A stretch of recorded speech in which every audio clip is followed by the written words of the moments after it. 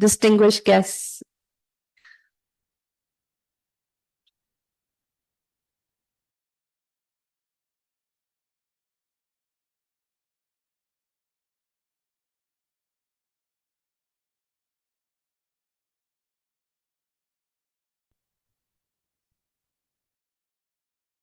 It is indeed a pleasure to welcome everyone this morning. My name is Sylvia Becker, and I lead on the Pakistan-German Climate and Energy Partnership. Now, some of you may be asking, what is the Climate and Energy Partnership? So, luckily for you, I have a very short presentation that I would like to share just to explain what the partnership is and what it does.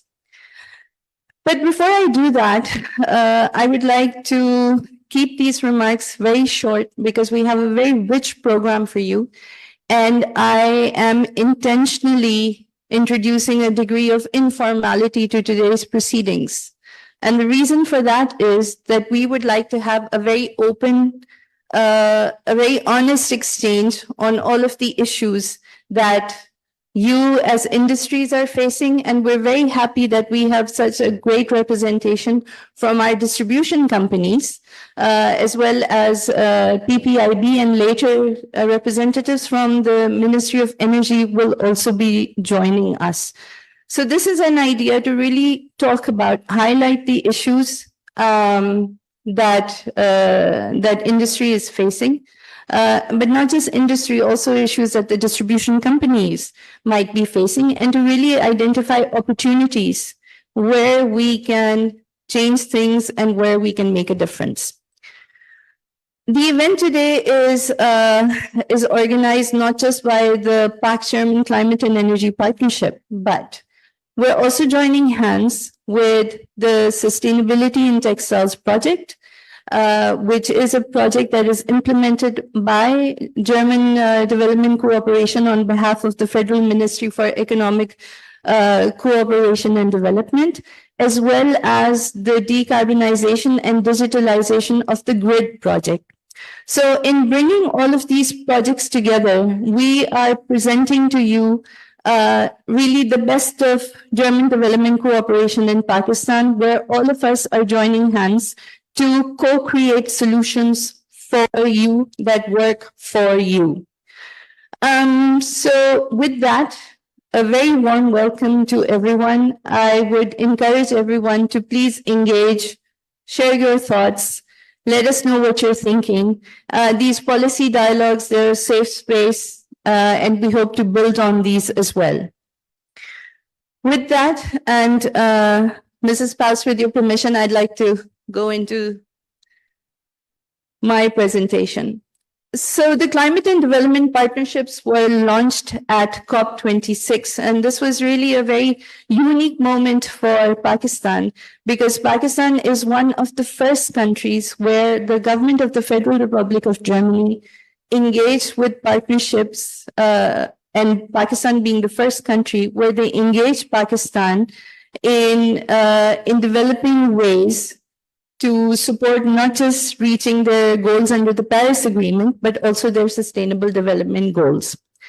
The partnership leverages the strength of German development cooperation's portfolio in Pakistan, and we're very pleased that we have so many national partners at different levels of government that we can work with. This is an overview of the other partnership countries that we have. And as you can see, the reach of these partnerships is just tremendous. You have many countries in the global south, in Asia, Africa, and Latin America. And there's a very a robust opportunity for the transfer of exchanges and experiences, learning what works, bringing it here, exporting our ideas, etc. So it's really a two-way communication that is supported by our ministry. I mentioned again, the goal of the partnership is to support national partners, not just with their commitments under the Paris Agreement, but also their sustainable development goals related commitments. And it's very important because climate change is an issue that doesn't affect just one segment of society. climate change necessitates a whole of society approach.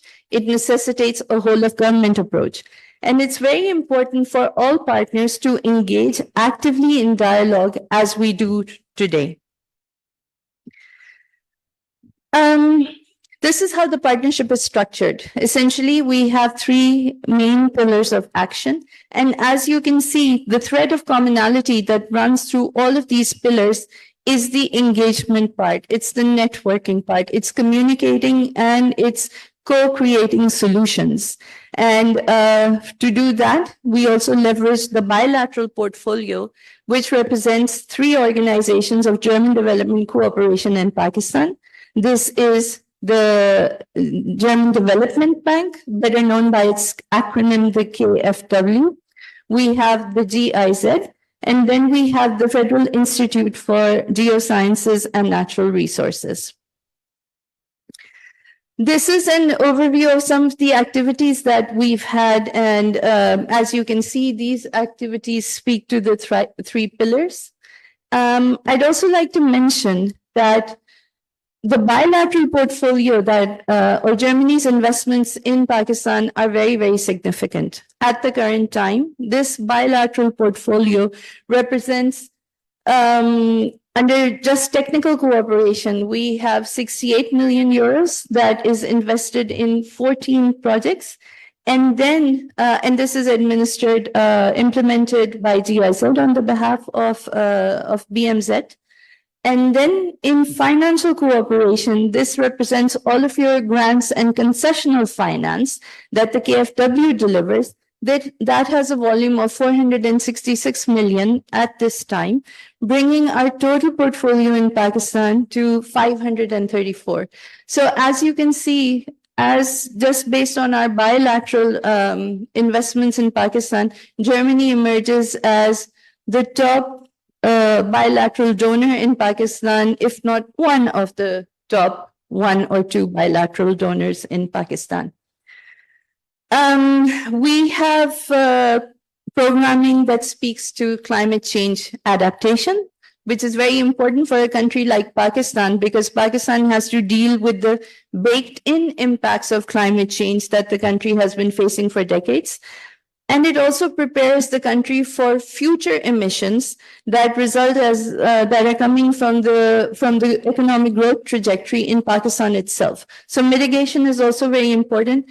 We focus very much on sustainability, sustainable energy and energy efficiency, and this is one of the topics that we will be discussing today, as well as adaptive social protection to protect the most vulnerable from the impacts of a rapidly changing climate. Energy efficiency, and here I'd like to highlight the work that our colleagues have been doing with municipalities throughout Pakistan with great success. And I have covered some of that. The outlook for us is we're very excited. As you can see, we're very well aligned with national policies and national priorities. We are providing support for the implementation of the National Adaptation Plan. We are working on climate risk financing, which is all the more important given the destruction that the floods of 2022 brought with it. We're working on resilient environments, so making infrastructure more climate resilient. Adaptive social protection extends the social safety net to those who need it the most. And then a long-term strategy for helping Pakistan realize its net zero vision till 2050. Without going into a lot of details, and of course this information is readily available, please do reach out if you'd like to get more information. But I'm not going to go through all of these projects, but this just gives you an overview of the depth and the breadth of our portfolio in Pakistan. These are some of the technical cooperation projects, financial cooperation, pipeline of projects that are coming up. And with that, I would like to thank you very much. It's an honor for us to have you with us. With that, I would like to invite Mrs. Helena Paust, who is our representative deputy head of economic cooperation and development at the Embassy of the Federal Republic of Germany, for her kind remarks. Thank you.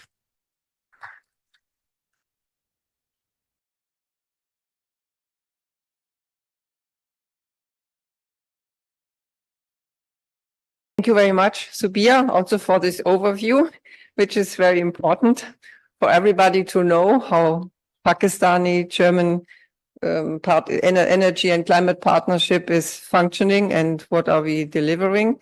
Let me start. Thank you for coming, distinguished guests. On behalf of the German Development Corporation, a very warm welcome to all of you.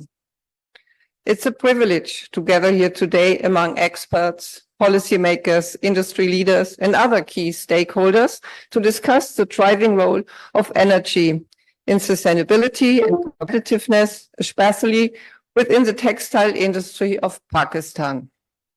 Energy is shifting from being just a cost factor to a key pillar of sustainability. This shift underscores the challenges of fossil fuel depletion and consequently the urgency to address climate change. Pakistan textile industry, as Pakistan's main export driver, stands at the forefront of this paradigm shift as it makes its way towards more sustainable and self-reliant energy practices. Germany is pleased to witness an energy transition globally, as well as in Pakistan, with companies increasingly embracing solar PV integrated into their energy mix, driven by both economic and environmental imperatives. This development outlines not only the economic viability of renewable energy, but also its resilience and reliability, especially in the face of grid instability. Against this backdrop, this symposium aims to shed light on two crucial pillars: the electricity market reforms and the green financing mechanism. Firstly, we explored the importance of the electricity market reforms, especially focusing on Pakistan's competitive trading bilateral contracts market, in short, the CTBCM. While these reforms offer potential for lowering tariffs and improving efficiency, they also pose impressive challenges for complex policy issues to the need for capacity building.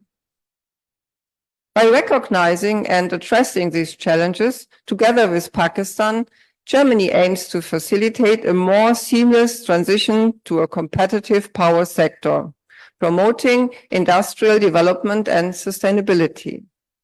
Moreover, in Pakistan, we are examining the crucial role of green financing mechanism in encouraging industrial climate action. We understand that transitioning to renewable energy and low carbon development is not only essential for the environment, but also offers considerable economic prospects, like less dependence on costly fuel energy imports. However, seizing these opportunities requires innovative financing approaches and global partnerships, which we must build gradually but surely. Germany is committed towards helping Pakistan navigate existing difficulties and outline a strategy for mobilizing funds for energy transition in Pakistan, particularly considering the EU Cross-Border Adjustment Mechanism, in short, the CBAM. While we engage with the discussions and considerations today, we must bear in mind our overarching goal: to enable a just energy transition towards more sustainability in the Pakistani textile industry. For this to happen, economic prosperity must converge the environmental stewardship. Germany stands shoulder to shoulder, Shana bi Shana, with Pakistan as it continues to fulfill its global commitments to combat climate change. In this reason. Thank you. I express my gratitude to all of the esteemed speakers, panelists, organizers, and participants, and for the invaluable contributions to this symposium. Thank you very much for your attention. Shukriya.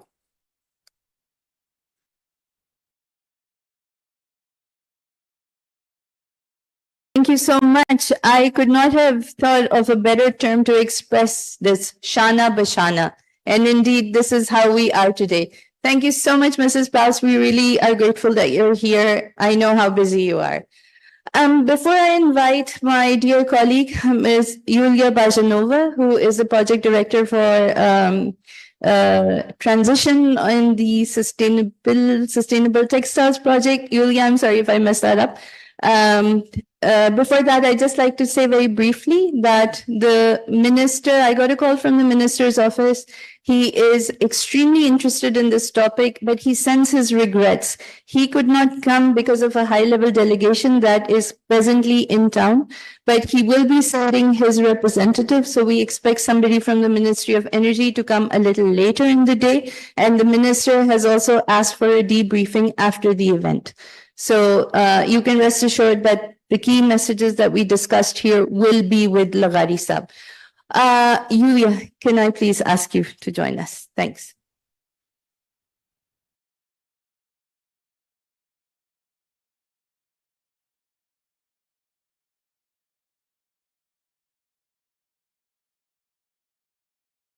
Thank you, Sobia. Assalamu alaikum. Good morning, everyone. Dear Ms. Paust, dear distinguished guests from our partner institutions, Ministry of Energy, NEPRA, CPPA, and also dear distinguished guests from the private sector, PTC, UPTMA, and representatives from the textiles companies.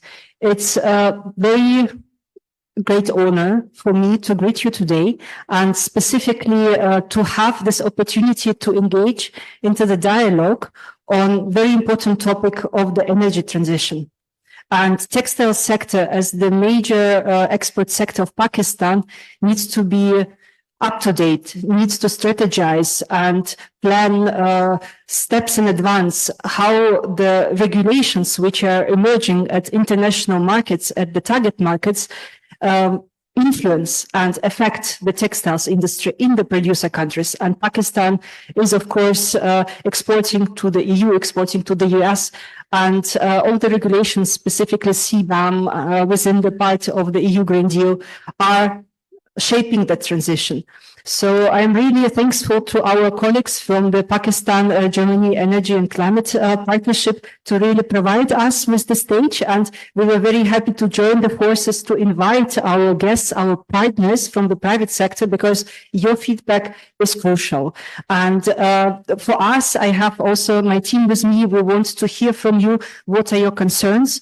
What topics you see as important to continue the dialogue with the public sector? What standards do you need, and what support do you need in terms of also financial solutions, in terms of providing the instruments from wind financing?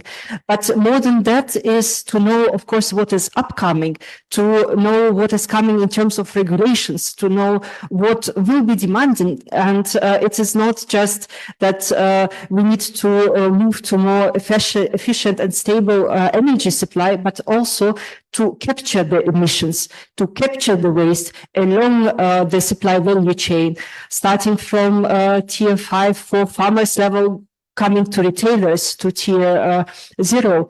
And along the value chain, the demand is growing. And we're hearing already from our partnering brands from Europe that they already asking their suppliers to provide this data, to capture it. And of course, this needs solution. This needs time. And therefore, I'm very much thankful that we have such platforms where we can take time, we can exchange and strategize. So I wish you a very productive day. I'm very honored to be a part of this discussion and looking forward to our cooperation. Thank you.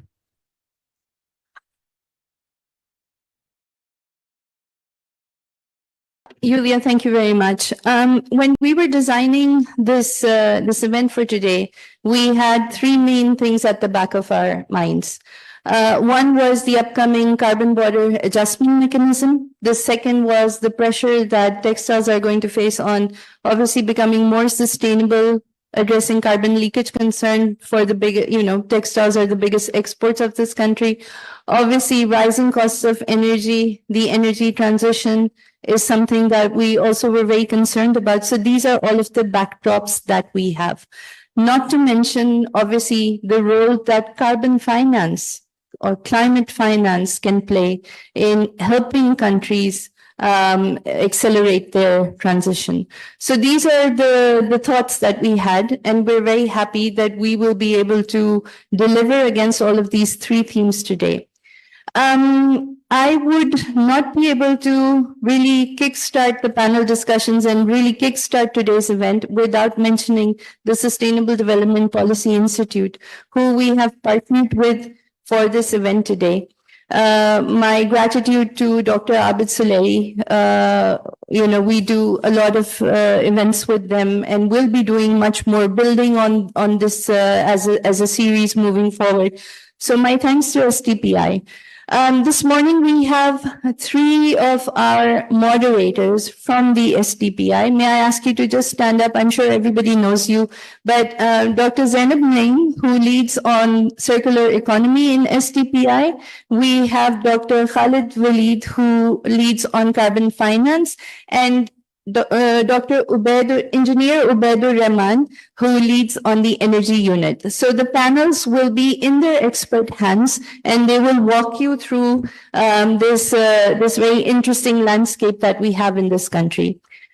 Just a matter of housekeeping. But you might be wondering that you don't see coffee or lunch on the agenda. Don't worry. We will keep you well hydrated, well fed, well caffeinated. The first lunch break is going to come after the first panel discussion.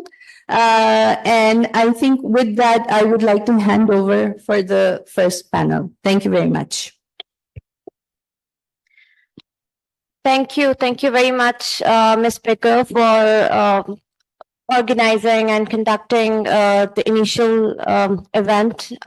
So my name is Zainab Naeem, and I head the Ecological Sustainability and Circular Economy at STPI.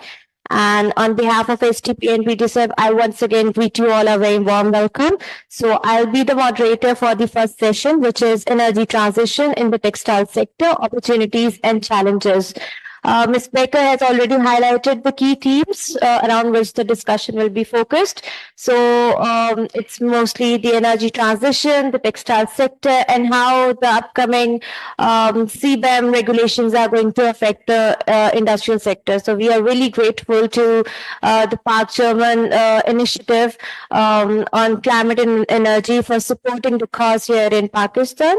And with this, I'm going to introduce the panelists for the first session, which is on energy transition in the textile sector, opportunities and challenges. So we are really glad to have been joined by Mr. Akil Hussain, Director Policy, Alternative Energy Development Board, Ministry of Energy, Power Division. Mr. Sheikh Mohammed Iqbal, Chief Executive Officer, Pakistan Textile Council, and Mr. Shahid Sattar, Secretary General, All Pakistan Textile Manufacturing Association. So just to set up some housekeeping rules here. These are the panelists, but we have the industry sitting here with us today. We have the public and private sector. So I'll be requesting all of you for your comments as well. So we get more recommendations from, and you can share your concerns and what you want to be prioritized in the context of upcoming regulations. So we'll be happy to engage you. So I am going to start with Mr. Sheikh Mohammed Iqbal, Chief Executive Officer, Pakistan Textile Council.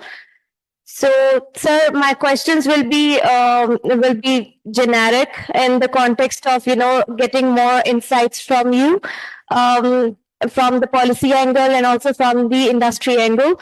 So my first question is, how can the textile sector in Pakistan leverage renewable energy sources to reduce its carbon footprint and contribute to country's energy transition goals? We do realize there are certain idealistic targets, but then we have the current conditions in the country. So keeping the current conditions of the country and, you know, our commitments, how do you see this transition for the industry? Over to you, sir. Thank you. Before we do that, I believe we just spend maybe 30 seconds on the industry structure, entire textile value chain. I'll just say 2 sentences. All the margins, profit margins are parked at the retailer and the brand level. Most of it, not all, most of it. And most of these emissions and costs are parked upstream from somebody who manufactures, and he acquires fabric and acquires yarn and then acquires cotton. So this is the structure. Now this problem, this energy issue, this greening of this whole thing, this is a unique problem. It's a totally different category of risk. It's not that some fashion craze shifted and somebody ended up with inventory and those losses. This is a global phenomenon, a historic phenomenon. Maybe first time around after the ice ages, we are having this issue, so much material climatic changes. So we have to have that context in mind. Now, as far as Pakistan textile sector and we being representative of the largest value-added exporters out of Pakistan, we are committed to it for 2 reasons. First of all, this is what our customer wants, period. Whether he speaks directly to us or either they speak through their parliaments or through the European Council or Commission, or so we've got to do it. Now, how do we do it, or what time frame we do it? As far as the policy thing is concerned, Shai Sitar Sahib is sitting here. Policy, what policy? There is no policy as far as climate finance or the solutions they are concerned. So everybody is literally grappling in the air, trying to go after something. We are sitting here talking about it. We don't even have baseline data, for example. So all exporters, since there is no baseline national data, provincial data, city-wise data, so they just look at their own emissions. That's their own baseline. They start working towards that. And it's such a shame, really, that for our member, he has spent so much, invested so much out of his own resources, and 5 feet away from where his drain ends and the entire industrial area thing starts, it has gone up in smoke. So he is doing whatever he can, but the community, the society, the country is not doing enough. And how is he doing it? In today's age, when the policy rate is at 22%, and we expect him to borrow at 23, 24% and invest in these things, it's a very tall order. So there's practically no policy response. It's organizations like GIZ and the German and the European Commission that they are trying to work, find a solution. So exporters at times, they really feel kind of, they are practically on their own. Unique problem, universal problem, global problem, it has to have a global solution. As far as textile value-added exporters are concerned, so there are 2 approaches to this whole thing. And please, whenever I've run out of my time, just let me know and I'll stop there. So there are 2 approaches. One is, let's say if I am using 100 kilowatt hours from the grid, I must reduce my absolute consumption, so-called, I must reduce my energy intensity. So if I am using 100 units of power to produce 200 units of output, I have to reduce it from 100 to 90. That is, I believe, a saner way of doing it. As they tell us that it's this approach, reduction in absolute amount of energy consumed, actually has higher rates of return as compared to going green or renewable. The other is going renewable. So everybody that we know of, that whatever space that they have put up solar panels. We are working on a couple of ideas that maybe we'll set up a 100 megawatt plant or 200 megawatt plant away from the center where our factories are, because in Landi or in Korangi, you simply don't have solar space. We have to go maybe 100 kilometers into interior of Sindh or Balochistan or Punjab, those kind of ideas. And they need investment. And investment in Pakistan right now, it's very expensive. And this is just the capex part. In some cases, there's operating expenses also. There will be many ways of financing it. For example, our buyers, They could do, for example, if they buy a denim pair trouser for let's say $7.50 or $8, they can give us 20 cents, and it's a kind of payback through this mechanism. Because when you talk to the customer, I believe this is the case that everybody is funny to say, will you pay 50 cents more for a product? They start looking sideways. We are investing it today, it is not going to pay us. But we know it 3 or 4 or 5 years, this is going to turn out to be our exclusive advantage. So we are committed to it, we are doing it. Climate finance, we have yet to see much of it. Policy wise, I don't see there is anything to it. So associations and the projects themselves, they are practically doing it on their own with some help from our friends who are sitting in this room and a few more who are not here. But the overall cohesive policy, national level response, I believe there's a lot that still needs to be done. As far as energy sector is concerned, we were just wondering, talking about Pakistan owes about 1.6, 1.8 trillion rupees to the power sector. This is, I'm excluding the debt part on government power holding limited. That's about another 6 or 800 billion rupees. I'm curious, if this is the state of the industry, why will somebody invest something new in this? Take another 20-year, 30-year exposure. Really not certain about how it is going to be. So essentially, it is the demand side that I believe GIZ and other friends of Pakistan, the friends of green energy should focus. These are the guys, their lives, their livelihoods, their profitability, their market access depends on this greening of their production process. And the second level of this problem is, okay, my member, he has this intellectual as well as financial capacity to invest. Masood Textile is sitting here, done a wonderful job. But what about the supply chain? That's where kind of there's a wall. We don't know how to get along, how to get to that level, all the way down to the cotton field. What do we do? This is what has been our plea to the European Commission, to the European delegation here, and to GIZ. We already talked about this thing. Tell us, how do we take this song to the upstream of the value chain, all the way down to cotton field? There are initiatives like BCI, organic cotton, they are there. We need all hands on the deck. We need to reduce absolute consumption of energy, but it's never going to be zero. So we need to have renewable energy also, but that it's lots of money and in a very, very competitive environment. Denim is doing very well these days, but you go and talk to those guys, they say we really there's a serious price reduction involved with that. That's why those kind of volumes that they're having. We need assistance. It's a global phenomenon. Maybe the brands have to do more. Definitely government of Pakistan has to do much more. They have to start doing something about this thing.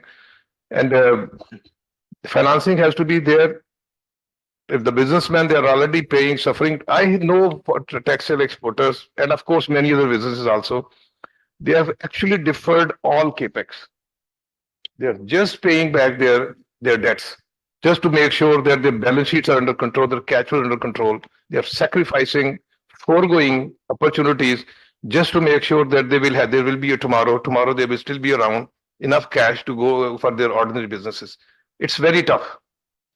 I think I have. Okay. Thank you so much for very comprehensively highlighting the key challenges that are existing at the moment for the industry. And I'll be coming back to you with another question. But now, since you have highlighted the challenges, I would like to request Shahid Satasa for his response, because coming from the All Pakistan Textile Mills Association, how does he see the current challenges and also the opportunities? We do realize there's a lot of despair, gloom and doom situation happening, but what about the opportunities that are available and how that can be utilized by the industry? Over to you, sir. Thank you so much. The issues highlighted by my colleague, Mr. Sheikh Iqbal Saab, I totally agree with all of them, except I'd like to go a level further. And the level is that until the discourse and the government has a stranglehold on the power sector or the energy sector in Pakistan, we are not going to be able to do much. And the reason is very simple. We were just told that CTBTM is an opportunity to improve or to get more better rates and stuff like that. That's not the case. The reality is that under CTBTM, the use of system charges or wheeling, as most of us know, the amount of money asked by the discos to allow for an off-grid solution to get electricity at competitive rates is 9 cents, which is more than the tariff in other countries. This is basically from what I get from this whole issue is that the bureaucracy that's entrenched in the discourse is just not willing to let control go. And what are the reasons for that? I think all of us here know that it's been a cash cow, it's been a political circus, whatnot, the electricity sector, which is the reason why where we are. So I do not place any hopes on CTBCM or on any policy interventions that could change the lay of the land. Then any investment or anything has to make commercial sense for it to be viable. Unfortunately, since the government sector is not letting go of the electricity or the gas or any of the energy, the tariffs they are charging industry, the textile sector, are at least double or 2.5 times those of India or Bangladesh or Vietnam, who are our competitors. And under those circumstances where we have largely a high volume, low margin business, because we're not really into fashion, the profitability is completely wiped out. Once the profitability is wiped out, why would people invest in something that's going to make them a gross loss? We need to find our own solutions and implement them ourselves for our sector. And we did that as APTMA. We have been looking at various means of getting green energy to our units at competitive prices, but the bureaucracy will not budge. And under these circumstances, all I can say is that I don't see a silver lining anywhere. Beyond that, the interest rates, as pointed out by Sheikh Saab, are so horrendous and so different from the rest of the world that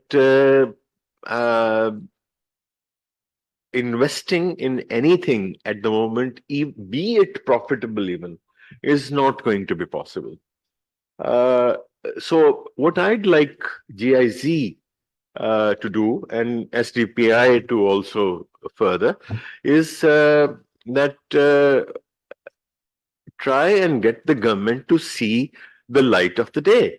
That unless you let go of the energy sector, your major industry, which is textiles, which more or less is contributing 60% to our exports, has no chance of surviving.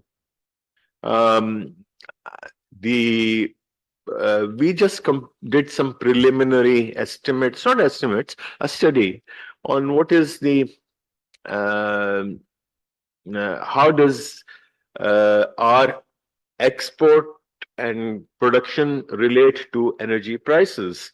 And you'd be shocked to hear that for every unit of energy that is increased by 10%, we lose 3 units of exports.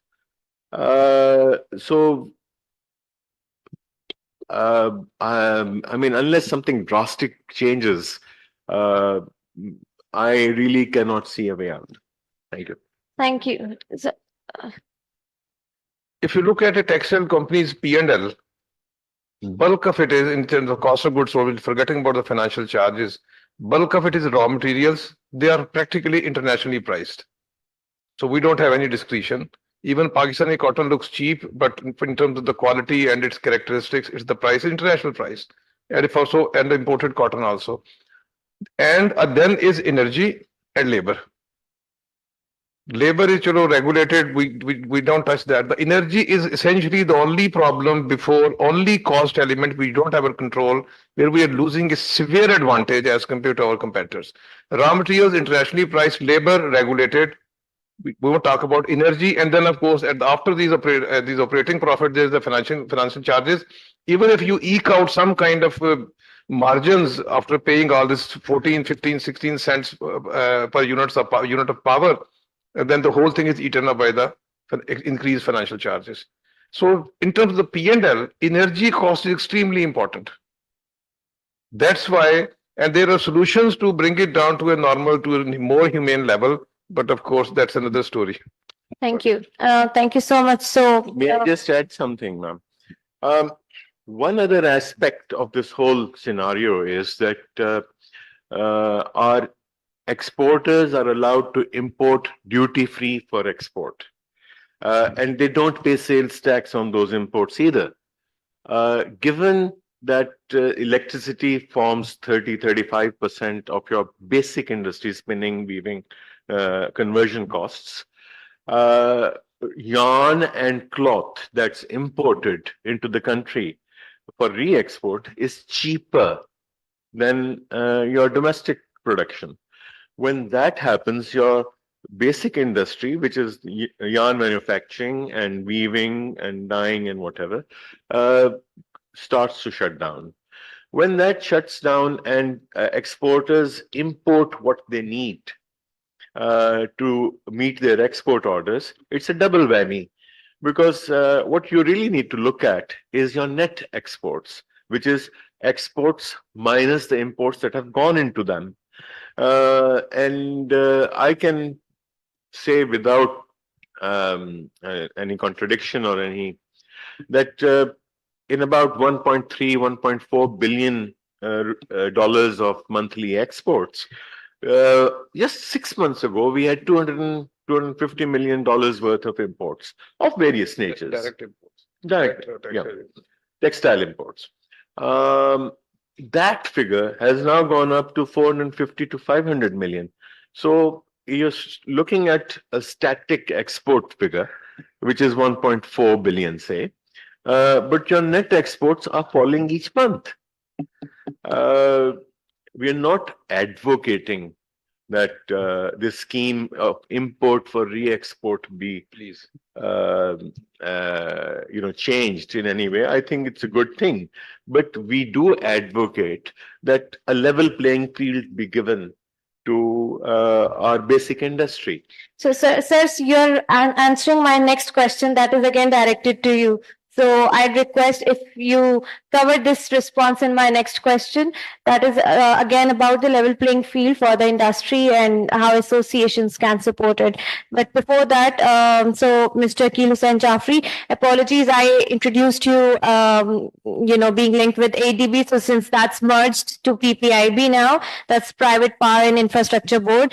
So Akil, you have heard the other panelists challenges and barriers that the textile industry is facing, and they have also pointed things out about baseline data not being there, then policy inconsistencies, and how Shahid Satasa very rightly pointed out that we need to focus more towards the net import-export rate of the country. So in that perspective, what is your point of view regarding the current existing challenges for the industry, and what are the opportunities that you see for the industry, that can be utilized to overcome the barriers? Over to you, please. Thank you, Dr. Saiba. I think Shahid Saab and Sheikh Saab have rightly highlighted the main challenges apart from the fiscal challenge the industry is facing in terms of very high interest rates. That's I think that's a no-gamer for any industry to do their expansion right now. Because as been mentioned that energy is one of the main components which brings the competitiveness between with our counterparts, and uh, the industry is still moving towards captive generation because the higher prices of electricity from the grid and inconsistent supply that is hurting has been hurting the industry a lot. So the industry has been taking initiatives. Innovative models have been brought in by the industry in the private sector. B2B modes, deferred payment based installations of solar. So solar is picking up a lot in the industry itself. Uh, from the figures we hear from the industry that in the last 4 months, 6,000 megawatts of solar panels have been imported in the country alone in the last 4 months. And there hasn't been any large scale IPP based project in this time period. So primarily all of it is going in the private sector. Uh, Somewhat in the domestic sector also, but mainly in the commercial and industrial sector. Solar energy provides an opportunity for the industry to bring down their energy cost, but that's only a part of the solution. But there are other opportunities in terms of the commitments they have to fulfill under the CBAM. Although there are different levels to be achieved, and there is still time for the industry to achieve zero carbon footprint in the industrial outputs and products, which is the main requirement under the CBAM. Uh, uh, Captive installations by the industry on their own rooftop is being done, but there's an opportunity for the industry, for the private sector, for the industries, especially the textile industry, to go into installation of renewable energy projects and solar projects in other areas, and then earn carbon credits out of them. In that way, the revenues generated by the carbon credits can be utilized for other energy efficiency and waste reduction measures that can be taken in the industries to achieve their targets, long-term targets. For that, I think voluntary carbon market in Pakistan will play a significant role that that can generate the financial outflows that can be utilized by the industry for other energy efficiency measures. But I think the main bottleneck will be the financing, the availability of concessional financing for these initiatives in the textile industry. Thank you so much, Akil Saab, for highlighting the opportunities that can be utilized by the industry, including solar energy and carbon credits, VCMs is a potential opportunity for the industry. So, but now my question is from Mr. Sheikh Mohammed Iqbal Saab. Sir, what about since Akil Saab has also highlighted voluntary carbon markets and solarization? So, in that perspective, and also the challenges have been highlighted, what is the potential solution for the industry? And secondly, we do realize, as Akil also mentioned, about concessional financing model that is, that needs to be made available for the industry. How do you see what sort of concessional financing model could be supportive, and how even solarization can be utilized as a key support for energy transition in the textile sector? Over to you. So these are 2 to 3 questions merged in one. Okay. There was a scheme from State Bank of Pakistan, Renewable Energy Finance. I think they used to lend at 6%. So I don't think it is available anymore. This is under the IMF kind of regime. TURF was there, long-term capital finance, but TURF was also available not only to textile but to others also. It was a one-off phenomenon. LTFF is there, but both TURF and LTFF, they have been practically stopped. It's not they're being capped, they are being extinguished. So every day, people, when they return their current installment to the State Bank, that the size of that scheme is diminishing, and one day both these schemes will be at zero. I'm not aware of renewable energy. I've checked around. I don't think State Bank is allowing anybody to kind of even recycle whatever the installments are received. Maybe the bank can relend them. I don't think that is the case. So my bigger concern is a 22% policy rate plus some margin, I don't see capital investment happening much of it. That's a bigger crisis. Not only the renewable part, at these crises, I know some of those guys, they are foregoing their regular BMR even. So they need to invest at least their depreciation funds so that they can stay up to date in sort of technology, changing trends, what the customer wants or what the customer doesn't want anymore. So that is a very big issue. The only solution to this I can see is, let's say if today some foreign agency or some foreign government says, okay, here's a $100 million fund and you just go invest into something renewable. And again, there are audits, all those conditions are going to be met. But our vendor or our exporter will look at it and say, okay, the interest cost is 7%. Now I have to bear the foreign currency risk also, foreign exchange risk. So that if I include that in, then I don't know, I'm looking at 12% insurance premium, risk insurance premium, FX risk insurance premium. So if I add to that today's rate, it's a 7% rate, for example, US dollar, 6%. So that takes me again to 18, 19%. So we need to figure out in terms of this unique crisis that we have, this is not market driven. Maybe this is driven by God or somebody who's angry at the way we have been dealing with our planet. So there has to be a solution. I'm not saying it's a concession, and I'm saying it's a finance cost that the exporter or for that matter, any other manufacturer can absorb, whatever that number is. And it's not unlimited. It can be rationed very, very properly. You can have an escalation thing, prioritize. Okay, these guys here, the returns are the highest. Here, the more jobs are related or associated with this particular industry, with this particular process. Look at textile even. The biggest energy consumption in the textile value chain, I'm talking about the manufacturing, is in spinning and weaving. If you are into garment manufacturing, energy incidence is very less. If you are a composite unit, this just Shai Saab just said, if you are a spinner, energy is, your cost is in double digits as a percentage of your cost. Or if you are a garment manufacturer or a home textile manufacturer, energy cost is definitely less. So if these guys are being killed and they have to sell it to a weaver and the weaver has to sell that fabric to me, so these guys have to be saved because they are the ones who are actually bearing the brunt of energy cost. Everybody's suffering, but they are suffering most. In case of my membership, many of them are vertically integrated. So they have spinning, they have weaving, and they have the end finishing product also, lines also. So that is the thing.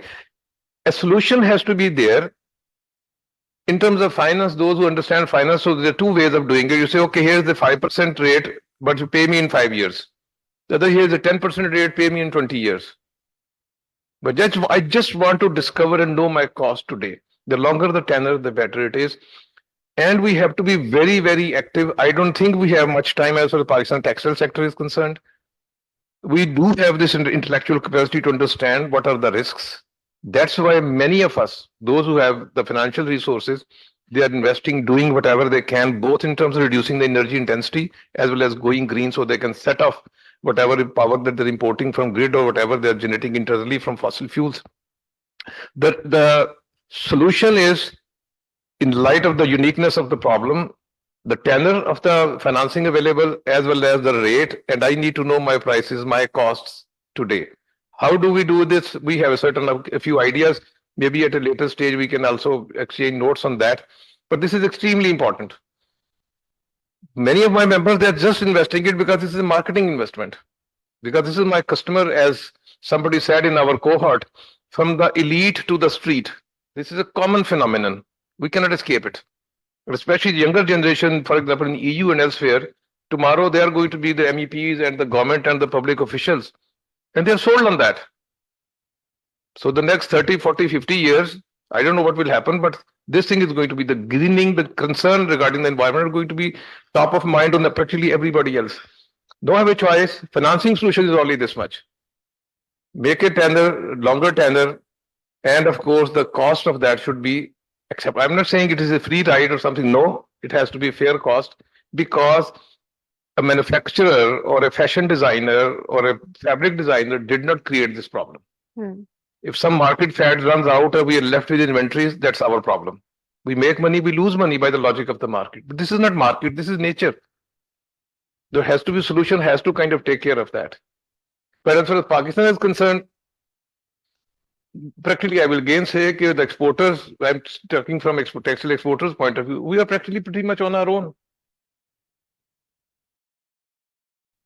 So we are, some people are doing it, but what about my value chain?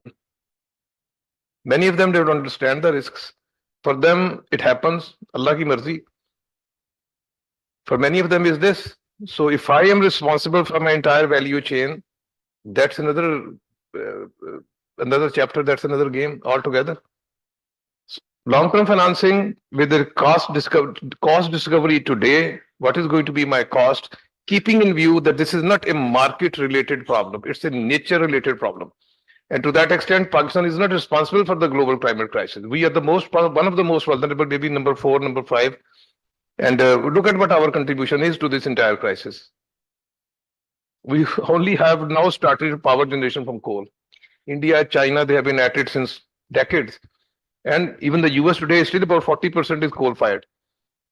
So solution is there. Work both on the reducing energy intensity and of course greening of it. Both if they have to go hand in hand. Greening energy or green energy projects, solar and wind power projects, they are identifiable. If somebody wants to lend, this is a very good asset that they can lend against, they can secure their loan against that asset. But if I want to reduce energy intensity, maybe I'm changing a few motors, maybe I'm changing fans, switching lights to LEDs. Those are small things. Everybody is doing it. If you go to any factory, these guys are at work. But this is not going to solve the problem. We have to get defossilization of the energy chain, and the businesses are practically on their own. So if you have any ideas, we have a couple of ideas which we can share later on. Thank you. Thank you so much, and for very aptly describing this situation, and also for highlighting the fact that Pakistan is not responsible for the climate crisis. This is a crisis that has already exacerbated the issues that we were already facing. So in that perspective, investment and financing is our right, and we need it. So, and we are really glad, and we are really thankful to the development partners like GIZ and the PGSEP. They have been supporting the cause, and that's why we have organized this session to for the industry and for people who are suffering to come up with policy solutions and to come up with show their concerns, what are their needs, so at least we can collaborate and we can discuss, and we can then discuss the solutions with the government, that these are the challenges, these are the concerns, and this is what needs to be done. So, and also your point regarding forecasting and future model projections, and in that context developing the solarization policies and defossilization or decarbonization of the industry. Exactly, data is needed for that, and that's still a challenge. So now coming towards Shahid Sitar Saab, so my question regarding the industry associations collaboration and linkages with the government bodies. How is the current situation in the country? How are those associations linked with the government bodies? If they are being heard properly, if their responses are, being shared with the government? If not, then why not? And if responses are shared and government is not listening, why is the government not listening? What is the key challenge that you're facing in that perspective? Over to you. Before I go into that, as pointed out by Sheikh Saab, most of our industry, maybe 75% of it, is disaggregated. They are units which somebody is spinning, somebody is weaving, somebody is finishing, knitting, whatever.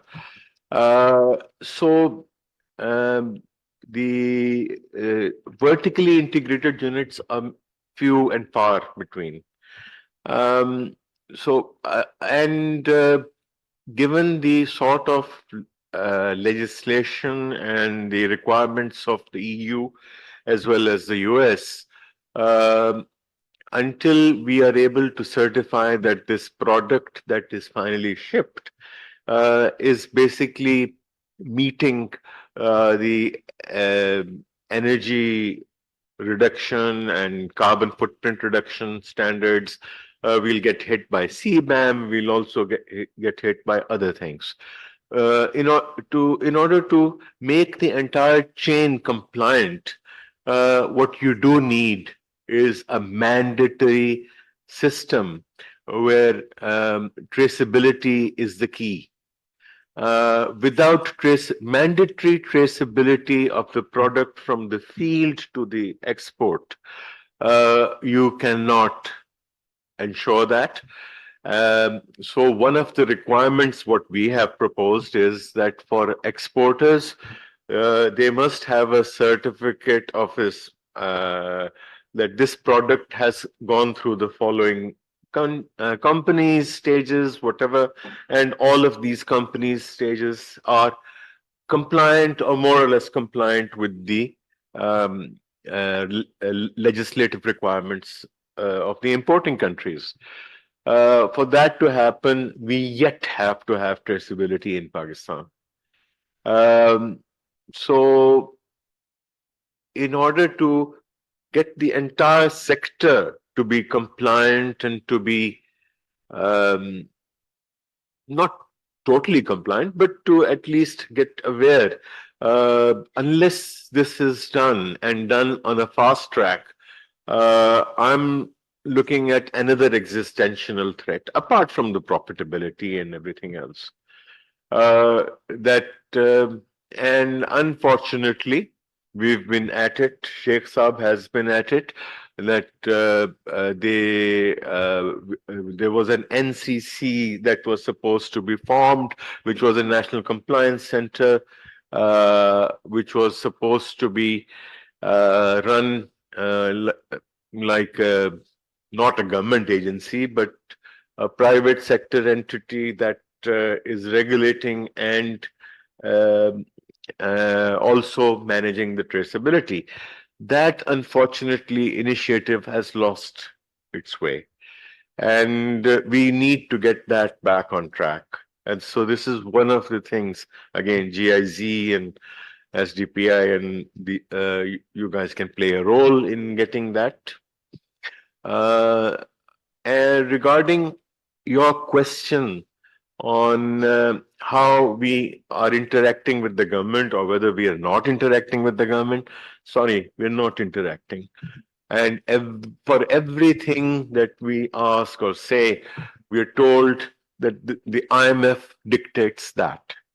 That's not true. Seriously, I've worked with the IMF. I've worked with the World Bank. The IMF or the World Bank does not dictate these things. This is just the government which has found itself in a quandary where they have a host of issues like the circular debt, the payables to the power sector, the gas sector, the lack of exploration, the going away of companies, the lack of foreign exchange. All these things have compounded to an extent that, in our own language, we say haath pav phool jate hain. So basically, the level of issues that the government is faced with, they have sort of frozen and are unable to take the policy decisions or the policy reforms that are required to be made in order to move forward. That logjam has to be broken. For the time being, and I think Sheikh Saab will back me up on this, there's nobody listening. Thank you. Thank you so much. What Shai Saab said. See, what is the outcome of not doing anything or not doing enough? We are, for example, in textile sector, other sector also, we are going to get converted into an apartheid economy. So some members will be compliant, they will have access to everything, and some members or some manufacturers, they will not be there. So this segregation, this is a very dangerous thing to happen. That if we don't take a holistic view of this whole value chain, industry and everything, then there's a serious risk. My membership will be, they will survive. They won't come unscathed out of it, but they will survive. They are aware of it. They have the both intellectual and financial capital to understand and appreciate this and maybe start putting their money where it is required. But that's not true for the spinning sector alone, for example. It's a very big cost for them. Energy is too important a cost for them. And of course, the smaller, lower members in the upstream value chain, it's very difficult for them. So this we have to avoid this segregation, so to speak, of the economy. Thank you. So now, Akil Sahab, my next question is directed towards you. As Sheikh Sahab also mentioned about holistic value chain. So how can we ensure that the energy transition, we don't know at what pace it's going to be, happening within the industry, but still it has to be. We have CBAM now. US is also introducing certification for emission reductions and, asking industries to start reporting. China might also come up with another strategy, as Shah Saab also mentioned that, regulations are going to be there. How can we ensure inclusive energy transition, keeping in view the worker class, keeping in view the communities in which we are living, and how textile sector is one of the largest sector. So how can inclusive approach be taken, in the current circumstances? Over to you. Uh, Although the government is eyeing targeting the energy transition in the power sector,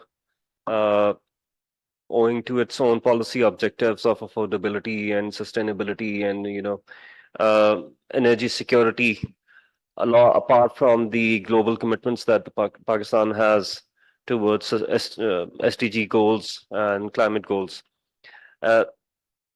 It is a pretty gigantic task even for the power sector to achieve the kind of targets have been set in the policy of achieving 60% share of renewables and phasing out all thermal power plants, fossil fuel based generation, especially considering the fall, the reduction in demand in the last 1.5 years owing to increase in prices, the increase in circular debt. So it's a chicken and egg situation. There has to be a holistic approach taken in order to address all these issues. And the challenges faced by the textile industry and the industry at large is also linked with the challenges, the solutions that have to be made made available to the power sector. But I think the only the only solution, one way forward is, as mentioned by Shahid Saab also, there has to be a holistic and cohesive policy approach, a cross-sectoral policy approach, not policies devised for only one sector with no having negative impact on the other sector. So if we talk about renewable energy, power sector, or energy sector at large, the policy making, the regulatory frameworks, they have to have a cross-sectoral approach, so that the issues faced by the other sectors of the economy are also covered under that policy while we make the transition. And we have to provide the solution. We have to work for the solutions, tapping concessional financing, tapping climate funds, not only for the power sector installations and for power sector infrastructure, but also for the industrial sector. Thank you. Thank you, Akil Sahab, for highlighting that, we need to come up with the solutions and all, but I don't know how it's going to be happening in the country because the industry is largely desegregated. So, but still, I think maybe, as you mentioned, cross-sectoral approach could be one of the approaches to make it more inclusive. And also, though there are many policies now in this energy transition and climate action that are being inclusive, including women, including youngsters. But I think for this transition, green skill development and green skill capacity building for enhancing green skills could also be one of the key approaches. So in that perspective, my last question, if I can get a comment from Sheikh Sahab, you and Sitar Sahab as well. What sort of capacity building needs are there that that can the government and the private sector can work on?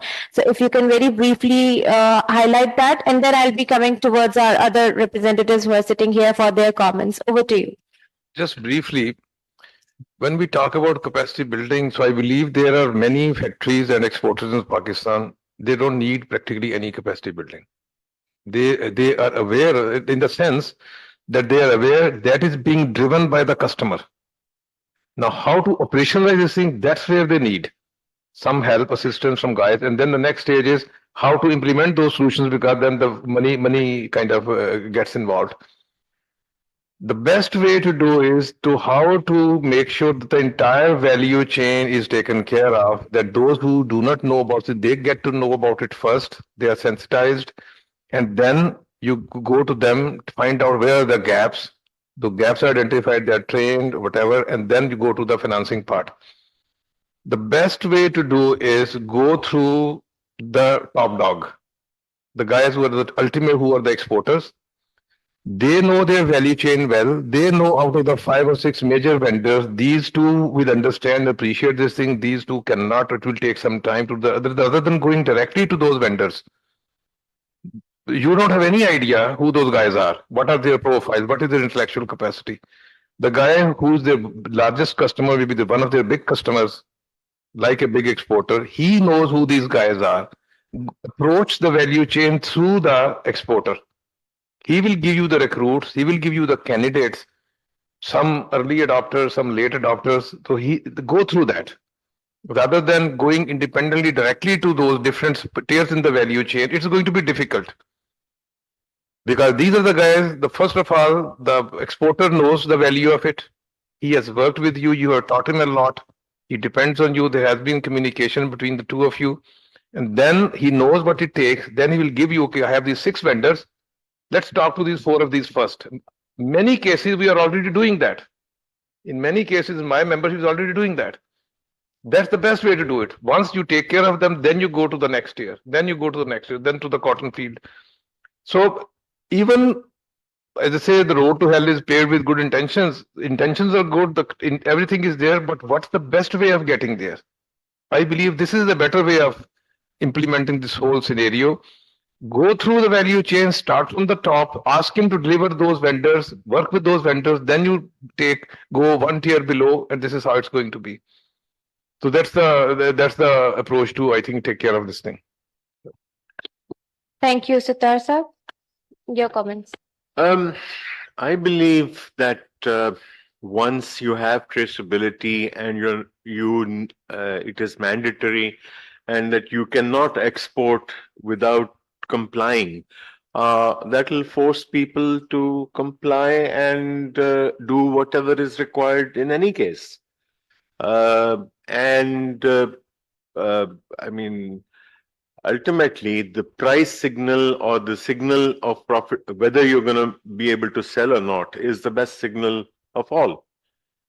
If you're not compliant and you're not energy efficient, or you have a very heavy carbon footprint and people don't buy from you because they can't export your product, you're going to go out of business anyway. So I think the answer to all of this is traceability, and of course making the entire value chain level, having a level playing field, where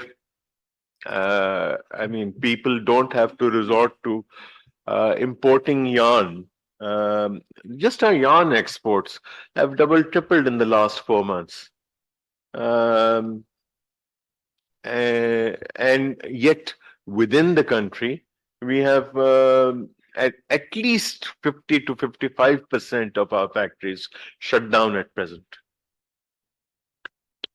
Thank you so much to the responses that you have shared with us, mandatory traceability, energy inclusiveness, and top-down approach. So thank you for the responses. Now the floor is open for questions, but before we take questions and your suggestions, some housekeeping rules. I'd request you to briefly introduce yourself and your from which organization you belong to, and then if you can keep the questions to the point, and also if you want specific panelists to address your questions, you can also point out the name. So the floor is open for questions and suggestions. Nasser Ali, director from Textile Festival. So my first question and suggestion is, Pakistan is nowhere in CO2 induction, emissions creating. We are hardly contributing 0.8 or less than 0.8. So what is the benefit for Pakistan? We are already doing very good regarding CO2 emissions. We are controlling it, and industry on its own behalf is working hard to control CO2. China and India are contributing a lot, but they are getting more and more textile business. So we need help from EU and North America, especially USA, give more business regarding textile because Pakistan is contributing a lot towards climate change. It is in positive direction. So second question and a little bit answer of Shahstar Saab explanation. I cannot understand what you want to say about traceability. Traceability is there. In all export-oriented firms, we cannot work without traceability. We start from beginning and complete up till completion of garment or even you export your shipments. So traceability is there. So there is no issue of traceability in Pakistan because this is the prime and basic requirement of all type of customers, either they are from North America or from Europe. So my suggestion or recommendation or request to the associations like APTIMA, ABTBMA, we have many more associations like PTR, PHMA, and above all, Federation Chamber of Commerce and Industry. So, on behalf of Textile, as a large-scale organization in Pakistan, my question is from these associations, what they are doing for textile industry. I hardly saw any development in the last 20 to 23 years and any hard working from these associations and not negotiating on top-notch issues with the government. Either they are provincial issues, either they are from federal government issues.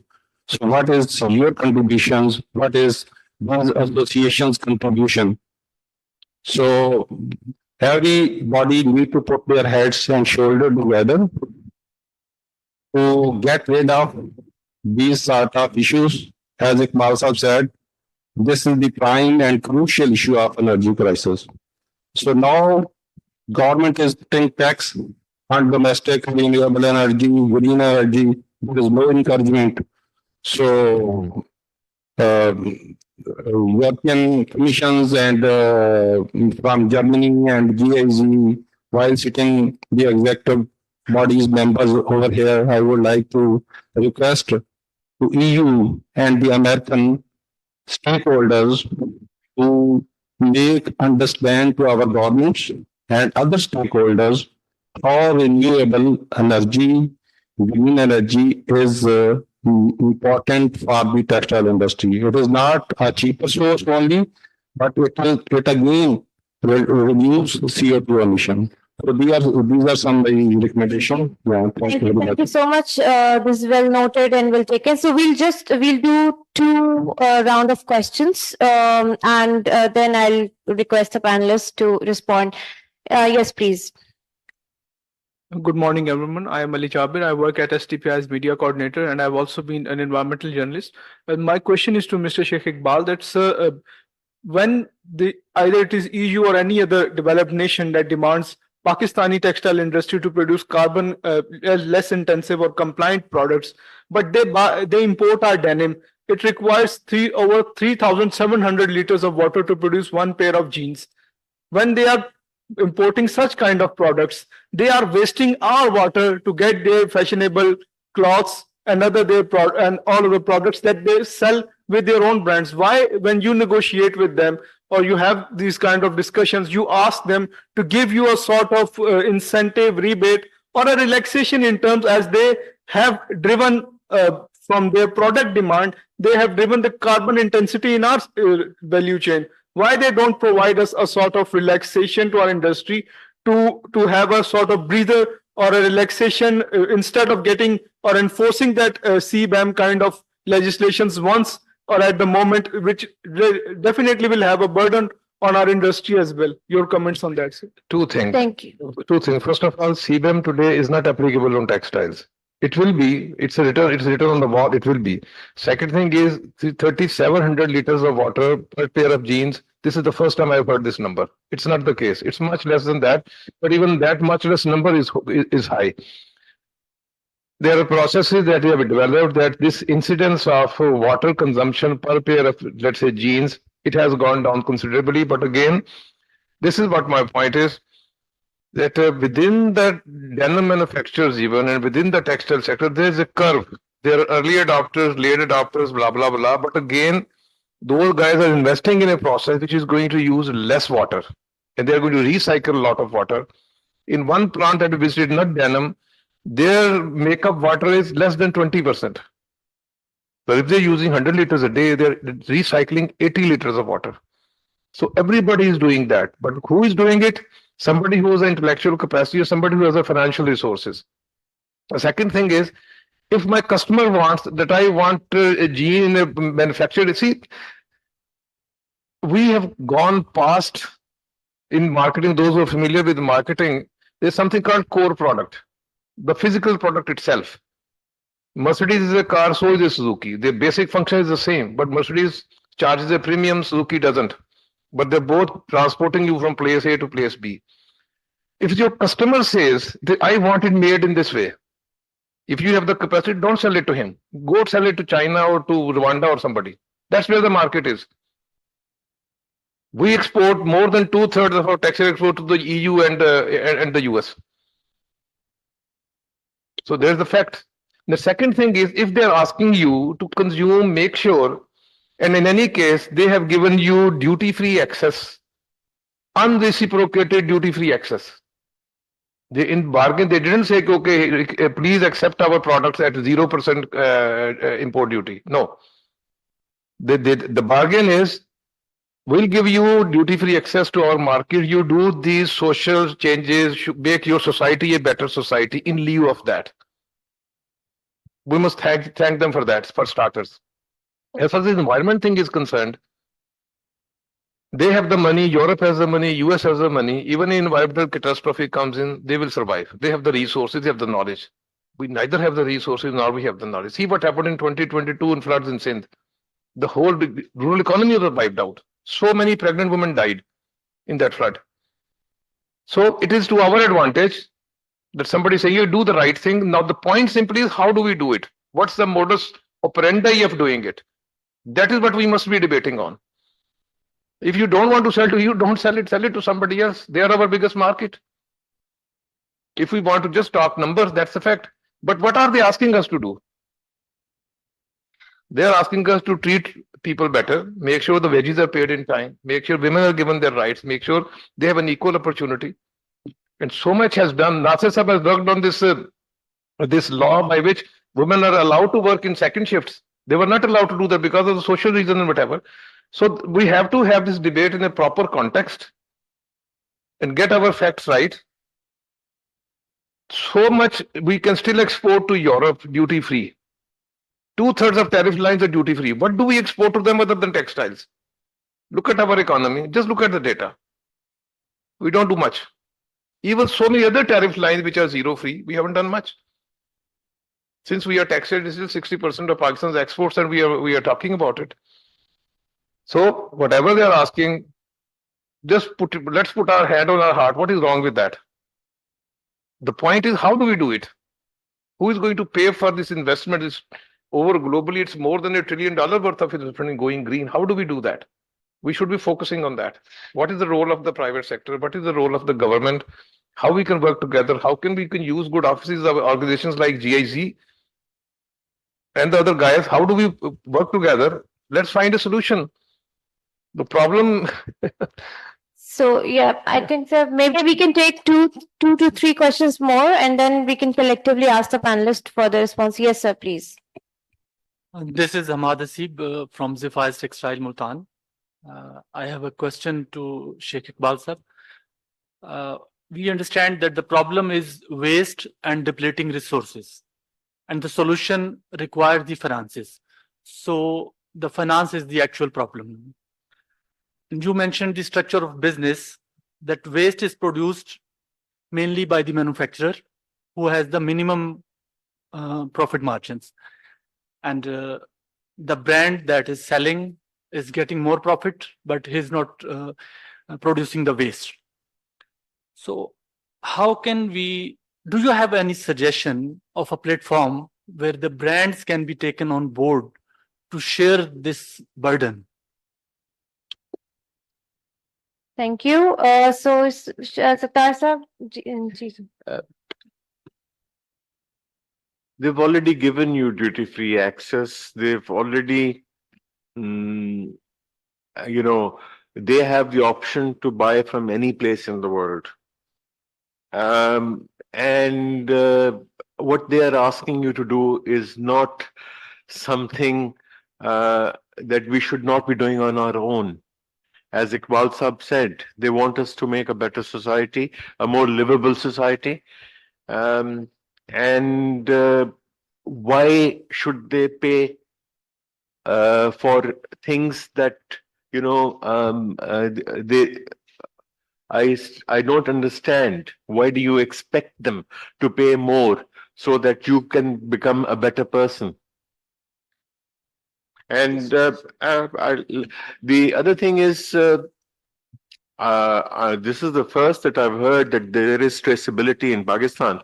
Masood Textile may have it, but I'm sorry. I think we all. This is mandatory and compulsory for all the export oriented. We are doing almost 16 to 18 billion export annually. Sir. And everyone, now we are also bound not to other supply chain. So just want to clarity, because we are doing very good job on behalf of industry. But what is the contribution is required? We required contribution from associations and government of Pakistan. And want to say. But sir, just one sentence. Nasir sir, actually, Shahid sir, your points are right, and they bring this whole discussion back to my original point: the difference between haves and have-nots. You guys will do it, Artistic will do it, Nishat will do it. What about the rest of the textile economy? That's the difference. You have achieved so much, and those other companies have achieved so much. But that is not true for the entire textile economy in Pakistan. That's the whole debate. How we'll take it from here to there. yes. So before saying your point, if you can take Madam's point, please, please. Ma'am, I want to add something. Please do add this after her point. And also, in the meanwhile, being a moderator, I have this responsibility. We have a 15 minutes tea break till 12. So I'm really enjoying the debate. In case somebody wants to have tea, please feel free, because I know this debate is not going to end around 12. So over to you, please. Yeah. Thank you very much. I want to respond to a few points. And first of all, thanks a lot for your discussion. And there were so many very valuable points from your side. On the one hand, brands, as you rightly mentioned, sir, it's a very important part of this dialogue, because the requirements, they are done, developed for the EU, in the EU market. And of course, the brands, they are the actors who are going to translate the requirements and then ask their suppliers to comply with it. And we have, for example, an initiative currently which is being established in Pakistan, financed by the German Ministry for Economic Cooperation and Development, BMZ, for establishing responsible business help desk. And my colleague, Ms. Samanshi, is here. So in case if you're interested, we can also take your point. So now we are creating a task force consisting of associations in Pakistan in the textile sector, and we are engaging brands to provide the capacity development on the topics of traceability, circular design, eco design, the circularity in processes and in products. So there are many things which are coming up. There will be trainings, and we also really encourage you to get in touch with us, and of course, to this dialogue with the brands. So this is one point.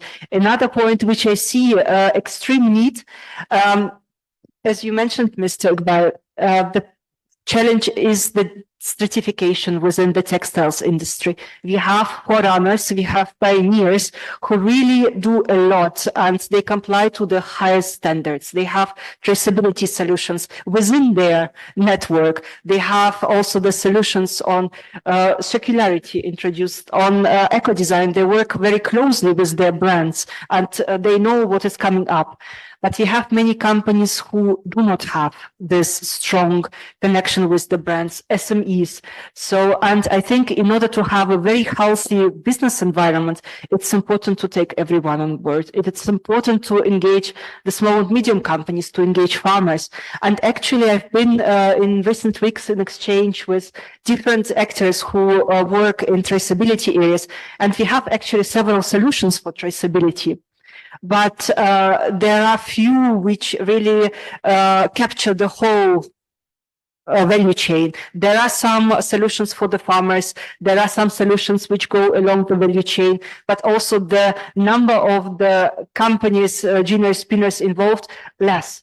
So I see the need for standardization. I see the needs that those solutions which have been developed so far, that they are compatible and the data can be also transferred and can be shared also with the brands. And this is a competitive advantage for Pakistan because this is coming. These are the business opportunities. So we plan with our political partner, Ministry of Commerce, to continue this dialogue. There is a group which is being established specifically on the topics of traceability. So also if you're interested, my colleague, Ms. Myra, she will be here today, and Mr. Abdul Rauf. So if you have specific topics, please do contact them, and we will be happy to also engage you. Thank you. So your comment, and then tea served at the back side. So we have to be right back here by 12 for the next session. Please say your comment. Thank you. I'm Irfan Rafiq, Director General, Mirat, Market Implementation Regulatory Affairs Department, Gujranwala Electric Power Company. I'm kind of representing the discourse. I have no question, actually. I have certain explanation, and for that I'm thankful to this occasion that the silence have been given some voice here, because 2-3 years back you won't have had discourse sitting here to explain and to provide certain to explanation to certain concept or misconceptions, I would call it. I will go. Thank you to the panelists, Mr. Jafri, Shah Sitar Sahab, Sheikh Iqbal Sahab. First of all, since there are certain bottlenecks, what I've got from you, sir, it is financing and financing cost. And that is the common pain that we share. Like even in DISCO, foreign exchange risk is our pain, your pain. We are together in that. So far as use of system charges, yes, we do agree that in the present form that we have submitted, it is something like 10 to 11 cents, the use of system charge. And you would appreciate that the real cost of use of system is less than 3 cents, sir. And remaining is the cost that system has put on to us, which is not DISCO's cost. It is a system cost, which you want to use this network as battery. Because we want to have it on our back end, but we don't want to pay for it. So please let me complete, sir. Please, I just want to give the proper, opinion on our side. Actually, you see, there is standard cost, as we call it. This is the capacity charge. You know it. Cross subsidy, yes, we do agree that it should not be that the industry pay for somebody else. But sir, be with me in this case that, like, for example, there is around 3,500 billion rupees is the system cost, which is, however, it was created, but it is justified. NEPRA regulator, they have approved that cost. So it has to be paid for, be it government, be it the regulated customers, or be it the customers who want to use wheeling. So that means that the cost has to be recovered. Somebody has to pay for it. And you know it already that the DISCOs, who are the villains here, they are incurring 10% of the total cost, sir. Remaining is why they are being blamed for is because they are the collection agency. They are basically metering and collecting. Again, sir, I will just briefly comment on this control discourse or the government. I hope the ministry would have been here to explain their policy position. But so far as I know, the policy 2021 and the plan 2023-27 is clear about that. And I think our minister has also made this very clear that there has to be privatization. Even the prime minister has made this very clear that there is no way that, but please, sir, if it was not government, believe you me, this system was not there. This grid won't have been here because the investor, like we have heard here today, we were having foreign exchange risk, financing risk, energy cost risk, blah, blah, blah. If investor was there, he won't have been doing this, sir. It was the public financing, public investment, public sector investment, which has brought all us here. Yes, we have inefficiencies. Yes, those should not be passed on to the consumers. Totally agreed. But the real cost has to be paid for by somebody. So this is just, I wanted to explain the position, and then Thank you. Thankful. Thank you. Let's continue after the tea break, and we can have this discussion in our next sessions as well. We are going to have 2 sessions after this, so maybe we can have more discussion. So thank you so much, everyone, for joining us for this first session, and I look forward to hearing more from you in the next 2 sessions. Apologies if I have not been able to take more responses, but in the next session we do have the opportunity. Thank you so much.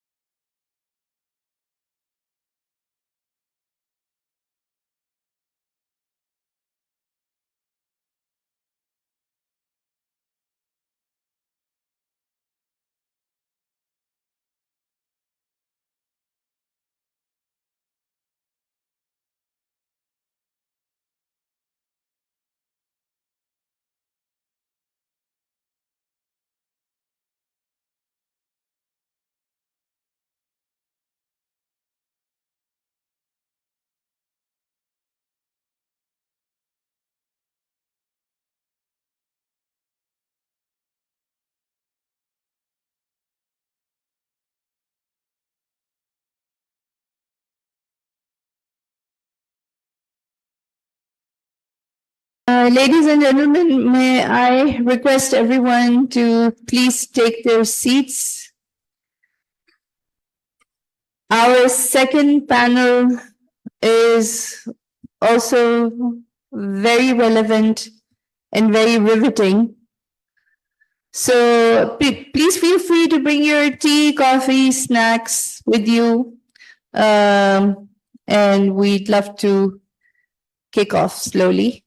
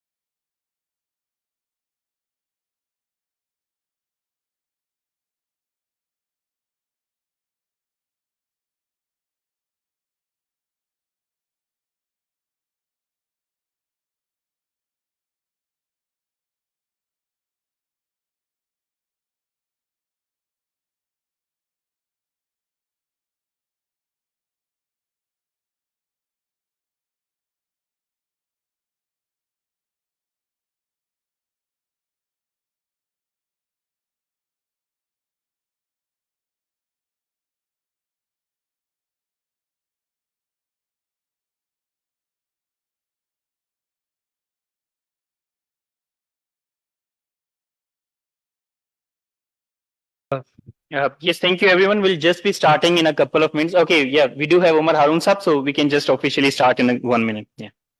Thank you. Salam. Aisa, please. Ji, please.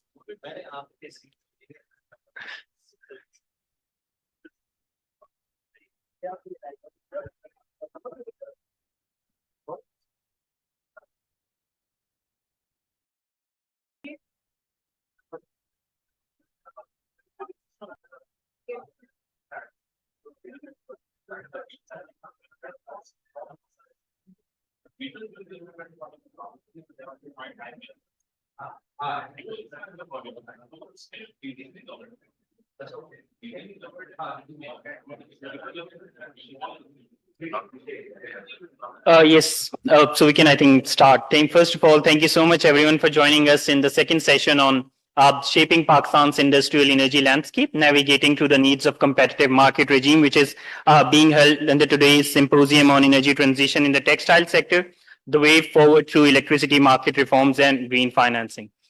So I think in the first session, we actually had a very wonderful discussion on what challenges is currently the industry facing, including the increasing energy prices, the political instability, and that has actually led to a number of challenges. So I think based upon that discussion, two very good key takeaways that came to us were perhaps sort of the need to address and how to actually go forward through the electricity market reforms and how they can sort of address the issues the energy sector is facing. But definitely, I think just in the first panel, we also noted some of the very ongoing challenges, particularly around the use of system charges, how those can be addressed. So in this session, we'll actually try to keep a focus on the electricity market reforms, discussing about the competitive trading bilateral contract CTBCM models and the power wheeling regulations. So we have been joined by some very distinguished experts here, starting with Mr. Gul Hassan Bhutto, the advisor of CTBCM at National Electric Power Regulatory Authority, NEPRA.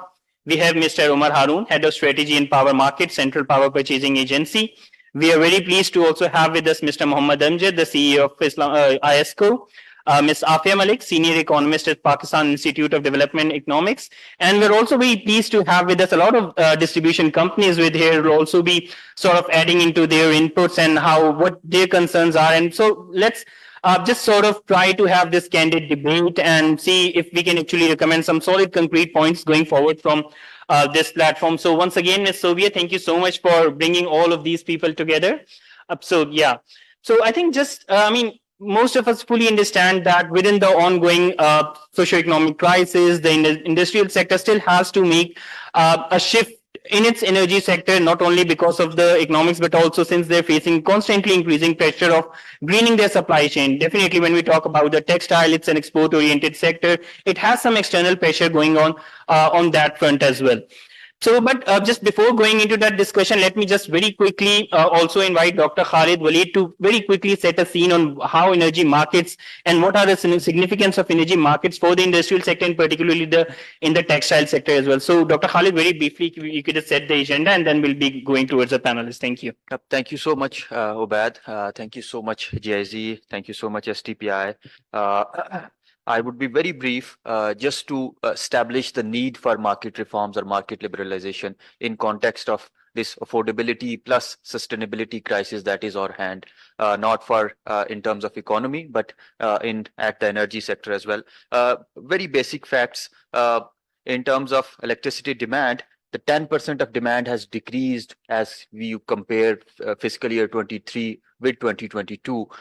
Second fact of Pakistan that is contrary to the world trend or world averages is that industrial share is very low in terms of electricity consumption. About 50% of electricity consumption comes from residential sector and about 18 to 20% comes from the industrial sector.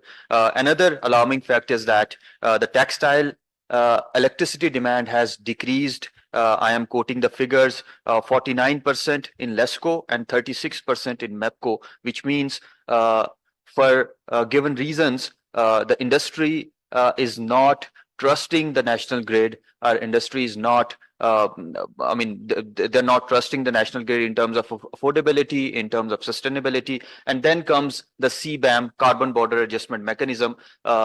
If you see the statistics, estimates from World Bank, you'll see that they have estimated carbon intensities of different countries. If you compare those carbon intensities with European Union, you will get an idea how much expensive CBAM certificates are going to be for those exporting countries. And if you compare Pakistan with CBAM, you'll see that Pakistan's electricity has 2 times more carbon intensive as compared to EU, which means if there are estimation based on scope 2 emissions or textile sector or industrial sector, that is going to feel the burn and the export competitiveness would be lost. The linchpin of this whole crisis, whole dilemma sort of thing is that we want to generate more demand.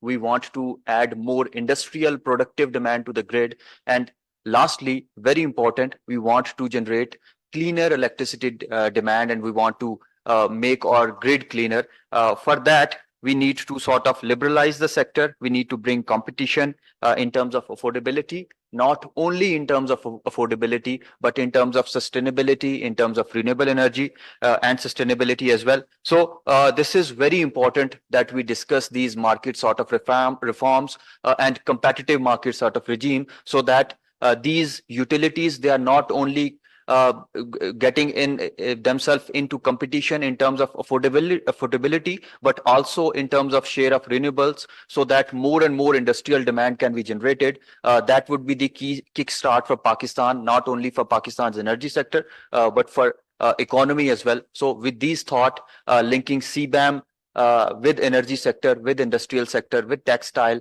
and keeping these market and competitive sort of market regime and reforms as a linchpin of these conundrums, I'll hand over to experts. Back to you, Obad. Thank you so much. Yes, thank you so much, Dr. Khalid, for an overview and highlighting the case for the industries. And just a very quick overview. We have been joined by almost 9 to 10 textile industry sitting in their room, and many have joined us online. And we'll also be sending some of the very key recommendations coming out from this to the relevant entities. So now coming towards our first panelist, Ms. Afia. Ms. Afia, you have been working a lot around the electricity market reform. So how do you see this energy transition happening in the textile industry through these electricity market reforms, having a particular focus on CTBCM and power wheeling regulations? And what are some of the major challenges do you actually foresee in this transition? So yeah, over to you. Thank you, Well. Okay, I'll start with the major challenges which currently I think are the major hurdle in the way of competitive market. First, I was listening to the earlier session also. The first major challenge is the inefficiencies in the supply chain in the distribution sector. Our distribution sector is financially unviable, and which is a major hurdle in the way of a competitive market and also towards energy transition. And the second major hurdle, which I see as a researcher, is in the tariff design, electricity tariff design of Pakistan. Over the years, weekend between price and demand has skewed energy, which Dr. Khalid also mentioned, has skewed our energy demand more towards non-productive sectors. And the non-productive sector, which is basically the domestic sector, is the major consumer of electricity in the current setup, which is around 50%. And because of the tariff design, industry is now, initially its share is less because it is cross-subsidizing domestic sector as well as the agriculture sector. Not only industry, but also commercial sector is cross-subsidizing. And their share now is decreasing in the overall energy mix because of the increase in cross-subsidization as well as with the overall increase in electricity tariff. So, and it is affecting their competitiveness also. And here I'm talking about the overall industry, not just the textile, but all the industries. Their competitiveness has been affected because of this tariff design. And the third basic challenge which the sector as well as is facing is the surplus capacity, which is already installed in the system. And this surplus capacity is with take or pay contracts. So there is an issue of capacity payments, which in other words is also called a stranded cost. Now, coming to what is the way forward? Yes, a competitive market is the way forward, but we have to decide first what kind of market do we want, whether we want a controlled market or we want a free market. Because a free market is fair, competitive, non-discriminatory, and it also does allow, it does not allow all the costs to be covered. So if we want a free and competitive market, then we have to think about beyond those cross subsidies and beyond those stranded costs, which is basically the capacity payments. Now, coming back to the issue of capacity payments, which is very huge and also called a stranded cost, and you also mentioned about the billing. Why we Umar Saab is here, he will tell about the CTBCM. CTBCM was approved in 2020, but still we are unable to implement it. Why? The basic issue is wheeling cost. We are still unable to determine what should be actually be the wheeling cost. What should be the components of this wheeling cost?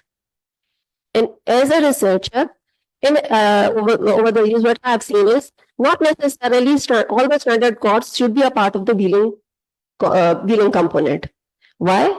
Because wheeling, these standard costs, they act as, because we are talking about the free market, free competitive market, which is this standard cost, it acts as a barrier to new entrants, which are low cost generators, which can be solar, renewable energy plants. So these large generators with the huge capacity payments, which are not, for which we are basically charging these stranded costs. These are hindering or they are acting as a barrier to new generators, which are low cost generators. So we have to think beyond this this concept of stranded cost, that we have to cover all these stranded costs in a prevailing charges.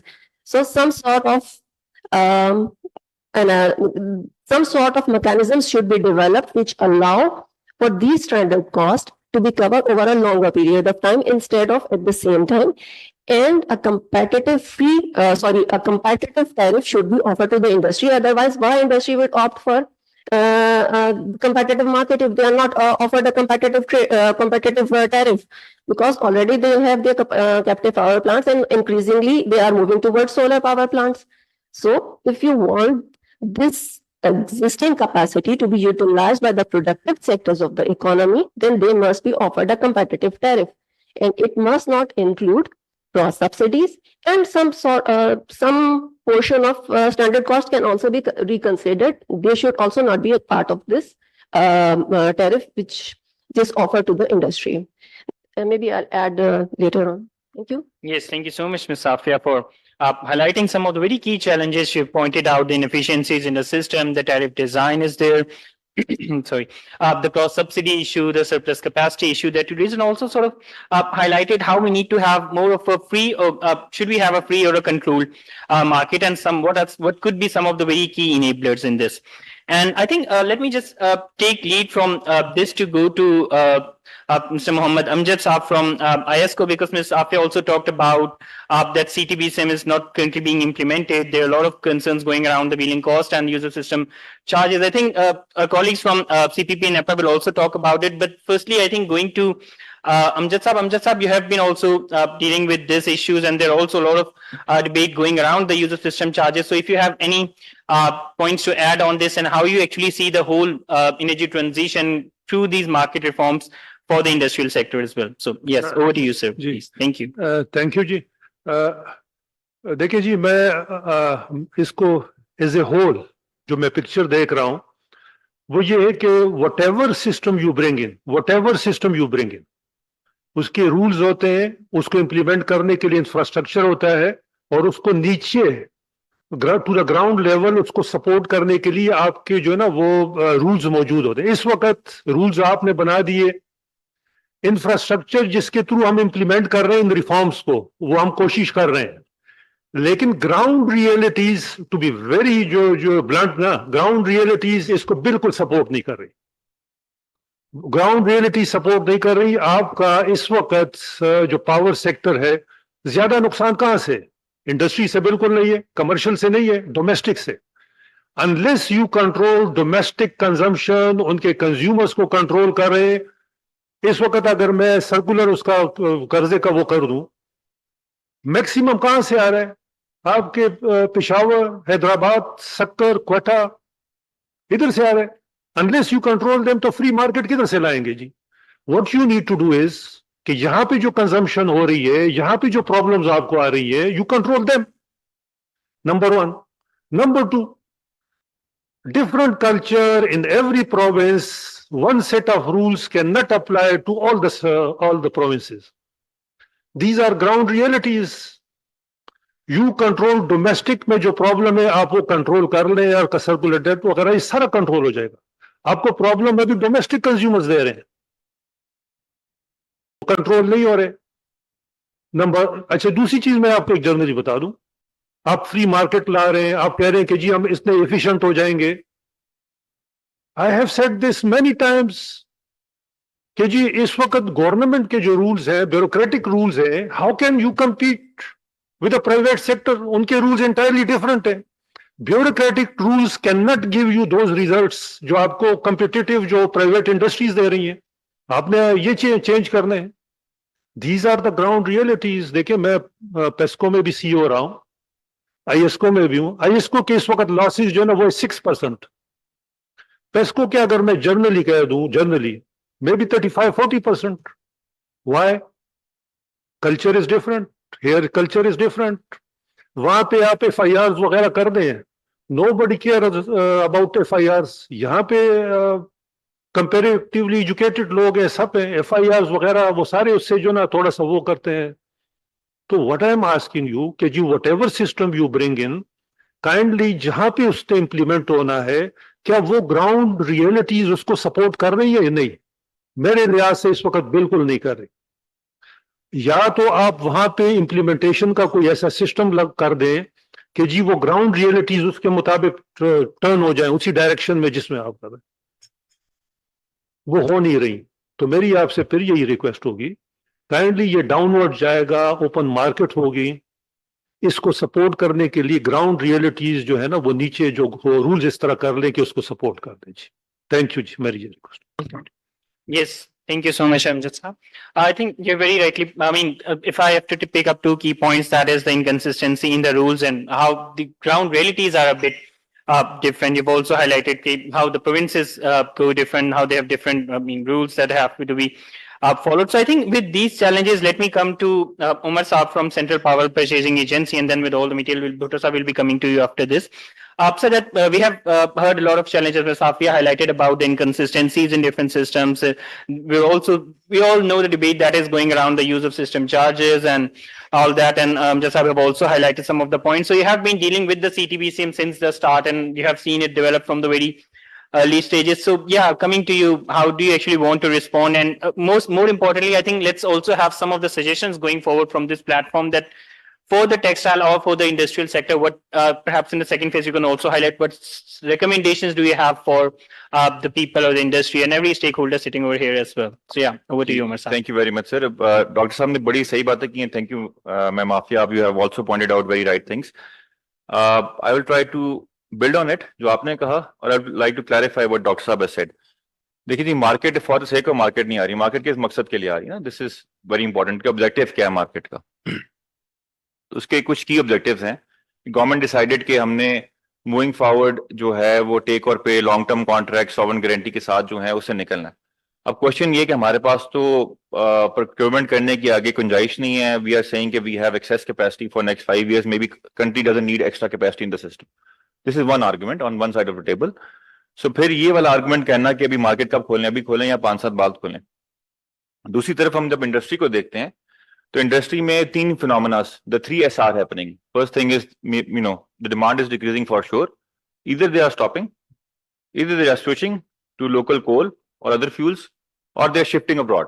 ये 3 चीजें हो रही हैं, नजर आ रही हैं. Demand increase नहीं हो रही, इंक्रीज के बाद डिक्रीज हो रही. Delta is around, huge delta is coming. हमें पता है कि क्या इस वक्त हालात हैं नीचे.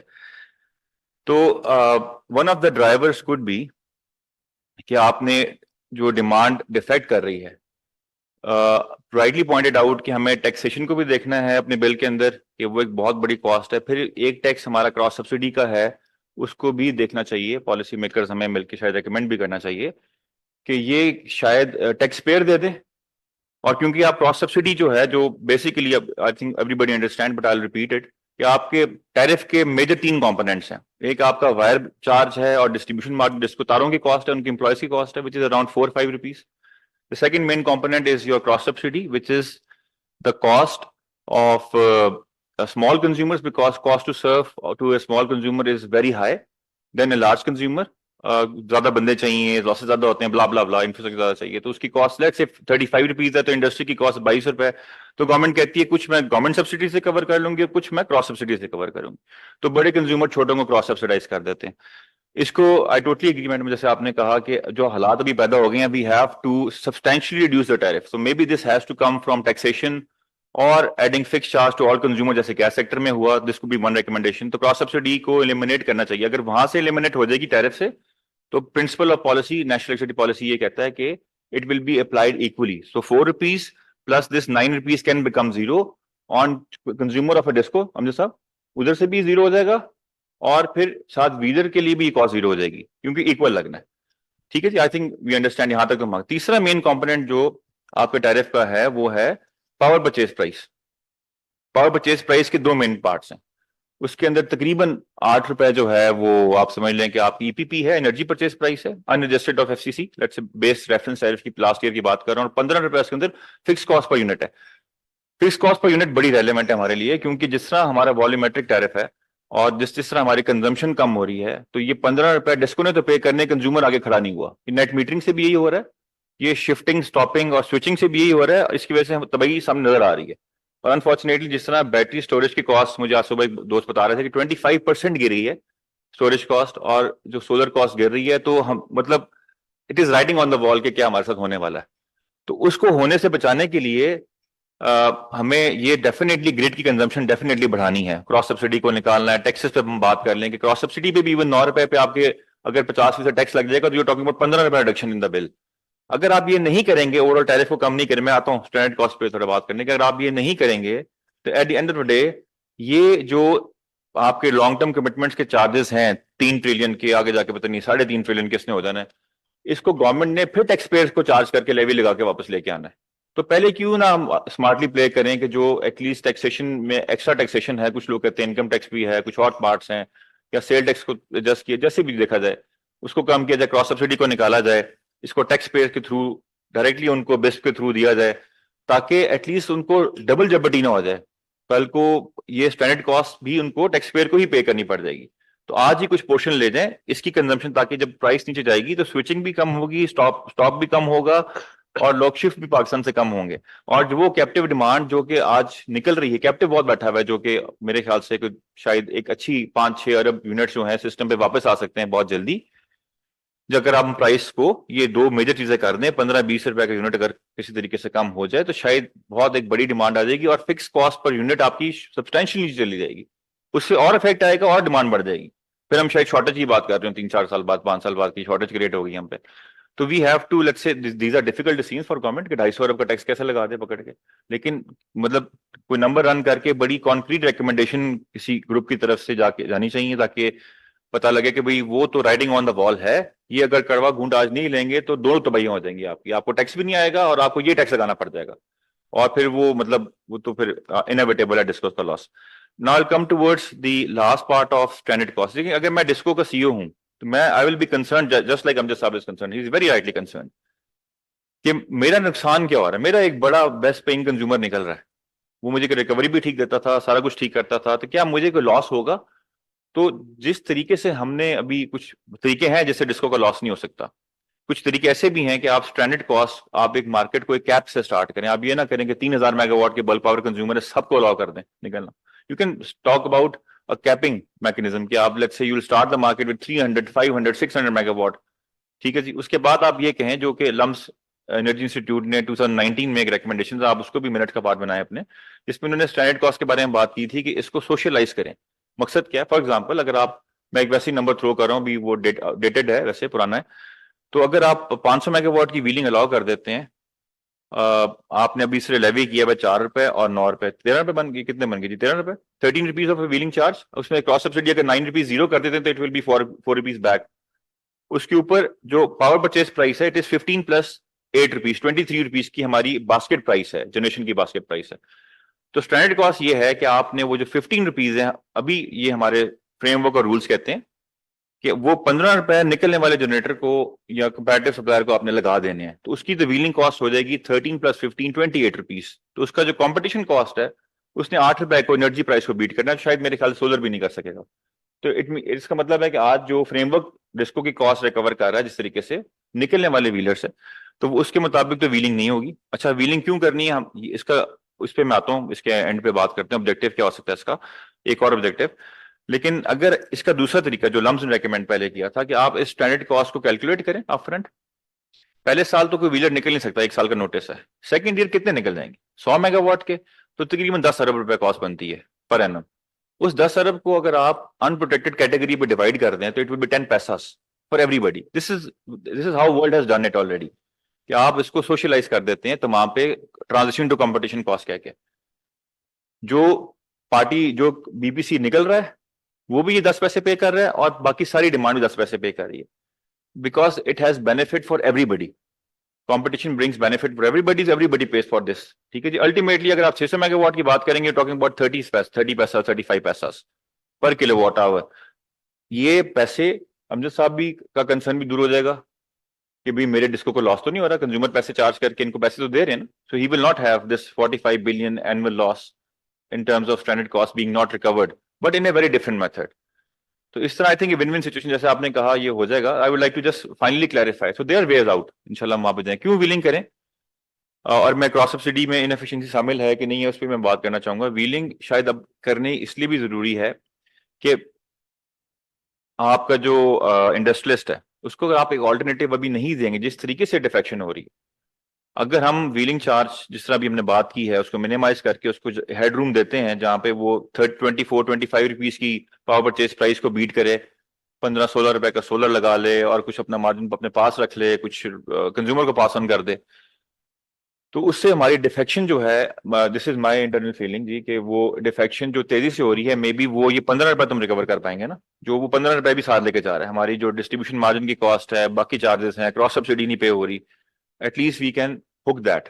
और फिर अगर हम ओवरऑल टैरिफ रीडिजाइन करते हैं तो व्हीलिंग प्लस अदरवाइज डिस्कोस की सेल्स भी इंशाल्लाह इंप्रूव होगी। एंड लास्ट वर्ड जो कहा गया कि इनएफिशिएंसीज ऑफ डिस्कोस, तो जो व्हीलिंग चार्ज है टैरिफ जो है इसके अंदर इनएफिशिएंसीज नहीं है। I want to clarify this because आपका हम कैपेसिटी को छोड़ देते हैं कि अंडर या ओवर है, वो तो डिपेंड करता है कि मुल्क के हालात कैसे हो गए। अगर मुल्क के हालात ठीक होते, डॉलर शायद इतना ऊपर ना जाता, तो इतनी प्राइस ऊपर ना जाती, तो शायद सेल्स हमारी बढ़ रही होती हैं। अभी नोबडी कैन कंट्रोल दैट। हमने डिमांड सप्लाई को मैनेज किया हुआ था, वो एकदम गिर गई डिमांड। सोलर की भी है, एफिशिएंट डिवाइसेस भी हैं, लेकिन हम क्रॉस सब्सिडी की अगर बात करें, does not have inefficiency because cross subsidy is a number which is calculated based on 10%, जो NEPRA given target which is around 10%। Disco का लॉस आज जो कर रहे हैं वो 15.5% है गालिबन। नेपरा डिटर्मिन्ड लॉस 10.5% है। नेपरा आप टैरिफ देता है 100% कलेक्शन पे, डिस्को की कलेक्शन एफिशिएंसी 92% है। तो ये दोनों चीजें इस 9 रुपए वाले नंबर में इंटरनलाइज नहीं हुई। ये नेपरा के जो बड़े स्ट्रिंजेंट टारगेट्स हैं, जो कि शायद ग्लोबल बेस्ट प्रैक्टिस 100% रिकवरी और 10% ऑफ लॉस, इंडिया में भी मेरे ख्याल से 18% शायद लॉस आज वो करते हैं, उनके रेगुलेटर ने ज्यादा ही लॉस उनको अलाउ किया हुआ है।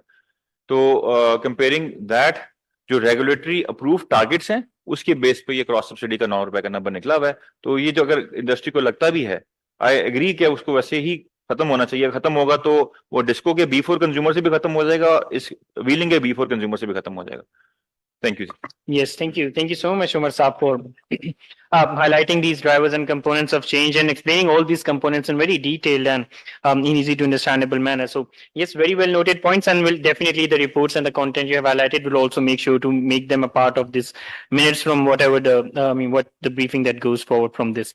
So I think with this coming to Mr. Gul Hassan Bhutto Saab from NEPTA. Bhutto Saab, you have been also dealing with CTB SIM since the start. I mean, if you can also sort of initially or briefly explain that how the overall this liberalization is being planned, because I do see that in many stakeholders there are some confusion about how these different things will be governed under the overall framework. And if you can also sort of briefly touch upon how wheeling regulations, if they are confined within the CTBCM, and how we're actually thinking to go about it as well. And also, Bhutto Saab, if initially you would like to respond to any of the questions or the points that are raised by other panelists as well. So yeah, over to you. Thank you. Ji, thank you very much. I think I must appreciate GIZ and you people taking all the stakeholders on that important topic. बहुत सारा confusion है. Request करूंगा एक दो session और करें ताकि confusion kill हो. सेंटोरस मॉल में गया, कल मुझे एक शर्ट खरीदनी थी, मेरा दिल चाहा मैं जॉर्डन पे जाऊं, उसने कहा 15,000 का शर्ट है, व्हाइट वाला मैंने लिया। आगे गया, किसी ने मुझे, मैंने कहा यार मैं चक्कर लगा के तो मुझे किसी ने नहीं पकड़ा, पर अगली साइड पे चला गया, उसने भी नहीं पकड़ा। मेरा मर्जी तक घूम के पहला फ्लोर थे आखिरी थे, वापस आया, वही जॉर्डन से ली, प्राइस पे दी, क्वालिटी पे ली, ले ली, पहन के अच्छा, दो चार लोगों ने से, मुझे किसी डिस्ट्रीब्यूशन कंपनी ने, अमजद साहब ने या इन्होंने पकड़ के नहीं लिया, बिजली मैं से लिया गया क्योंकि मैंने घोड़े पीछे बांध के रखे हुए। Let's get out of that myth. दुनिया चेंज हो चुकी है। on it's not about the money, the sustainability goals, the decarbonization या GSP plus status। महंगा चाहिए गुल अहमद को एक्सपोर्ट करने के लिए यूरोप के अंदर GSP प्लस स्टेटस में, लेकिन रिन्यूएबल से प्रोड्यूस करोगे तो मैं एक्सपोर्ट लूंगा, कोई फर्क नहीं पड़ता, मैं तुम्हें डबल पैसे दे दूंगा।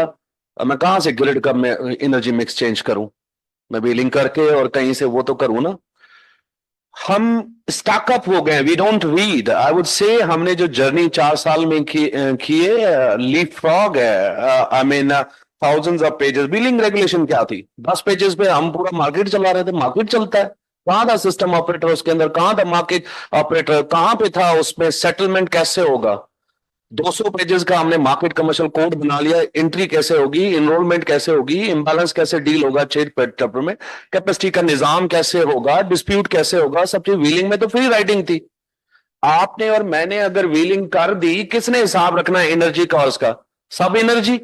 विंटर में एनर्जी दी, समर में निकाल दूं, विंटर का 8 रुपए का यूनिट 24 रुपए ले लो, ये कौन सी व्हीलिंग थी?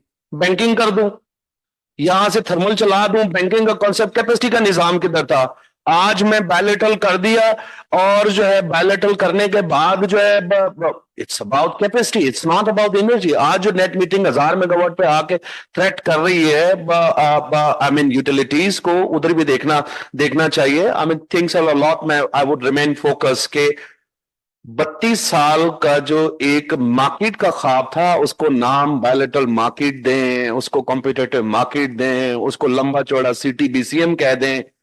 Market is the need.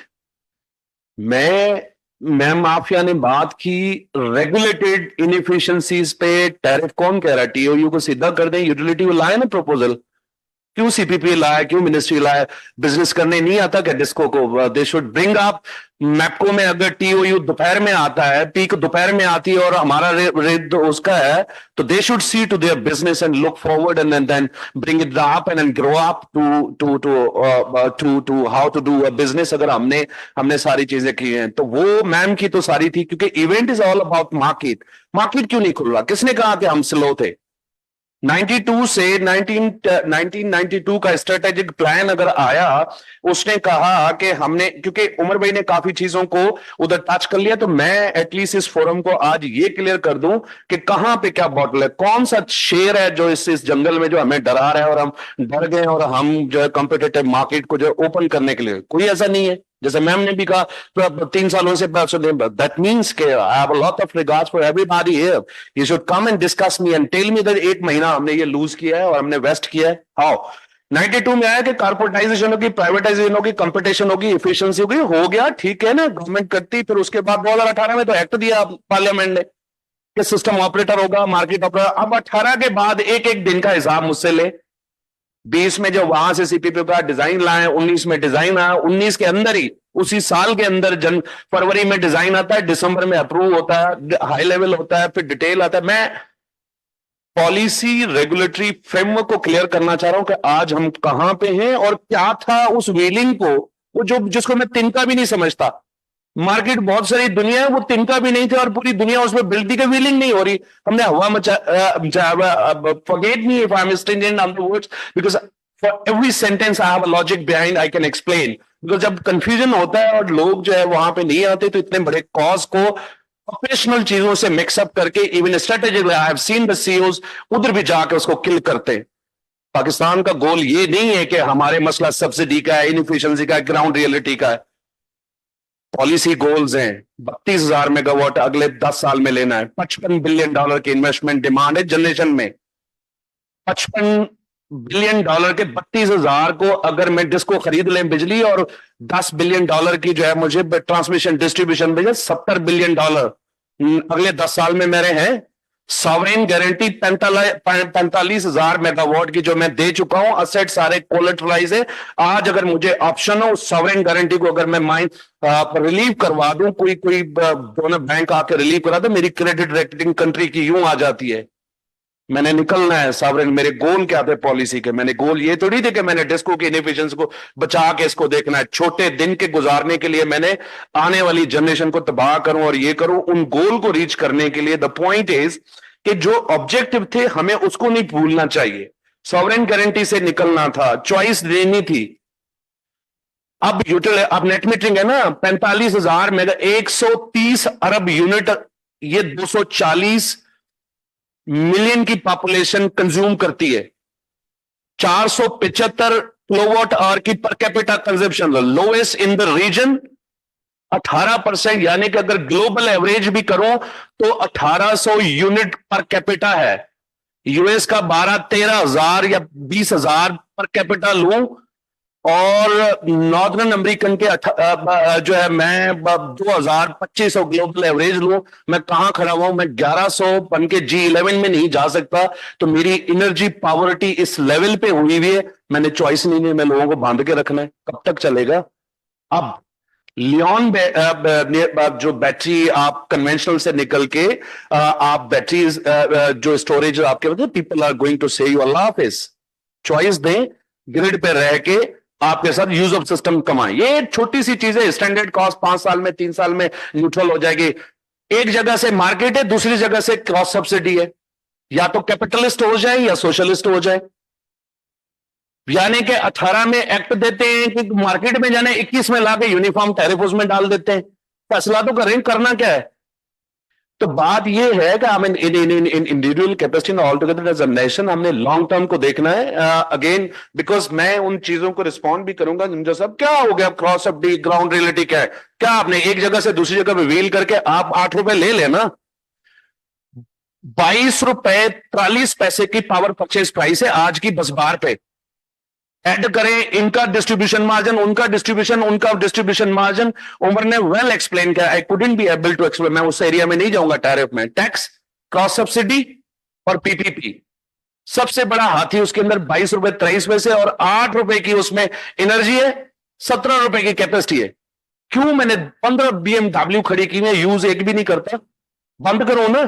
Capacity obligation में क्यों सिग्नल दे रहा हूं स्टैंड अप? मैं कभी ग्राउंड, ये भी तो ग्राउंड रियलिटी है ना। क्यों नहीं? जो business as a corporate business क्या होता है, मैं अपनी फाइनेंसिंग के लिए कैसे करता हूं, मैं अपने FCA को कैसे आके क्वेश्चन करता हूं as a DISCO. I am not particularly explaining to any my particular friends कि मैं आऊं ना कि यार ये जो मिक्स था ये 22 रुपए का था, 27 रुपए कैसे हो? जनवरी के अंदर 7 रुपए का FCA कैसे आ गया जब डिमांड ही लो थी? तो cut to the short, I have to restrict to this CTBCM। ये छोटे इश्यूज है। पॉलिसी गोल को अचीव करने के लिए फ्रेमवर्क का होना बहुत जरूरी था। जो हमारे व्हीलिंग में मसाइल थे, व्हीलिंग में मसाइल क्या थे? व्हीलिंग एग्रीमेंट होगा, 10 लोग जमा होंगे कमरे में, वो ऐड करेंगे, लेकिन सेटलमेंट कौन करेगा? मार्केट ऑपरेटर नहीं था। 31 में 2020 में 22 में हमने लाइसेंस दिया मार्केट ऑपरेटर का, सिर्फ लाइसेंस नहीं दिया, 200 पेजेस का कोड 19 चैप्टर के साथ उसको अप्रूव किया। आई डू नॉट हैव, एक बेबी स्टेप है मार्केट का। सबसे बेबी स्टेप यह है कि बायलैटरल फैजान और मैं एग्रीमेंट कर दें, एनर्जी और कैपेसिटी का दोनों का उसके अंदर निजाम हो और एंसिलरी का भी उसके अंदर निजाम हो। अगर मैंने कैपेसिटी का और एंसिलरी का निजाम दे दिया ना, स्टैंडर्ड कॉस्ट और क्रॉस सब्सिडी इरेलेवेंट हो जाती है। आप मुझसे 14 रुपए, यानी कि अगर डिमांड है ना डिस्कोर्स की, बचाओ मुझे, ये करो, 3 साल तक हो जाएगा, तबाह कर दे मुल्क को। लेकिन आप अगर रैशनल ना हो, आप मुझे 12 रुपए स्टैंडर्ड दे दे, 7 रुपए कॉस्ट दे दे, 19 रुपए रियल चार्जेस, 4 रुपए 25 रुपए आप मुझे कर दें, ठीक है ना। फिर प्रोक्योरमेंट पे हौला हाथ रखे ना, प्रोक्योरमेंट पे हौला हाथ रखे। अगर 45,000 है तब उसको आप 55,000 पे अगले 10 साल में मत पहुंचाए ना, अगर बेच नहीं सकते तो। सेल्स 130 बिलियन की है, कैपेबिलिटी टू प्रोड्यूस आपकी कितनी है? 250 बिलियन की। ओवरऑल असेट की यूटिलाइजेशन कितनी है? 45%। सो इज द रीजन 8 रुपए EPP, 17 रुपए PPP, 23 रुपए पे आप खड़े हुए। अगले साल के इंशाल्लाह PPP 26 रुपए की होगी, जिसमें 18 और 19 रुपए की आपकी वो होगी और कैपेसिटी पेमेंट बढ़ चुकी होगी, सेल्स कम हो गई, नए प्लांट आपके पास और कमीशन हो गए। तो 26 रुपए की आप PPP में आप सेल्स बढ़ाएं। कैसे? पाकिस्तान में इकोनॉमिक जोन है, सबसे अपनी सेल्स का करें ना। इकोनॉमिक जोन को बिजली नहीं देनी, दे ना आप डेजिग्नेटेड पॉइंट पे दें, जो भी है उस आप जो भी देना है गवर्नमेंट से फैसले करवाएं ना। आप सेल्स एजेंट हैं, go out and give connection. 2000 megawatt के पेंडिंग कनेक्शन है 10 डिस्को में, who stops not to give that one? Investment सारी आपको अप्रूव्ड है 5 साल की, और वो ईयर ऑन ईयर अप्रूव्ड है। बस 650 बिलियन की अप्रूव्ड इन्वेस्टमेंट है फॉर नेक्स्ट 5 ईयर्स डिस्को के लिए, 480 KE की। तो इसमें 3.8 बिलियन डॉलर की हमने इन्वेस्टमेंट अलाउ किया इंफ्रास्ट्रक्चर में। So we are putting into infrastructure. I do not agree के हमारे पास व्हीलिंग का इंफ्रास्ट्रक्चर है, we are putting a lot, 4 billion dollar उसके अंदर डाल रहे हैं। तो डेफिनेटली ओपन एक्सेस में कोई चैलेंज उसमें नहीं आएगा, वो आ गया। फ्रेमवर्क में हमने सिस्टम ऑपरेटर का लाइसेंस दिया। पहले सिस्टम ऑपरेटर कहां था हमारे पास? लाइसेंस एक्टिविटी, कौन डेविएशन को देखेगा, मीटर कौन लगाएगा, डिमांड साइड से उससे दिया। MSP को हमने क्रिएट किया। तो पीपल, प्रोसेस और इंस्टीट्यूशनल स्ट्रक्चर जो है 2015 की व्हीलिंग में 16 में कहां था? Nothing was there. हर कोई हवा में था। व्हीलिंग रेगुलेशन खुल गई है और उसके अंदर दैट्स द रीजन। पौड़ भी इस वक्त मसले में, संजवाल भी इस वक्त मसले में, फातिमा भी व्हीलिंग नहीं कर पाया। जब कॉन्ट्रैक्ट आपने पेपर पे कर दिया, आपके पास स्ट्रक्चर अगर नहीं था तो फिर how you would have made it. 2017 system operator का तो लाइसेंस ही नहीं था। तो पॉलिसी, रेगुलेटरी, इंस्टीट्यूशनल फ्रेमवर्क आना बहुत जरूरी था। जो कि हमने स्टेप बाय स्टेप, जैसे मैंने अर्ज किया, 19 में डिजाइन, 20 में हाई लेवल और डॉट उसी दिन पे 31 मई 2022 पे ईसीसी ने 92 से लेकर, allow me not to go into length, but मैं चाह रहा हूं कि मैं आप कुछ चीजें क्लियर कर लूं। अब जब हम आते हैं 18 में और 12 में ईसीसी डिसीजन करती है कि मार्केट की फाइनल डेट सीएमओडी की 31 मई 2022 होगी, और 31 मई पे मार्केट ऑपरेटर का हमने लाइसेंस दिया था, छग्या दिया, ड्राई रन में चलाया, डिस्कोर्स पे जितनी भी एक साल के अंदर, 1.5 साल के अंदर 150 बिलियन, और 2 साल अगर मैं कर लूं तो 300 बिलियन का जितना भी डिस्को ने आप ट्रेड किया, और जितने भी जनरेटर के डिस्पैच है, हमारे पास हर घंटे की मार्जिनल प्राइस हमने ड्राई रन किया, वो किया, सिस्टम को टेस्ट किए। कौन से किए? हर घंटे की मीटिंग पे, हाफ अर्ली रेजोल्यूशन पे मीटिंग आई, कमेटी का कॉन्सेप्ट खत्म हुआ, ताकि जब बायलैटरल होगा आधे घंटे का मुझे पता होना चाहिए, वो हमने किया। सिस्टम ऑपरेटर में मार्जिनल प्राइस एस्टेब्लिश हुई, एसडीएसपी हुआ, तमाम दिन घंटे गुजर जाएंगे, I will tell you and I can demonstrate you.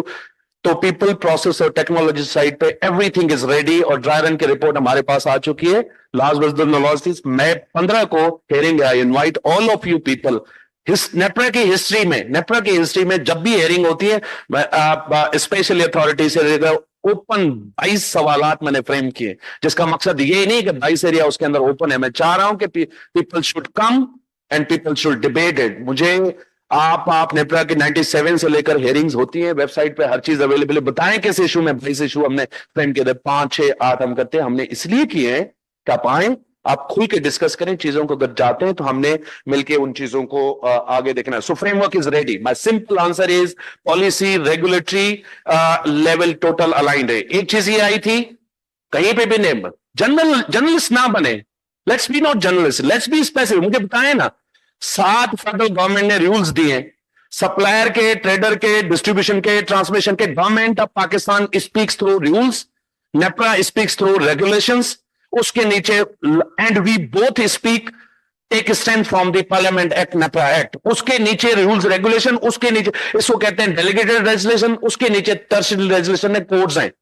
मुझे ये बताएं ना कि ग्रिड कोड नया जो 2005 का था, और हमने 22 में उसको अप्रूव करके उसको किया है, तो कोर्ट्स में टर्शरी, सेकेंडरी और प्राइमरी लेजिस्लेशन में आज गैप क्या है? यहां पे बात हुई ना, हम जैसा आपने कहा कि रूल्स और वो अलाइन नहीं है, कहां है, कौन सा? नेम इट ना, लेट्स बी नॉट जर्नलिस्ट ना, ताकि लोग मिसगाइड ना हो।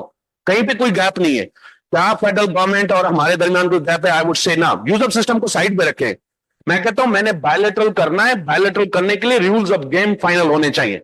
रूल्स ऑफ गेम में क्या है? इसने मार्केट पार्टिसिपेंट बनना है, मार्केट पार्टिसिपेशन एग्रीमेंट रेडी है। इसने सर्विस देनी है, market service provider agreement ready है।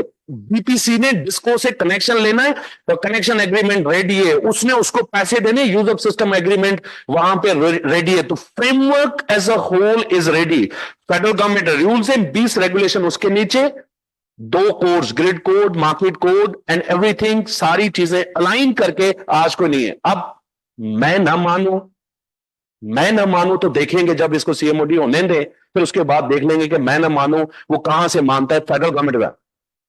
अब नेप्रा कहता है कि यार ये फाइनल टेस्ट रन आप 6 महीने का करें, और उमर डिड वेल, उमर गया और regulatory direction they, you should have simply 6 महीने पूरे करके नवंबर में 23 में आ जाता नेप्रा को, ऐप फाड़ो कर लो। इनके बोर्ड ने भी वाइजली कहा, उन्होंने कहा भाई थर्ड पार्टी इसकी ऑडिट कर रिपोर्ट को जो फाइनल करवाया, इंटरनेशनल कंसल्टेंट एमआरसी हायर हुआ, उसने वैलिडेट किया सारे कोड को, सारी ट्रांजैक्शन को, सारा हुआ। अच्छा भी बोर्ड ने और कहा कि बेटी के स्टेक होल्डर की सारी कंसल्टेशन बुलाएं। 18 एंटिटीज आई, जिसमें अमजद साहब भी थे, ये भी थे। I am happy.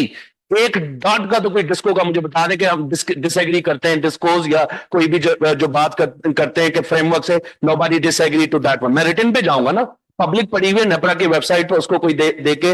अब हम आ जाते हैं, फिर एक और अच्छा फैसला हुआ कि यार ठीक है, कंफ्यूजन है, लोग सीटीपीसीएम को चाहते हैं, bring it back to the CCOE. हमारे पास है, हमने कहा, नेप्रा कहता है कि सीसीओई में क्यों जाएगा? हम कहते हैं, हमने कहा नहीं भेजें, ताकि पॉलिसी रेगुलेटरी क्लियरिटी हो। सीसीओई में गया, उस मीटिंग में मैं भी था, उमर भाई भी था। We welcomed all the challenges and all the सवालात एंड जवाबात एंड दैट वाज थ्रू। उन्हें कहा ऑथराइज करें, सीपीपी को भेजें नेप्रा को, कैबिनेट रेटिफाई करती है, वापस आती है। ऑब्लिगेशन नहीं था, आइडिया क्या, हमें पता नहीं है कि हमने कंफ्यूजन कहाँ है।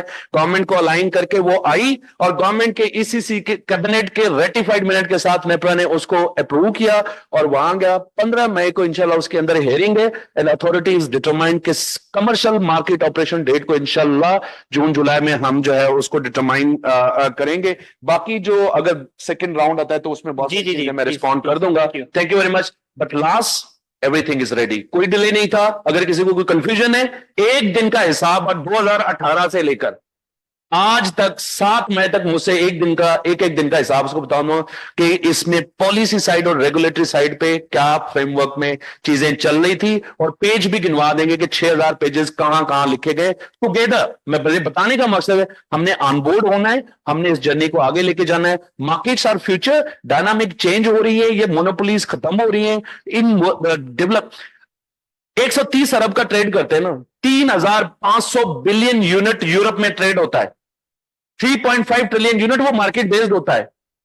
कब तक जफ्फी पा के मोनोपोली को बैठेंगे, that's not in my control. Thank you so much, Bhutto Saab. So the idea is look at the long-term policy goals and what we actually wanted since the start. So, and I think Bhutto Saab has also very well highlighted what has been actually done, the policy regulatory institutional framework that is now there. So the rules of games, I think what we have been discussing since the start, Bhutto Saab, are there. So let me just again come to Ms. Afia if she wants to respond to that, and then I'll be also requesting if some of our colleagues from different discourse can also add to their inputs, but very briefly. But firstly, I think let me come to Ms. Afia. Yes.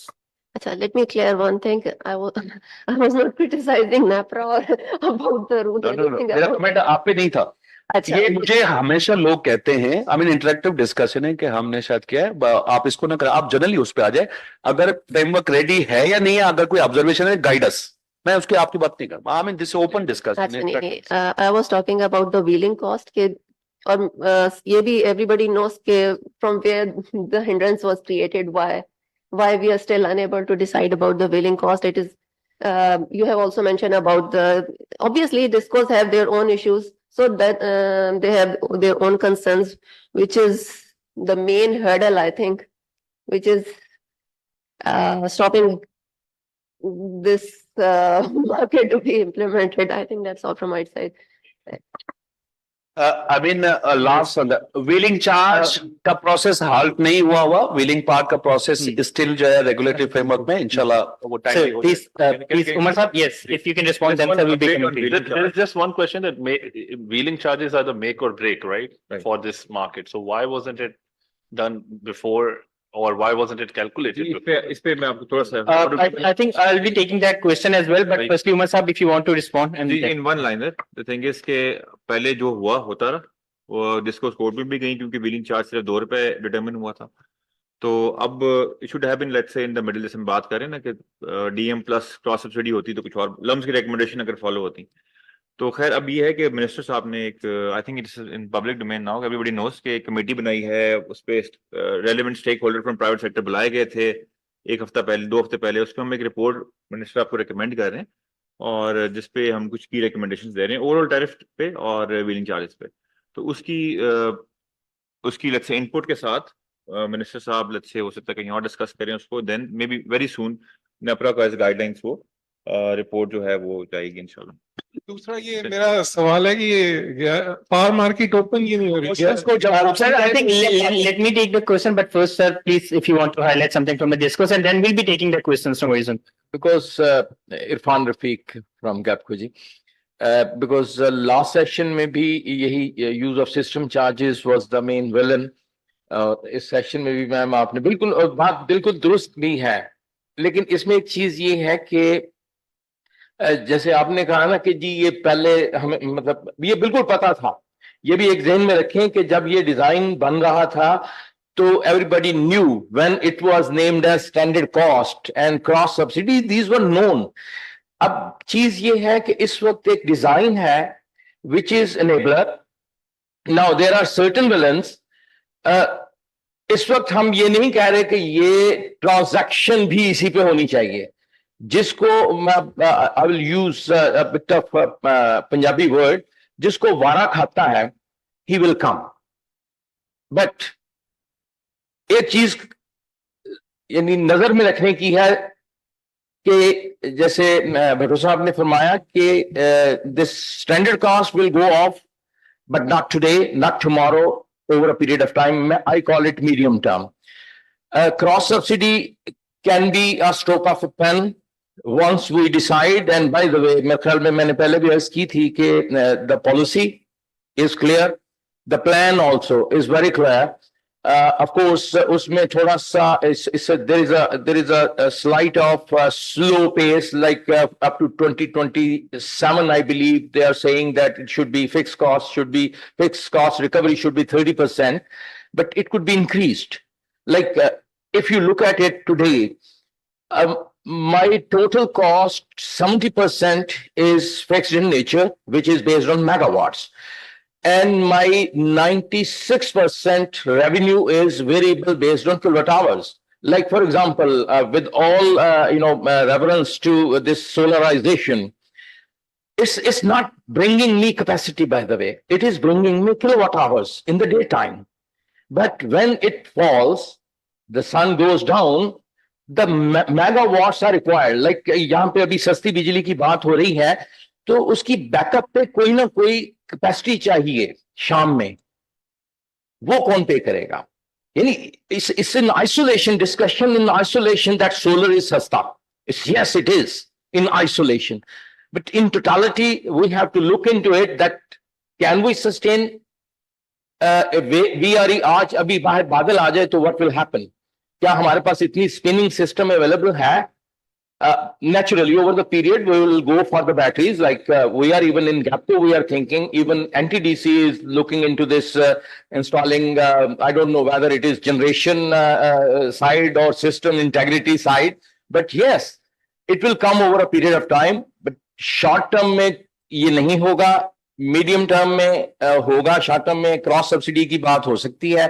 So this is in total KG known था कि standard cost भी है और cost subsidy भी है. These are the two villains. As I earlier said, that our system cost, यानी transmission and distribution cost in total is less than 3 cents. Because cents में बात हो रही थी, it's less than 3 cents. Yes. So that is. Thank you. Thank you so much, sir. If you have any quick comments from me in a distribution company here, yeah. I think Faizan का सवाल दे देते हैं. Faizan, should I put a petrol pump first or I should buy a गाड़ी पहले? So I would say I should put a गाड़ी पहले because NEPRA को पता था. Let's go to the notified regulation. Second number 2000 के I call it NEPRA open access interconnection wheeling regulation and regulation number उसकी 7, यानी कि 2022 में एक रेगुलेशन बनती है साल के प्रोसेस से. 21 में पता चल गया, व्हीलिंग को हमने उसके अंदर रिपील किया, व्हीलिंग रेगुलेशन को. और रेगुलेशन 7 में अगर मैं जाके उसको वो करूं कि 90 डेज के अंदर डिस्कोज जो है यूज ऑफ सिस्टम चार्ज की पिटिशन करेंगी, तो डेफिनेटली जब पूरा फ्रेमवर्क आया, और क्योंकि आप use of system annual revenue requirement पे पूरा करते हैं ना, कॉस्ट ऑफ सर्विस मॉडल पे करते हैं. अगर मैं 18 में करता तो क्या वो 24 में रिलेवेंट होता? Answer is no. तो मुझे पहले फ्रेमवर्क देना था. 22 में जब मैंने फ्रेमवर्क दिया तो मुझे पता है कि मेरा फ्रेमवर्क पूरा हो गया 22 में, तो उसके रेगुलेशन 7 में का 90 डेज में दो. तो 23 में पिटिशंस आना शुरू हुई. 23 के एंड में कोई एक डिस्को आई, हमने क्लैप किया, हेयरिंग की, तो we are very much close. तो फ्रेमवर्क पहले आना था, क्योंकि जब 23 में पिटिशन आएगी तो वो 23 के कॉस्ट ऑफ सर्विस मॉडल पे होगी. असेट रोजाना बढ़ रहा है, हर साल 100 बिलियन तकरीबन 10 डिस्कोज जो है इन्वेस्टमेंट कर रही है, तो लाजमी यूज ऑफ सिस्टम चार्ज में कॉस्ट ऑफ सर्विस पे हर वोल्टेज लेवल वो चेंज होना था. तो इट्स इन अ प्रोसेस, उसमें भी कोई लैग नहीं था. फ्रेमवर्क आया, व्हीलिंग को हमने रिपील किया, बिकॉज जो मेथोडोलॉजी है वो भी नए फ्रेमवर्क में अडॉप्ट हुई. कॉस्ट ऑफ सर्विस पे आप हर वोल्टेज लेवल पे लाएंगे, तो we are aligned for that one. It's under determination. Let government is also serious के फ्रेमवर्क अब आ गया ना. BMW खड़ी हुई है, जून जुलाई में BMW खड़ी हो जाएगी. अब जब उस BMW के ड्राइवर्स जो है, टेक्सटाइल एसोसिएशन, बीपीसी, सब चीज जब कहेंगे ना ये खरीद करके रखी हुई है, तो फिर मैं ना मानू वाली पे उस ओपन एक्सेस को उस वक्त देख लेंगे कि भाई रेगुलेटरी और उस हिसाब से. लेकिन जो उमर भाई ने कहा है कि इवन एवरीबॉडी नोज फ्रेमवर्क अगर आ गया तो अब इसके अंदर गाड़ी में तेल डालना है, तो serious policy and regulatory level पे डिस्कशन हो. दैट्स वेरी ऑनेस्ट फीडबैक कि शायद रेगुलेटरी से भी ये नहीं कि पॉलिसी, रेगुलेटरी और ऑपरेटिव विंग्स जितने भी हैं डिस्को मिलके के ऐसा नंबर आए जो कि एक विन विन सिचुएशन हो. Let's not conclude neither the use of system charge is delayed. Nobody is saying ask could be anything because उन्होंने कॉस्ट ऑफ सर्विस पे उन्होंने मॉडल दिए. Decision still yet to come जो कि जुलाई अगस्त somewhere in this year आ जाना है. तो we are not in panic. I think जब जहां इतना हो गया है तो यूज ऑफ सिस्टम भी आ जाएगा. हमारे लिए जो ज्यादा पसीना है हमने फ्रेमवर्क तो लगाया यूज ऑफ सिस्टम एक डिटरमिनेशन है 15 पेजेस की 20 पेजेस की. वो Yes, thank you. Thank you. Just very quickly, just in the interest of time, if we have any quick questions from the industries present over here, any textile industry who wants to add something, and then I'm coming to the Amjad Saab and the panelists again. So if along with any last points, if you can just highlight two key recommendations that you have from this platform. So I think first starting with Amjad Saab from ISPO, and then we'll be coming to Bhutto Saab. Just very briefly, sir. अच्छा देखिए जी, let me make one thing clear. मैं जब ये आपसे कहता हूं कि alignment नहीं है तो मैं ये नहीं कह रहा कि जी नेप्रा और रूल्स में कोई अलाइनमेंट नहीं है. देखिए I am a very practical person, क्यों मैं डिस्को चला रहा हूं. किसी भी सिस्टम के लेट्स से आई से 1 2 3 stages, one stage aligned with second stage. मैं डिस्को का कह रहा हूं कि अगर आपने पावर सेक्टर इंप्रूव किया है 1 और 2 तो अलाइंड है. What is the problem in disco? वो क्यों नहीं अलाइंड हो रही? Please find out that. देखिए एक नंबर वन, एक विद ड्यू रिस्पेक्ट टू गुलशन साहब, विद ड्यू रिस्पेक्ट, मैं जर्नलिस्ट नहीं हूं. आई एम गिविंग यू, मैं जो रिजल्ट्स देख रहा हूं डिस्कोस के, उनके बेसिस पे मैं आपसे कह रहा हूं. आप नेपरा भी अलाइंड है, गवर्नमेंट के रूल्स भी अलाइंड है. व्हाट इज द प्रॉब्लम कि जी डिस्को क्यों नहीं रिजल्ट्स आपको दे रही है? अच्छा इसमें एक दूसरी मैं कह रहा हूं, इनएफिशिएंसीज. ओके, मैंने एक बात की थी एक जगह पे, एक इवन नेपरा में भी शायद और दूसरी जगह, मैंने कहा जी लेट्स से 6 डिस्कोज हैं, 7 डिस्कोज हैं, 8 डिस्कोज हैं और इसमें ABCDE सारे चीफ एग्जीक्यूटिव्स हैं. यू कैन से कि मिस्टर ए नालायक है, mister B, mister C, mister T, लेकिन दिस इज नॉट लॉजिकल कि सारे डिस्कोज के चीफ नालायक हैं, सारे discos. There is some fundamental problem जिसकी वजह से इंप्लीमेंटेशन नहीं हो रही. ये तो नहीं कि आपने कोई फैक्टर्स इग्नोर किए हैं. मैं ये नहीं कह रहा कि इनएफिशिएंट है या एफिशिएंट है. What I am asking you is kindly, अगर इस सिस्टम को आपने कामयाब बनाना है 1 और 2, okay I agree with him, ये अलाइंड है, पॉलिसी भी वगैरह वगैरह, तो ये थोड़ा सा देख लें कि जो 3 जो डिस्कोस है वो क्यों प्रॉपरली काम नहीं कर रहे, वो क्यों नहीं कर रहे. I'm coming to वो जरा देख ले वो फैक्टर्स, कहीं हम इग्नोर तो नहीं कर रहे वो फैक्टर्स कि जी ए भी नहीं दे रहा भी. और जी सो काइंडली मेरी ये रिक्वेस्ट है कि अगर सिस्टम को कामयाब बना ले तो आपके तीनों स्टेजेस को जो है ना, उनको जो है ना वो थोड़ा सा लुक करें. मेरी थैंक यू वेरी मच. अच्छा आई थिंक हमें इस प्रॉब्लम को डायग्नोज करना है जो CEO साहब ने भी कहा, तो उस पे दो, एक है गवर्नेंस का इशू और डिस्कोर्स की परफॉर्मेंस का इशू. ठीक है, वो ठीक है, जो आउटस्कर्ट्स ऑफ पाकिस्तान है, लो परफॉर्मिंग डिस्कोर्स हैं, गवर्नेंस की वजह से, कुछ और इशूज की वजह से कलेक्शन डाउन है, लॉसेस बढ़े हुए हैं, रिलायबिलिटी नहीं है कंज्यूमर के लिए. बहुत एक बड़ा इंडस्ट्रियल कंज्यूमर बेस बाहर बैठा हुआ है कि उनको रिलायबल पावर नहीं मिलती, जिसकी वजह से वो आप ग्रिड पे नहीं आते. ये मामलात हैं. अच्छा, इसका मार्केट के साथ कोई इतना डायरेक्ट रिलेशनशिप नहीं है, इसका गवर्नेंस का रिलेशनशिप है. उसके लिए I think government is seriously thinking about privatisation, concessions and other things to improve the governance of discourse. People matter a lot. People can bring change to technology and process. तो we understand कि अभी जारी बात है sector हमारा काफी हद तक politically managed लगता है. तो गवर्नमेंट की जो ओनरशिप में दुनिया में ऐसे होता है, जो प्राइवेट ओनरशिप होती है, अगर सही प्राइवेटाइजेशन हो तो it is far better manage than government own sector. तो गवर्नमेंट इस बिजनेस से निकलना चाहती थी 1992 में भी, इरादा किया, अभी भी करना चाहती है. तो इसकी जो मेजर CTBC की कॉन्ट्रीब्यूशन भी होगी थोड़ी बहुत इंप्रूवमेंट लाने में, लेकिन मैं भी टाइम के इंटरेस्ट में उसको मेंशन नहीं करूंगा. मेजर इसका जो इशू, जो रियल लेट्स से इसका जो सर्जरी है, वो इसकी गवर्नेंस इंप्रूव करनी है. जैसे मर्जी कर लें, गवर्नमेंट में रखते हुए कर लें या अदरवाइज कर लें, गवर्नमेंट के डिसीजन कुछ सामने आ रहे हैं. दूसरा, मैं देन अगेन दोबारा ये कहूंगा, जैसे भुट्टो साहब ने भी कहा कि इन टर्म्स ऑफ आप यू नीड सर्टेन थिंग्स. एक हमारा कंसर्न है व्हीलिंग चार्ज पे. मैंने अर्ज कर दिया कि व्हीलिंग चार्ज पे अगर डिस्को का आमिर साहब बैठे हुए CFS को, आपका अगर ₹1 का नुकसान नहीं हो रहा तो आपको व्हीलिंग करने से तो कोई इशू नहीं होगा ना फिर। If you are compensated for your standard cost and everything, वो जिस मर्जी तरीके से है, गवर्नमेंट डिसाइड कर ले सोशलाइज करके लाना है, व्हीलिंग चार्ज 4 रुपए रख के भी आपका कॉस्ट पूरी हो जाए, क्यों इरफान साहब?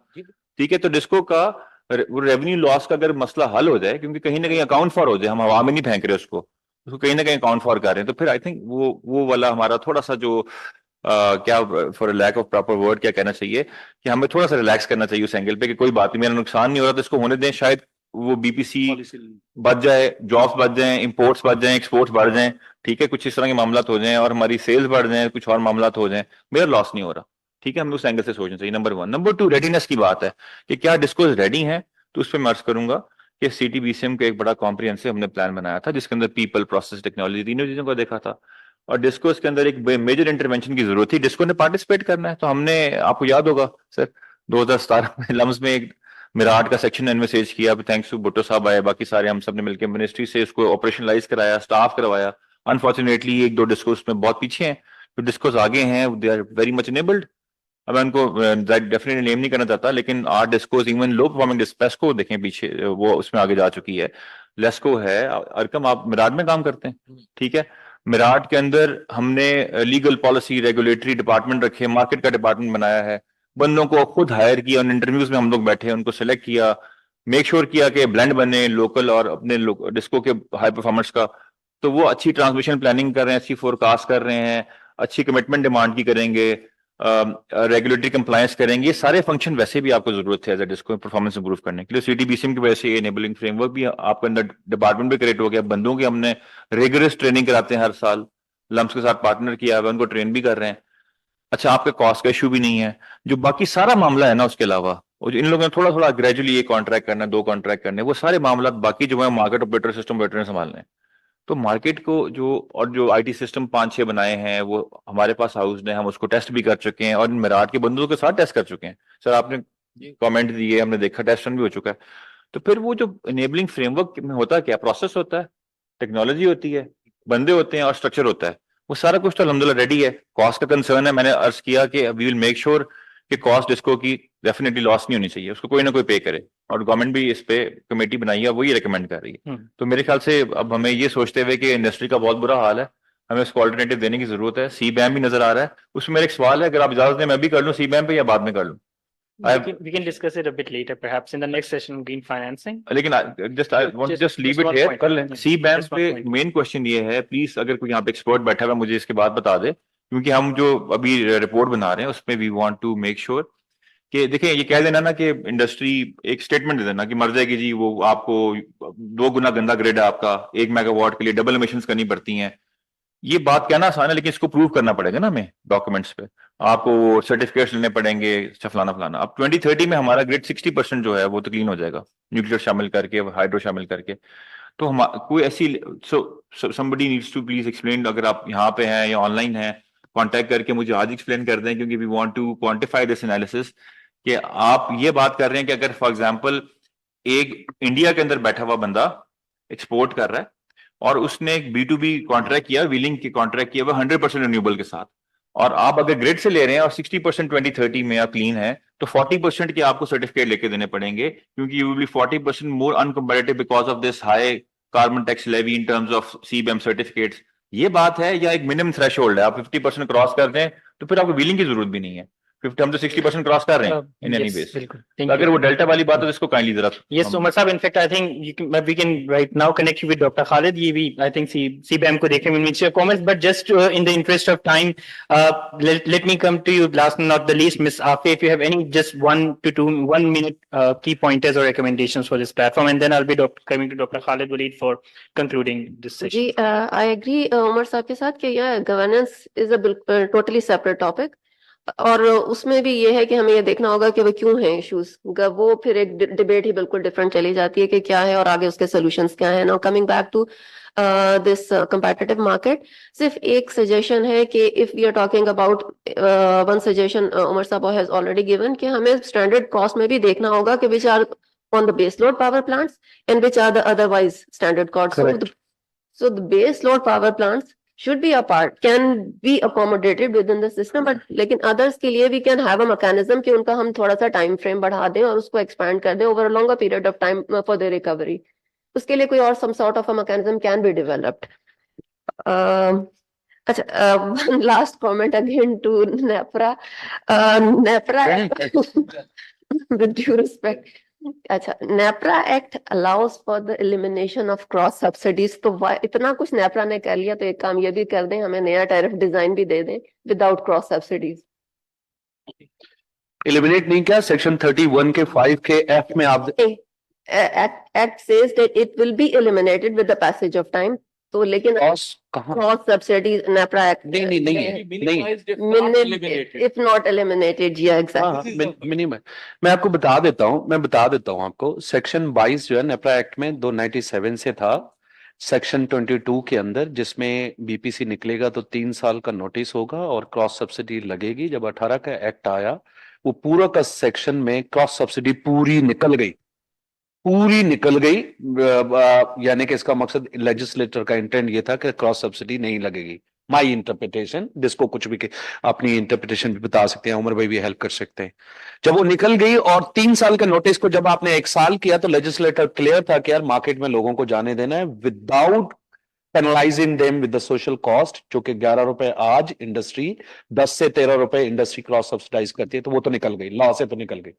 अब हम नीचे आ जाते हैं कि सेक्शन 31 में मिनिमाइजिंग वाले ये जो प्रोविजन है, क्या ये 18 में डले या ये 97 से थे? ये 97 से थे। तो जो सब्सटेंटिव पार्ट था वो निकल गया, जो प्रोसीजरल पार्ट उसके अंदर था, तो ये एक अपने। फिर उसके नीचे 14A आता है जो कि पॉलिसी और प्लान होगा। तो 14A में आके गवर्नमेंट ऑफ पाकिस्तान ने 21 में क्रॉस सब्सिडाइजेशन को इनेबल किया। फिर 14A के नीचे एनी प्लान में भी इनेबल किया। कट टू द शॉर्ट, अगर डिबेट में जाएं तो फिर अगेन वही है ना, फिर you land with the litigations and all. NEPRA did के यार क्रॉस सब्सिडी नहीं दे रहे, वो तो फैसला फील्ड में है ना, वो तो नेप्रा ने कहा क्रॉस सब्सिडी और वो नहीं लगेगी, वो चैलेंज हो गया।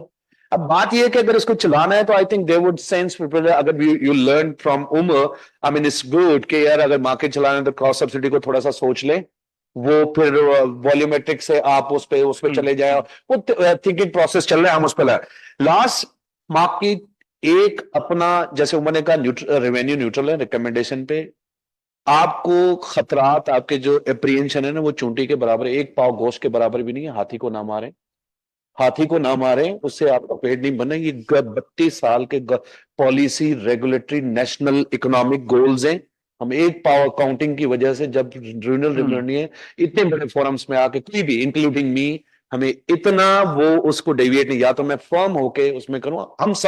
हम सब ये कौम, ये मुल्क, ये हम बाशऊर लोग हैं। हमने इस कॉज को पूरे को पढ़ के पॉलिसी रेगुलेटर नेट करके फिर वॉइस आउट करें कि ये तबाही नहीं मचा रहा, ये आपको लिबरलाइजेशन दे रहा है, इकोनॉमी दे रहा है, जॉब दे रहा है। ये चीज रेडीनेस 100% है। यूज ऑफ सिस्टम चार्ज में बात हो रही है कि विन विन सिचुएशन की बात हो रही है, नेटवर्क्स हो रही हैं, और मेरे ख्याल से फ्यूचर है इंशाल्लाह with in this year use of system भी होगा, सीएमओडी भी डिक्लेयर होगी। बाकी तो मार्केट पार्टिसिपेंट डिसाइड करेंगे ट्रेड ये रेगुलेटेड रिजीम में रहना है या फ्री में रहना है। मुझे क्लियर है कंज्यूमर के पास अब चॉइस आ जाएंगे। 45 रुपए में, मैं आखिरी बात करता हूं, 45 रुपए का यूनिट है। एक डीजल जनरेटर लगाऊं, एक सोलर लगाऊं, एक बैटरी लगाऊं, 16 सेंट में क्या ये मैं नहीं बना सकता? हमें जस्ट अगर मैं सोचूं 6000 मेगावाट उमर भाई ने कहा कैप्टिव था, गैस अगर आपने बंद भी कर दी, वो उठ के नूरियाबाद आगे पीछे आके अगर 16 सेंट से 2 कॉस्ट 3 सेंट 3.5 सेंट में आप सोलर मिल रहा है, और क्या ऐड करना है? स्टेबिलिटी एंड फ्लेक्सिबिलिटी ना, एंसिलरी सर्विसेज। बेस एनर्जी मुझे 4 सेंट्स में मिल रही है, 12 सेंट डाल के मैं फ्लेक्सिबिलिटी नहीं ला सकता। तो दुनिया रिवैम्प हो रही है, तो हमें तमाम ने सब including regulators, policy makers, distribution company, हमने थिंक ओवर करना है कि यार हमारी तारों पे रहेंगे तो ओवरऑल बड़े गोल्स अचीव होंगे, बाकी कोई चीज नहीं है। Yes, thank you so much, Gulratan Saab. We have already ended it with a very good note. So thank you so much, all the speakers. I'll then now be coming to Dr. Khalid. You have just 2 couple of minutes. So yeah, for concluding it on a very positive note. Yeah, you just because this I would like to ask a question. अगर इजाजत मिल जाए तो sir, हम अगर lunch पे कर लें, we can have it over the lunch perhaps. Yeah. So, thank you so much. Okay, I think this debate cannot be concluded, और सेशन जो है वो चाहिए होंगे upcoming continuous. ये था कि there is no integrated approach. आप हमें कहते हैं कि gas sector we are paying $12 per MMBTU for captive. ओगरा ने कहा 1600 रुपए MMBTU गैस होगी, वो हम 2100 रुपए दे रहे हैं, वहां हम क्रॉस सब्सिडाइज कर रहे हैं। 2700 रुपए 2700 रुपीज हम कैप्टिव का टैरिफ दे रहे हैं। और RLNG ऑफटेक हम 200 MMSCFD कैप्टिव जनरेशन पे करें, which is imported, which is invested to replace FO and HST।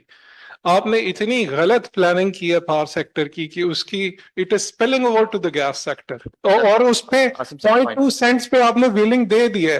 UGTC is operating at 60 cents per MMBTU, तो इसको 293 किलोवाट आ रहे हैं, तो 0.2 सेंट्स पे पावर सेक्टर पे व्हीलिंग होगी, इट इज बिंग लिबरलाइज्ड। आप अगर कह लें कि बिजली जो है उससे गैस पाइपलाइन 4-5 गुना ज्यादा एफिशिएंट है, तो 1 सेंट पे आप क्यों नहीं दे रहे? उनको भी तो यही मसले हैं जो आपको मसले हैं, उनका भी तो कंज्यूमर जो वेल पेइंग है हम है, जो सर और भी है। आपकी डेथ स्पाइरल तो वैसे ही स्टार्ट हो चुका है, 2 सेंट का अभी। Talk to OGRA, I guess regulators को भी आपस में जो है वो बात करनी है, इंटीग्रेटेड अप्रोच ही नहीं है पाकिस्तान में।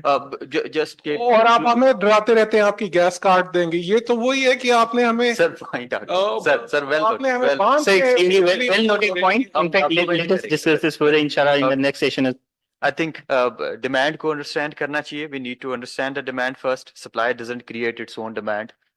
Consider कि जो अब सबसे बड़ा competitor है वो consumer होने जा रहा है, industrialist होने जा रहा है through captive power.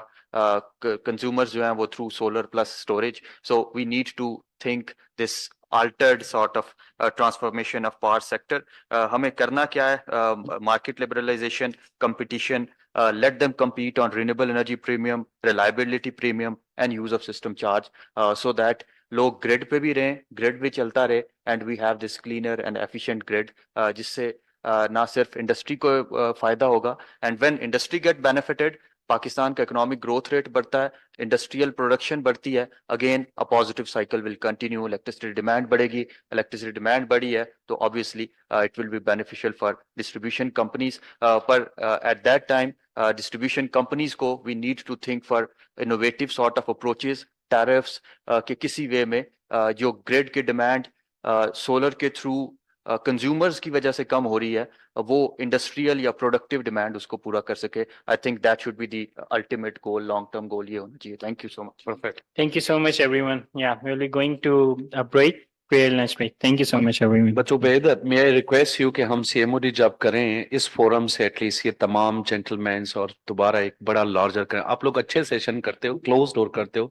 एक CTBCM के बड़ा खुला टुला पूरे पाकिस्तान में एड लगा के ना, एड लगा के वो करें ताकि लोग गैप जो अंडरस्टैंडिंग है किल हो, फिर लोग अपने मार्केट फोर्सेस अपने हिसाब से करेंगे. Keeping your target, if the budget and if your schedules allow, ये कीजिएगा. I would request personally to Umar भाई to join also. I will volunteer myself. मुझसे ज्यादा काबिल लोग कोई इंटरनेशनल भी एक दो हम उसमें लेकर आएंगे इंशाल्लाह. We will give you the speakers. Sir हम बोलेंगे, एक्सपर्ट लोगों को लाएंगे, और इन्हीं लोगों से हम इनके साथ बात करके 5-6 डिस्को के साथ आई प्रॉमिस कि उनको भी लाएंगे. वो आके जो स्पेसिफाइड चीजों पे बात करें, माइंडसेट जो उसमें करें. तो आप मेरा सिंपल, हमें इतने एक्सपर्ट्स तो चाहिए ही नहीं. Demand is a function of price.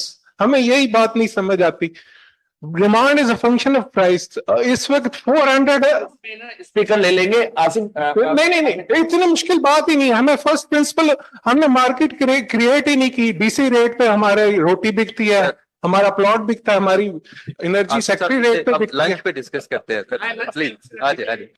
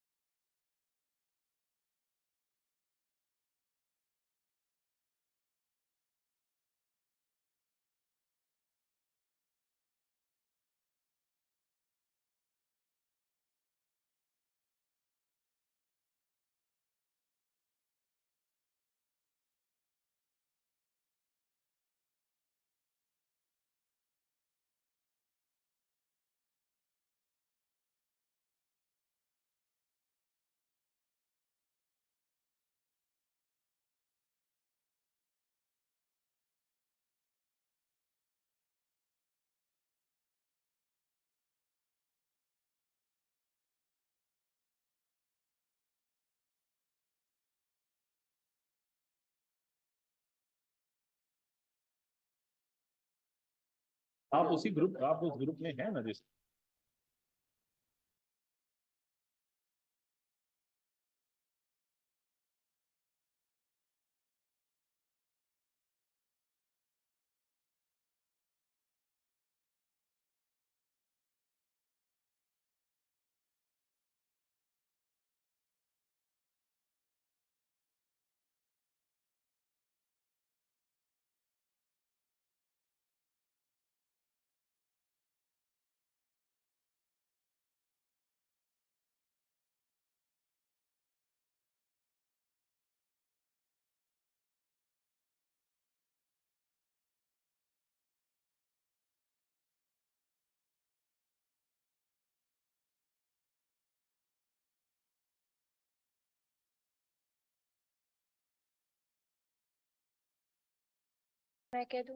मैं कहने लगा हूँ ladies and gentlemen, please come on the forward seats. We'll be starting in 2 or 3 minutes.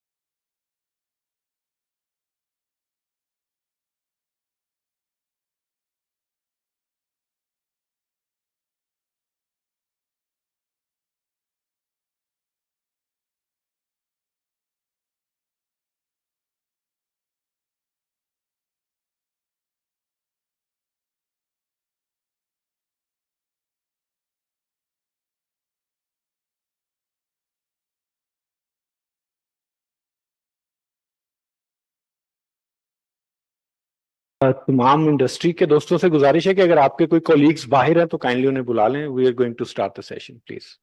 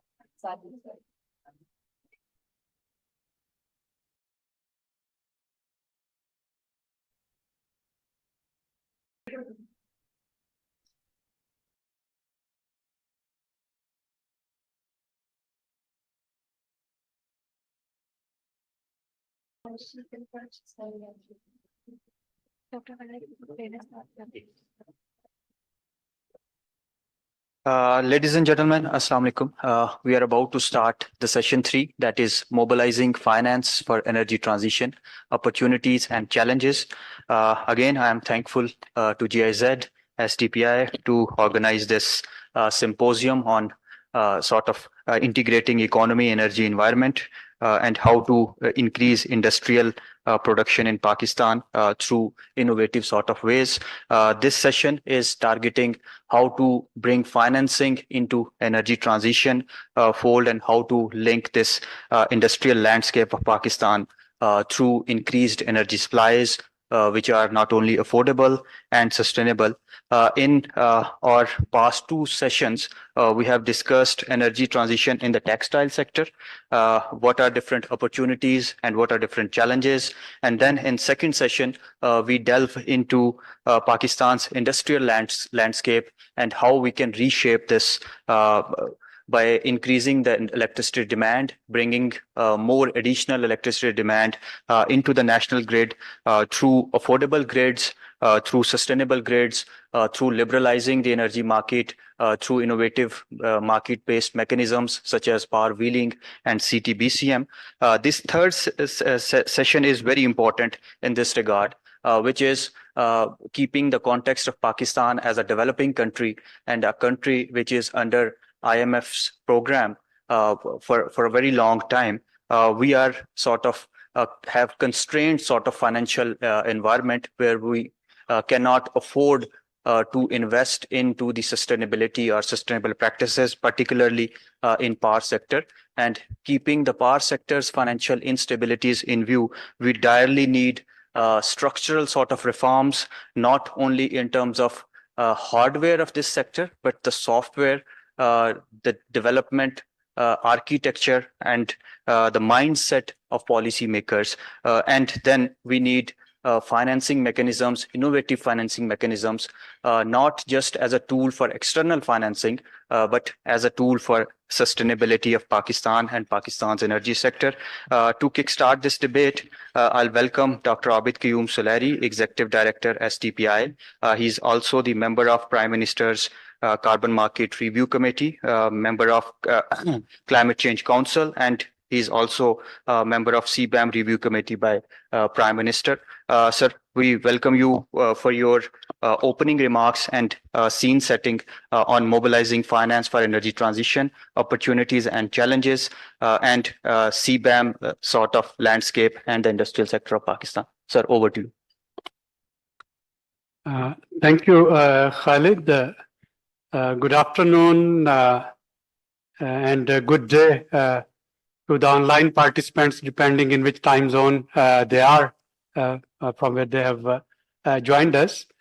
First of all, my apologies for not joining you in the morning, and my advance apologies that after sharing my 2 cents, I'll be seeking your permission to join Benazir Income Support Program's board meeting, but that starts at 3. But the topic was so close to my heart that I thought that I must be here, and I try to share some of the emerging developments in Pakistan's industrial, economic, and energy landscape vis-a-vis CBAM. And then I'm sure the experts here, including STPI team, they'll be able to take it further. Now, first thing first, I feel that we are at a crossroad, and we are at a crossroad. At one hand, we are trying to improve our competitiveness and our economic growth, and on the other hand, we are crippled due to high energy tariff, due to high interest rate, and due to various other international developments, including CBAM, that can potentially affect Pakistan's competitiveness, and that can actually affect our export as well. Now, in this conundrum, one of the consolation factor is that the government is actually mindful of all these competing but contradictory and often contesting policy requirements. Prime Minister has constituted a couple of committees, a committee on climate governance review and climate finance review. We have been talking about climate finance for long, but so far there is no clear distinction who will be hosting climate finance, whether it would be a function of Ministry of Finance, whether it would be a function of Ministry of Planning and Development, whether it would be a function of EAD, whether it would be a function of Ministry of Climate Change. All of them, none of them are any other body, and this is a very valid question. So there is a high-powered committee, DCPC, Deputy Chairman Planning Commission, and the coordinator to Prime Minister on climate change, Mr. Meena Khurshid. They are co-chairing the committee. Ma'am Rumina will be joining us after 3 p. and in the next session, perhaps she will like to add more on it. But the encouraging thing is that in that committee, we have Federal Secretary of Commerce, Federal Secretary of EAD, Federal Secretary of Climate Change, Federal Secretary of Finance, and Federal Secretary of Industries. So all those who matter and who need to talk to each other for taking Pakistan's economic and industrial competitiveness forward, they have been in a very meaningful dialogue and discussion during last 2 weeks, and we will be submitting our report to Prime Minister next in this week. Now, that is one piece of jigsaw puzzle. The second piece of jigsaw puzzle that I wanted to share with you is actually Ministry of Power's proposal that, of course, was reported in the press. There is no official announcement yet, and apparently it seemed that the government is trying to discourage solarization. First, it was reported in the media that perhaps some taxes being imposed on solar power generation above the capacity of 15 kV. Ministry has categorically declined, has categorically refuted this development, that it is not going to happen. But what may happen is some sort of revision of formula of net metering, and that actually is brought to the attention of highest decision-making level that there is a very clear contradiction. On one hand, we have our NDC commitment. We have pledged to increase our renewable energies share in our energy mix by 2050. And on the other hand, we are discouraging solar energy. Again, the conundrum is this capacity payment charges that one has to pay to IPPs. Now, if all the consumers who can pay on-grid electricity, if they shift to off-grid solutions, then who will be paying the IPPs? And if they will not buy from IPP, it would keep on increasing this capacity payment charges. And STPI's position is very clear on it. We say that two wrongs, they can't make one right. So if IPP's agreements, those had some sort of flaws in them, those can't be rectified by depriving the consumers from a clean and affordable source of energy. So that is the second one. And then the third one, which relates to the first two, is carbon border adjustment mechanism that European Union has already started piloting from October 2023, initially on 6 sectors, iron, fertilizer, steel, and cement, green hydrogen, and electricity.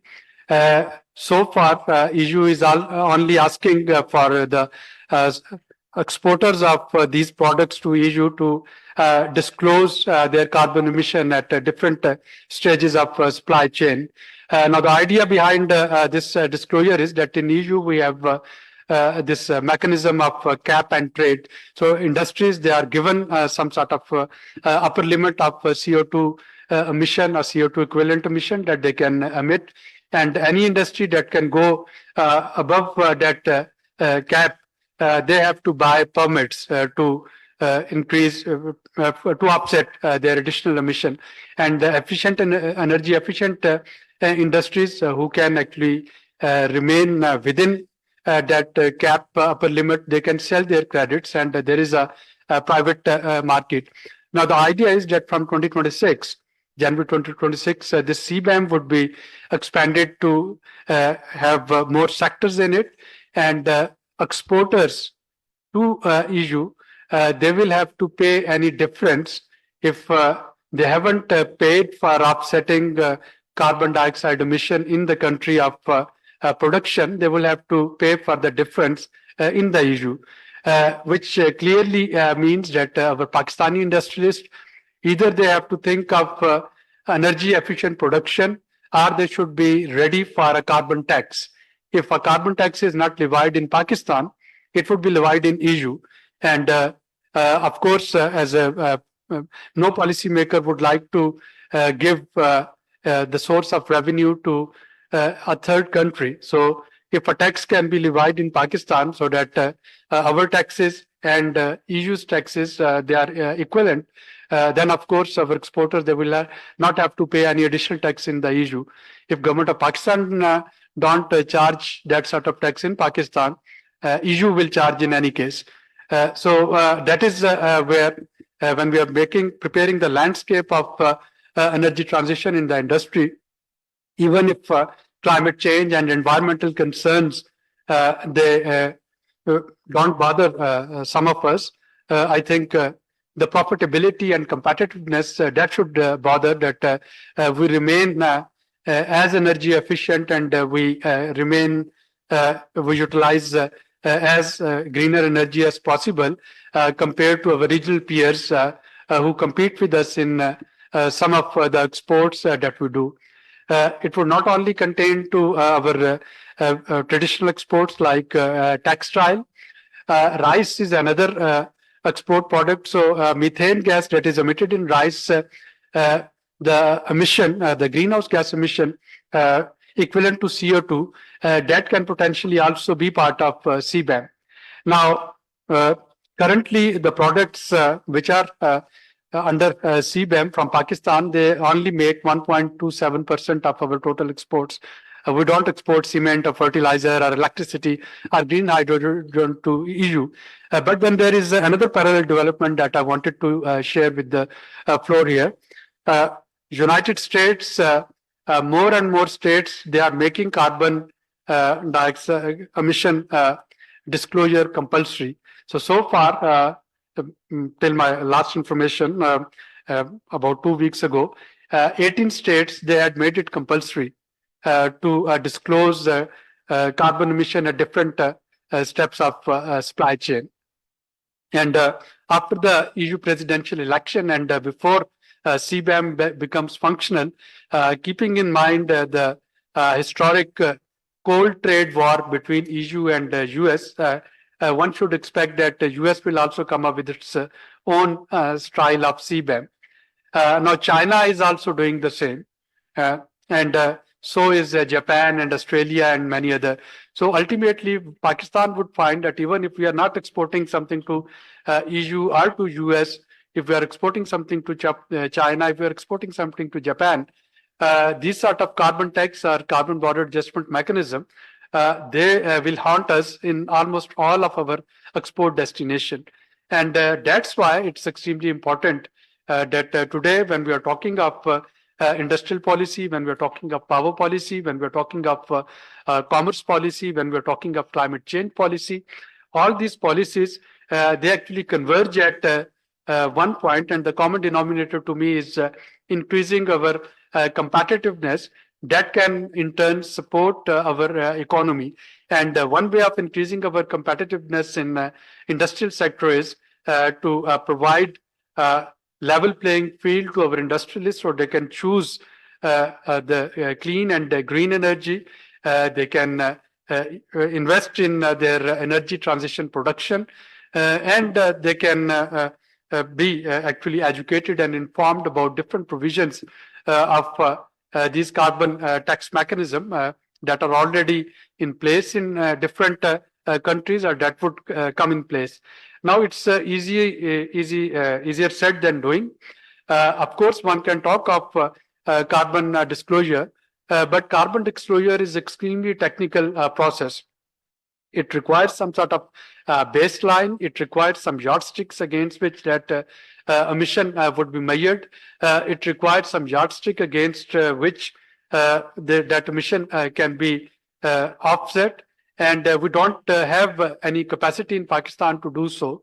Only those accreditation companies, which in turn are ISO 1406 certified, and those who are interested, they can Google and learn more about ISO 14065. So those who are ISO 1406 certified, only they can attest and verify carbon credits. They can attest and verify carbon emission. And in Pakistan, none of our accreditation agency is ISO 1465 certified. We also need some intermediaries who can start preparing the documentation for these standards. Now, because these standards and the verification mechanism is extremely expensive, we have actually recommended, and on behalf of Ministry of Commerce, I can share here that Secretary Commerce was quite mindful of this requirement. And he said that if there are some tangible, doable, pragmatic proposals, he would be happy to spend export development fund for this purpose. But we require development of some intermediaries, we require education of industries, and we require the know about the whole accreditation process.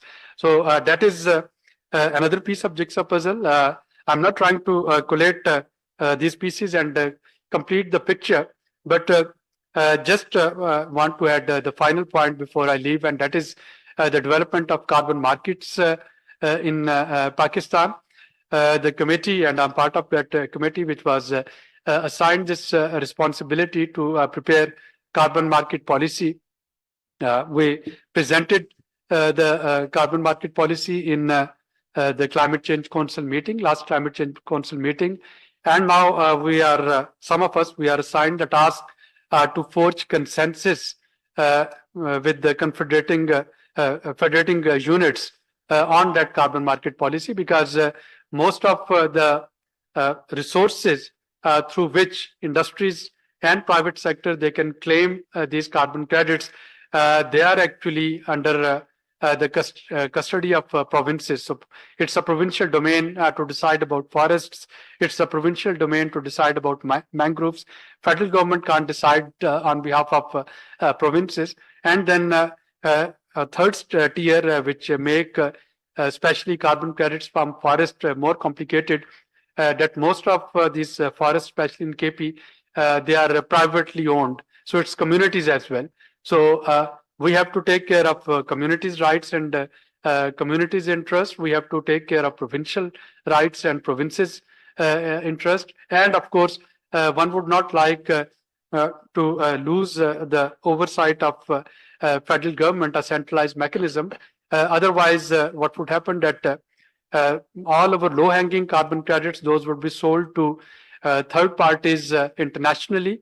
And 4 to 5 years down the road, whenever industry would require carbon credits to offset their carbon in order to remain competitive in their export markets, they will have to go and buy carbon credits from Indonesia and Malaysia or Brazil, the other tropical countries from where they can get these carbon credits.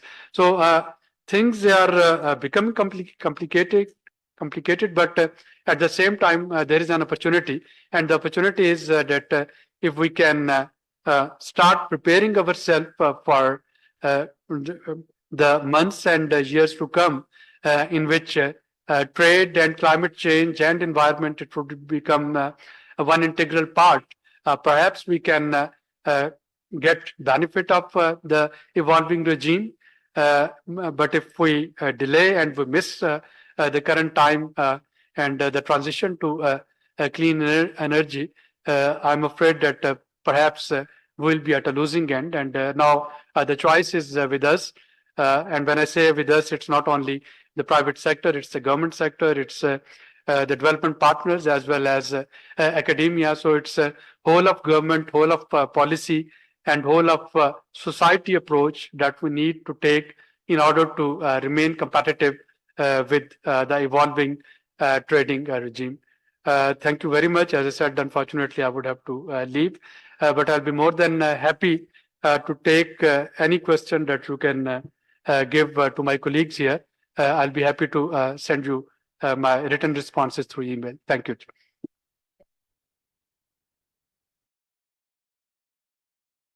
Thank you so much, Dr. Abid, for putting together these jigsaw puzzle of climate finance and renewable energy transition financing in Pakistan. These are policy cohesion, you rightly pointed out, to make it more attractive, the renewable energy industry. What are different CBAM and carbon border mechanism sort of aspects, how we can use carbon emissions as a carrot and stick approach, and lastly, how to build provincial coordination and community rights sort of thing embedded into carbon trading and climate change financing.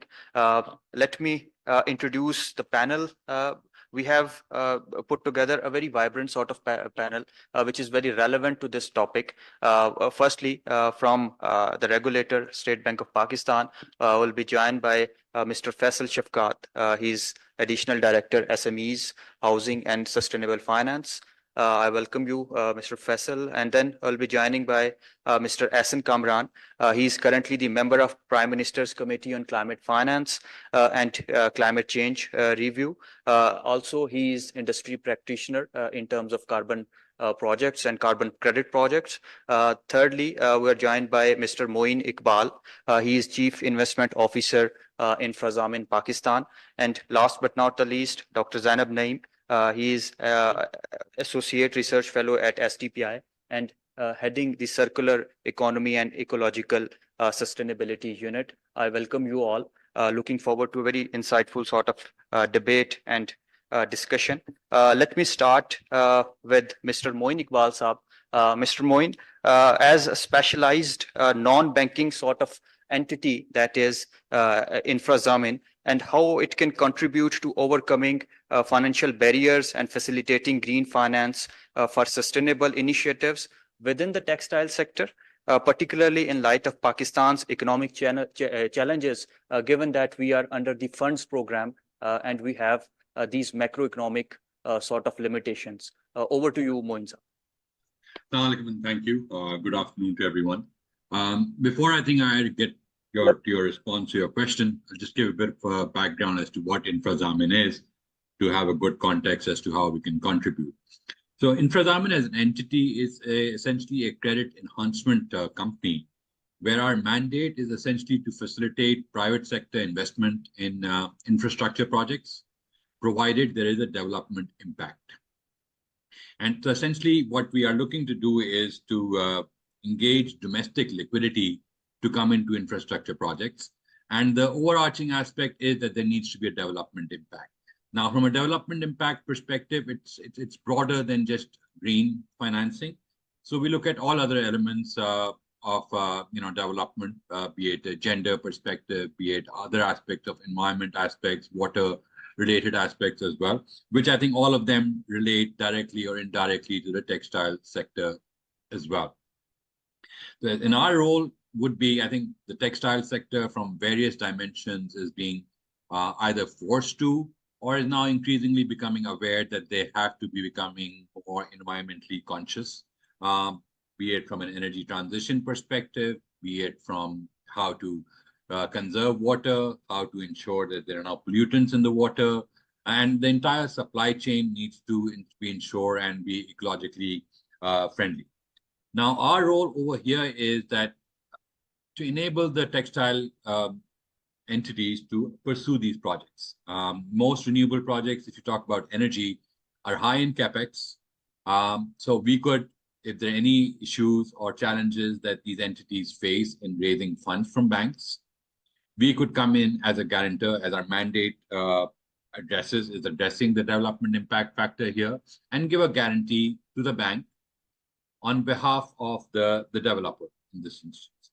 So easily being said that in case the developer or the industrial entity is unable to make any payment, then as per our guarantee, we would be making the payment on their behalf. Simply put, that's what our role over here is. And we've supported as a group multiple players, especially in the C&I space, in terms of solarization space. And the challenge that they face in this sector is that banks are unwilling to provide them loans. We come up with a credit trap, give them a guarantee, and as a result of which these developers are able to implement PPAs with industrial customers to enable them to provide green energy and the industrials just to utilize energy at a lower cost, which has multiple benefits, not only from a compliance perspective. As Sverri Saab mentioned, there are various regulatory reasons why textiles need to come onto this bandwagon of using energy efficiently. And what we've seen gradually from our role perspective is that whereas a couple of years ago, banks would not even finance blue chip customers, we take it as a market development achievement that now a positive is that some banks are looking to finance solarization for blue chip customers. So that's something we've done previously, and we would love to support the textile sector as well as they get onto this on this path of energy transition. And it's not just about energy transition. If they are looking towards solutions as to how to optimize water usage, water treatment plants, how to prevent pollutants going in, or various aspects of the supply chain which incorporate infrastructure, us as an organization can come in and look to provide guarantees, provided it is commercially viable and has a development impact, which will enable them to raise funds from banks. So I think that's one key area that we can come in and play. And another challenge as we go on to this on this cycle, despite the challenges, I think one key aspect is the level of awareness. Textile is, because of the regulatory requirements, still a lot more aware than others. But having said that, we can look to play a role in terms of capacity building, and create awareness in terms of what kind of initiatives that textile sector can take across the supply chain to become more environmentally friendly and abide by more development regulations which are imposed internationally. I think, and another aspect, I think, dyes, water usage, the chemicals used, initiatives which enable them to address the challenges faced by the use of, dyes, etc., or excessive water usage is also something we can look to support as a guarantor because they have a significant development impact. From Pakistan's perspective, I don't think there's a choice anymore based on the regulations being imposed globally.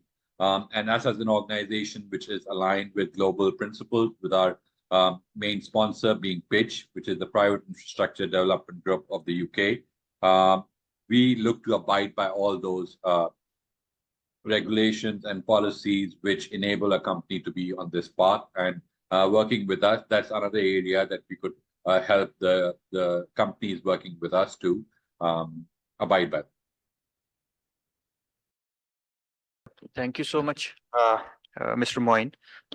You rightly mentioned that we need guarantees, particularly in terms of climate adversities and when it comes to RE financing. One thing that were discussed in earlier session was the success story of RE financing scheme by State Bank of Pakistan, which brings me to our panelist from State Bank, that given the IMF constraints in Pakistan and State Bank being a regulator for the banking sector and Pakistan's monetary and financial sort of policies, how do you see, Faisal Saab, this transition, particularly in terms of industry and specifically the textile sector for this alternate financing mechanism? What are different policies, projects, initiatives that are in pipeline under the guidance and ambit of State Bank of Pakistan as a regulator? So over to you, Faisal Saab. Thank you very much. And Assalamu alaikum and good afternoon to all the participants of this symposium on such an important topic. So before discussing the alternate solutions for the renewable energy financing, I would like to share with you the performance of the existing SME financing scheme for renewable energy. As you have said that it is a success story. So in that sense, so far under the scheme, we have financed around 3,160 projects under the refinancing scheme. And it has generated accumulatively around 1,830 megawatts through the renewable energy sources. And so far, if you talk about the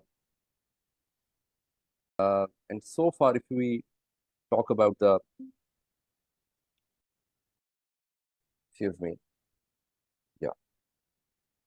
And so far, if we talk about the amount of outstanding loans that has been given to the industry, and this is about 94 billion of rupees. We have allocated a limit of around 104 billion, and right now the outstanding amount is 94 billion. Another thing that I would like to clarify here, I think somebody in the very first session was saying that this scheme has been closed, but this scheme will be closed after 30th June. So by 30th June, the scheme is on, and refinancing facility under the scheme can be obtained. So this is one of the clarification that I want to share with you. So having said that, that the scheme will be closed after 30th June on account of the fact that we have IMF constraints. There is a silver lining as well. Since 2019, State Bank of Pakistan has been pursuing banks to develop their own products with regard to the renewable energy financing. I would like to share here that the majority of the banks have developed their own products, and they are also creating awareness among the industry and the business community regarding the benefits of switching from the conventional sources to alternate energy sources. So we anticipate that the closing of the scheme obviously will impact to a certain extent, but the flow of financing will remain available to the industry.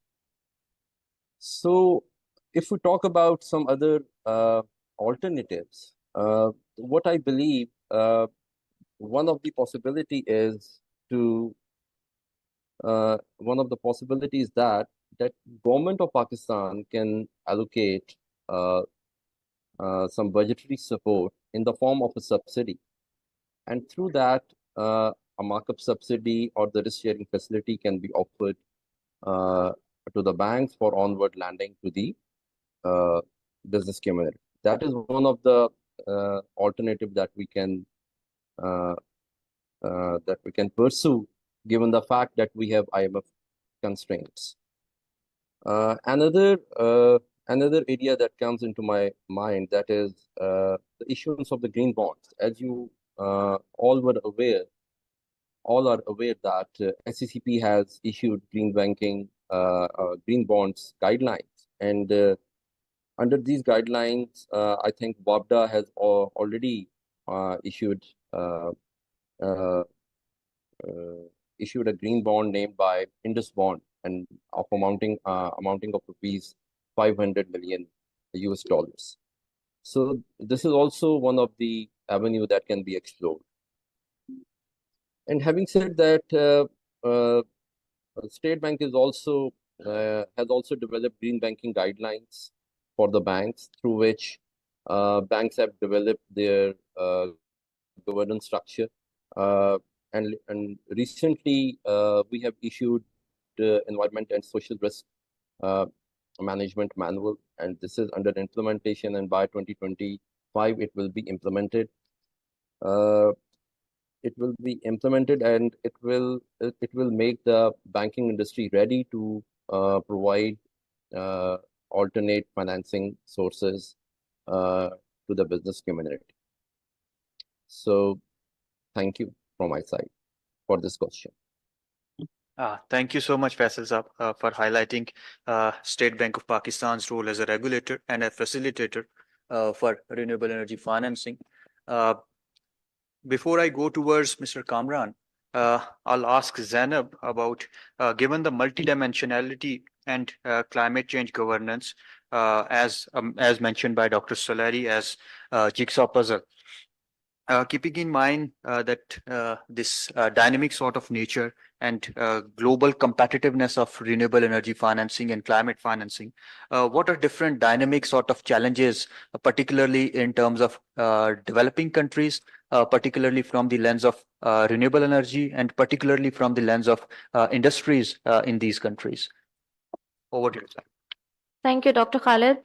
So I think if we see through the global dynamics or the global situation, more than 80% of global energy supply is still relying on fossil fuels. And the latest emission gap report is not very promising, keeping in view the current trajectory of the emissions that are being emitted from the developed and developing countries.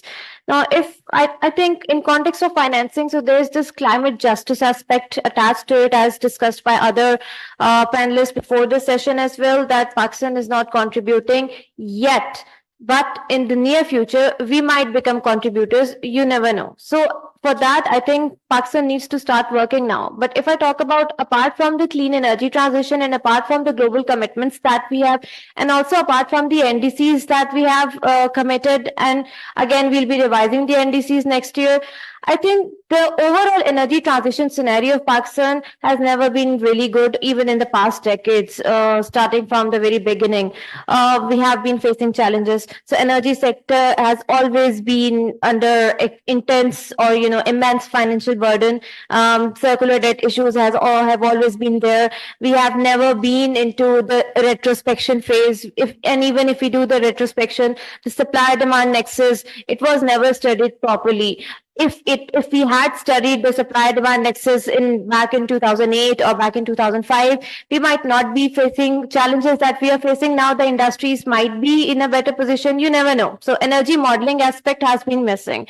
But even now is not too late for that. We need to start acting now. Energy modeling, if I think IGCEP and other modeling that has been conducted by different partners, stakeholders in public-private sector, it does promise some good opportunities for Pakistan, for the domestic users as well as for the industries. But I think still lack of implementation planning and lack of data, integrated data planning is still missing. Apart from that, I think if I talk about Pakistan's global scenario or global ranking, especially by World Economic Forum June 2023 report, so out of 120 countries, Pakistan ranking is 107th in context of energy transition, and which is not very promising. Then again, the Green Future Index report by MIT that assess countries' ranking based on their energy transition, green financing, overall environmental sustainability. Pakistan's rank is 67th. So and it has actually dropped over the last few years. So I mean, why is it even dropping? That's not something promising. We are not doing much in that perspective. Now, if I talk about the local financing landscape, I think we need to come up with some strategic avenues or sort of framework for generating or mobilizing local finance. Role of MFIs is very much important, keeping in view that textile sector is directly related to agriculture being backbone of economy. So how MFIs are going to support that? So I think that's very important. And MFIs have not been into the picture for a very long period of time. So I think if we are planning about energy, how we are going to mobilize the finance and which stakeholders are important, that needs to be integrated. Secondly, the corporate renewable power purchase agreements, private sector role. I think there has been an investment coming up from development partners, also from some private partners, also in context of power sector, but not in context of improving the grid infrastructure and then the PPAs issue. So why is this issue there? It was an opportunity for private sector, but if regulatory issues are not resolved, PPAs, it's not resolved. Private sector is not, they're not brought on table and this is not discussed with them, then opportunity is not there for them. So, and they are willing, then if they are willing to mobilize the local financing, then why not bring them on the table and discuss the issue with them, get it resolved, make it more standardized, make it more accessible for them. I think only then private sector investment will improve. Apart from that, one of the major bottlenecks is again the aging power grid infrastructure. So I think even if I talk about international investments that are coming in, the grid infrastructure investment in that it's very limited. It's not there. So I think clean energy diplomacy at a national level, it needs to be strengthened. We do have diplomacy at regional level. We do have different projects, but what about national level diplomacy with different development partners like GIZ and the PGCEP? It's one of the key diplomacy that we are doing, this dialogue here that we are conducting. Then there are capacity building programs. This is one of the key initiatives that other development partners also need to work on. Then exploring more blended financing options with different, banking sector. State Bank has initiated the green banking guidelines, but what about other private sector banks? How they are coming up with different, bonds and other insurance policies. Then again, one of the panelists here mentioned about risking. I think climate insurance policies are still missing for the investors. If we have to invite investments in energy transition, if we want to attract more finance, then we have to attach this climate risk insurance factor. We need to come up with improved data modeling for the showcasing future projections that, if you're going to invest here, these are the kind of risks we may face. And this is the kind of, disasters that we can face. But this is the kind of guarantee that we are offering, If this aspect is not there, then definitely financing, attracting international finance will be problematic for Pakistan. So I think these are some of the challenges that I wanted to highlight. But apart from discussing about, from that climate justice point of view, that finance is our right. Yes, that is our right. But are we clear on the priorities here in Pakistan? I mean, if I talk about development partners, what are our priorities being Pakistani industrialists? Have we discussed, this is the issues, this is the menu we are providing you, we need investments here. So I think that kind of alignment between public and private sector has been missing. The public and private sector needs to be aligned on the priorities when they're talking about investments, attracting development partners for investments. So that alignment is missing. And then R&D. Now we are internationally, Europe and America and other development partners, they're talking about offshore wind and solar farms. Research is being conducted. So I think this is still something that is not, very much practical for Pakistan, but at least research and development should be there. At least we should be more, have a future-oriented look for the future of Pakistan. We have a youth bulge here. We have academia. We have industry, but the industry, academia, and government gap is still there. So why not invest in R&D for Pakistan? We have CPEC, we have Gawada, we have other initiatives. Why not attract investments through improving research and development and coming up with policy recommendations for the government, for the industry, for the development partners? This is the research that we have conducted. This is the kind of potential we have for onshore, offshore power plants, or solar farms or wind farms. So this is the kind of potential is there. So I think these are some of the basic needs. I can say that we need to fulfill these needs before coming up or before doing even the blame game. That we are not the climate change creators, or we did not create the problems. Yes, we did not. But what are we doing at home? We need to improve our own homework as well before inviting other investors to invest in Pakistan. Thank you. Thank you so much, Zainab. Rightly pointed out that we need to put our house in order first. And you rightly pointed out that integration of different sectors, policymakers, academia, research, and industry, that is imperative for Pakistan's climate financing and renewable energy landscape. Talking about integrating these sort of initiatives in economic fold, carbon markets, carbon pricing, that is phenomenal and vital all over the globe. This will bring me towards Mr. Ahsan Kamran. Ahsan Saab, carbon pricing and market, what is the current landscape? How can we implement effective carbon markets, because these are non-traditional sort of market mechanisms to attract more climate financing, generate revenues to finance climate mitigation, adaptation, and so on and so forth. What is the current landscape, and how we can kickstart and foster this effective implementation of these sort of initiative in Pakistan? Over to you. Thank you, Ji. Assalamu alaikum, everybody. Just a quick intro. My name is Ahsan Kamran. I've been in the carbon markets field for the last 12 to 13 years. I am lucky enough to be one of the consultants who has actually monetized carbon markets for millions of dollars for Pakistani companies. And we are, moving ahead with other projects. At the moment, the gentleman from State Bank spoke about green bonds.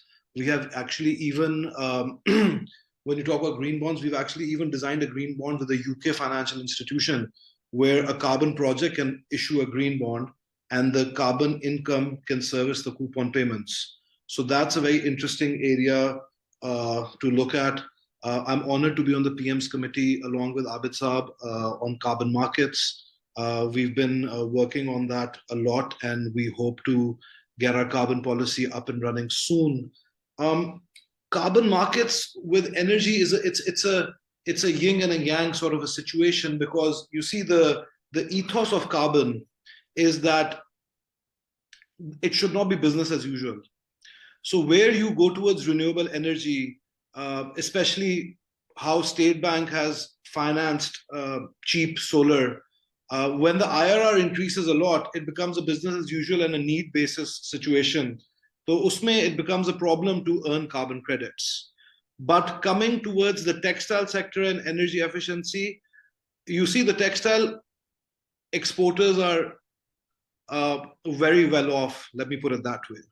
And it's just not CBAM which is actually pressuring them to become green and energy efficient. Already their buyers have started requesting that their supply chain becomes green. So a lot of textile houses own large-scale wind projects in Jhimpir. And what they're doing is that another instrument like carbon markets, it's a sister concern of carbon markets is IREX, the International Renewable Energy Certificates, which offset your scope 2 emissions. So a lot of them have started looking into that also and becoming green already. And furthermore, it's just not textile or CBAM or exports. You see, there are a lot of, as climate change underlines all sorts of businesses, we're working on a very large steel project in Pakistan. And for their financial flows, one of the requirements from the financial institutions is a decarbonization plan, where they will set up different projects of solar, wind, mangroves, and use those offsets internally to decarbonize and become net neutral.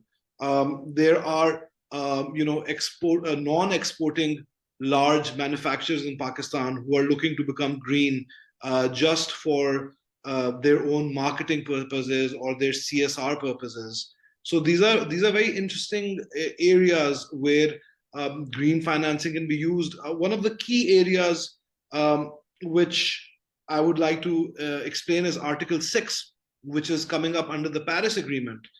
And that is very key because there is a case of Ghana where Switzerland has invested or pledged to invest about $850 million into Ghana in different project streams.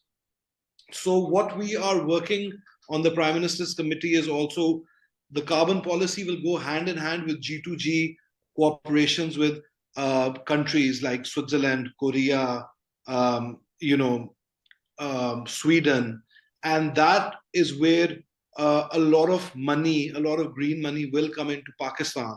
So our recommendation is definitely that, the government plus private organizations should create concept notes which can be submitted for Article 6 financing. And when these G2Gs are done with other governments, a lot of financing can flow in that format also. So carbon markets, is wind power projects before in the VCM. The voluntary carbon markets have made millions of dollars in Pakistan.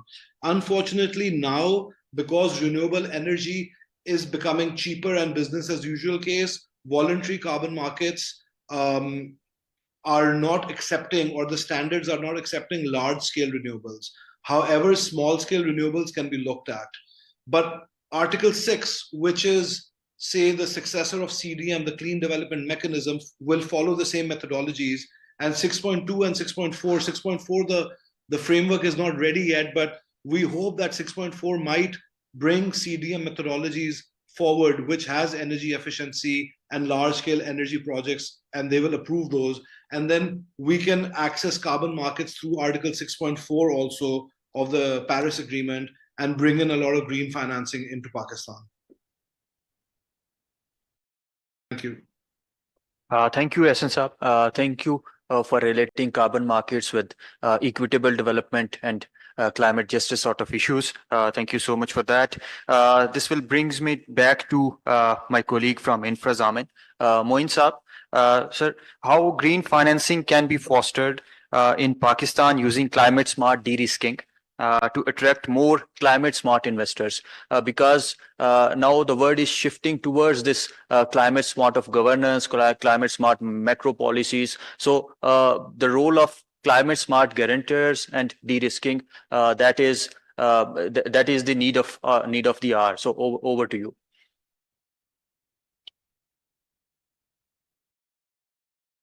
Moin Saab, you're muted. Apologies for that. I think earlier Abid Saab also was, in terms of one of the puzzles he mentioned was that who should own this from the government's perspective. And just would like to share my views. I think climate and environment and financing along those lines is now becoming an integral part on all aspects of it, not just limited to a climate function or a financing function or a guarantor function or the industrial side of it. I think it is imperative that we look to incorporate these elements in our thinking and our mindset at all levels. As a financier, as a guarantor, as a government, as an industrialist, the sooner we're able to address those elements and have it as part of our mindset, rather than trying to adapt to these things superficially, I think it'll be part and parcel of our lives going in the future. So that was the one comment. Now, in terms of how we could look to mitigate is, I think it's, the benefits, they're across the board, from environment sustainability. If you look at from the industrial perspectives, energy consumption, water pollution, waste generation, all these initiatives, we could look to mitigate risks from that perspective. I think there are a lot of cost savings that can be done as part of this exercise. And more so from Pakistan's perspective, considering the various rules and regulations coming in, I think it's imperative from a market access perspective as well, that we look to abide by these.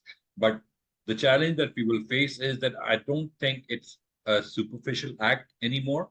As I said earlier, these practices are becoming embedded in the way we work, in the way that organizations are assessed, both from a financial due diligence perspective or from an environment perspective. I think it's all merging into one equation.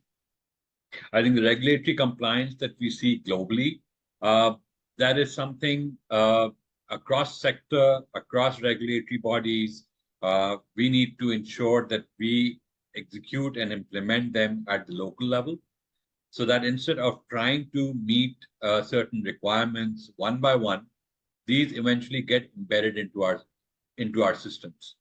So we could, address that, and I think that will really help financing from that angle. Because if you are able to meet these requirements for both local and foreign multilaterals from the get-go, it will enable financing options and opportunities to be opening on multiple fronts. Climate change, as you've seen, is impacting us in ways that we didn't think that it will impact us.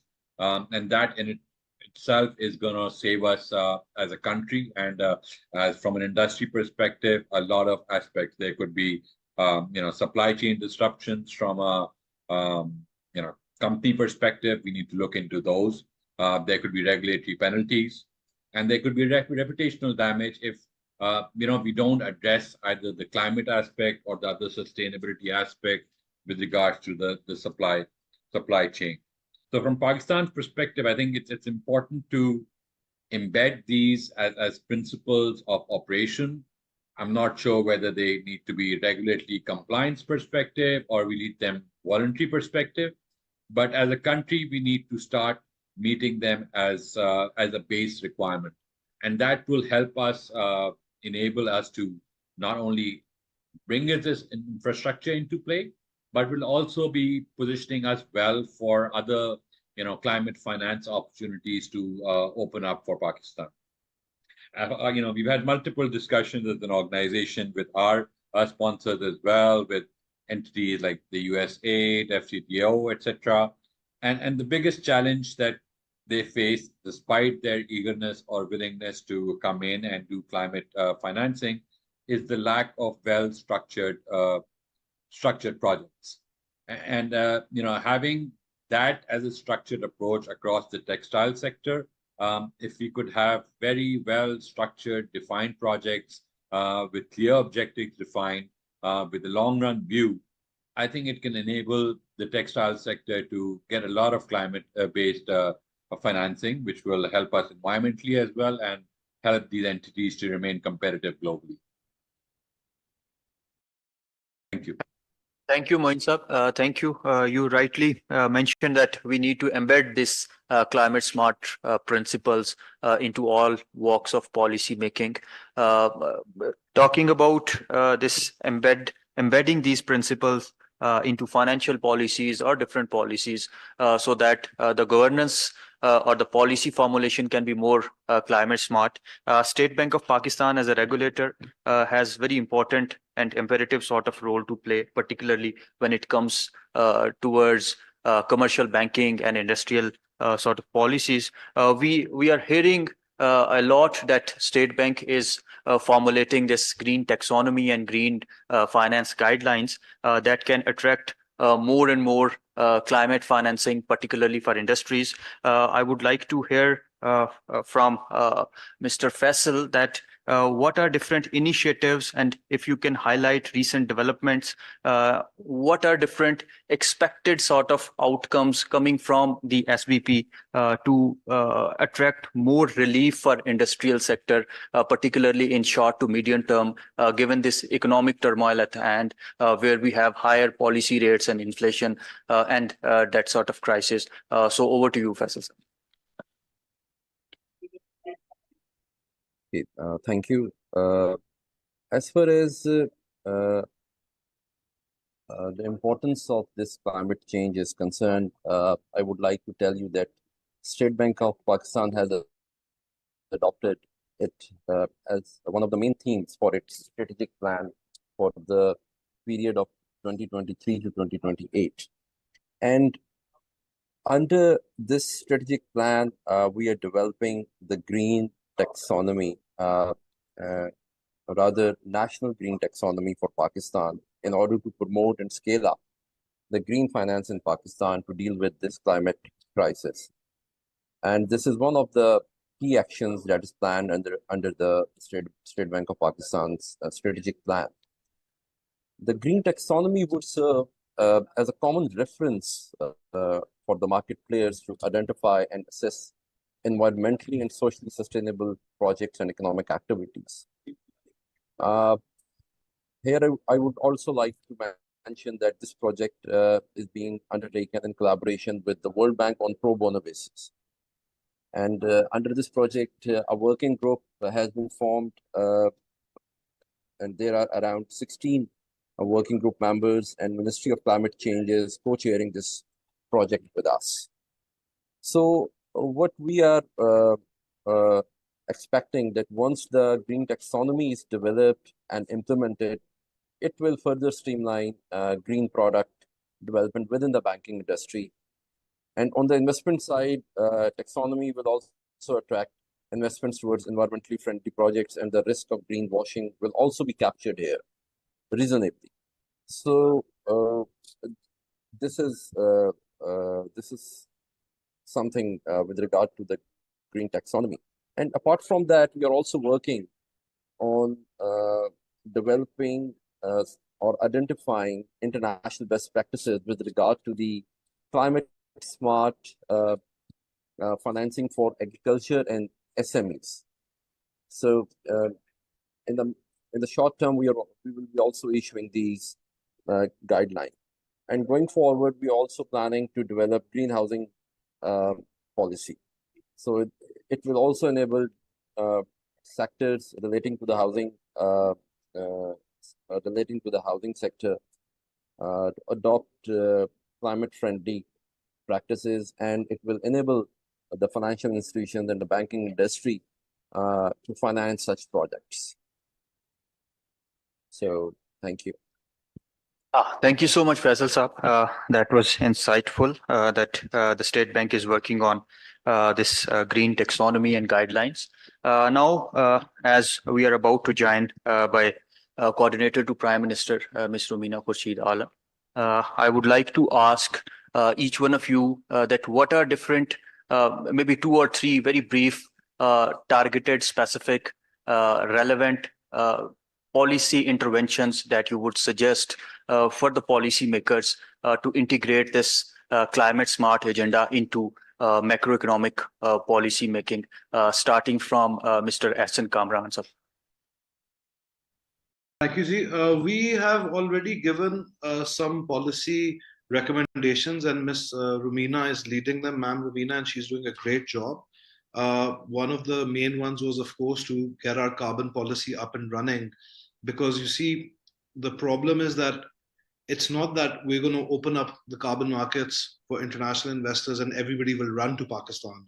Pakistan has its shortfalls also, the instability, the track record. And as these carbon markets are commercial markets, there's a lot of competitiveness. So we will be, working with, well, not working, competing morely with, Southeast Asian countries like Thailand or African nations like Ghana and Tanzania. The problem over there that we will face is that there's a lot of infrastructure already in place with a lot of development agencies in place. So, what will we offer the international investors to come to Pakistan instead of Ghana? So we have written up our recommendations. Ma'am Rumina is leading them, and we hope that we create a very competitive and investor-friendly carbon policy where we will attract a lot of investment from private and public sector areas, and especially governments like Switzerland and Korea, who will be, once the G2Gs are done, they can export, invest heavily and buy carbon credits really expensive, and then use them in their own cap and trade systems also. So the policy interventions and the plans are in the pipeline, and we hope to give good news to everybody very soon about that. Thank you so much, Ahsan Saab. Just a follow-up question.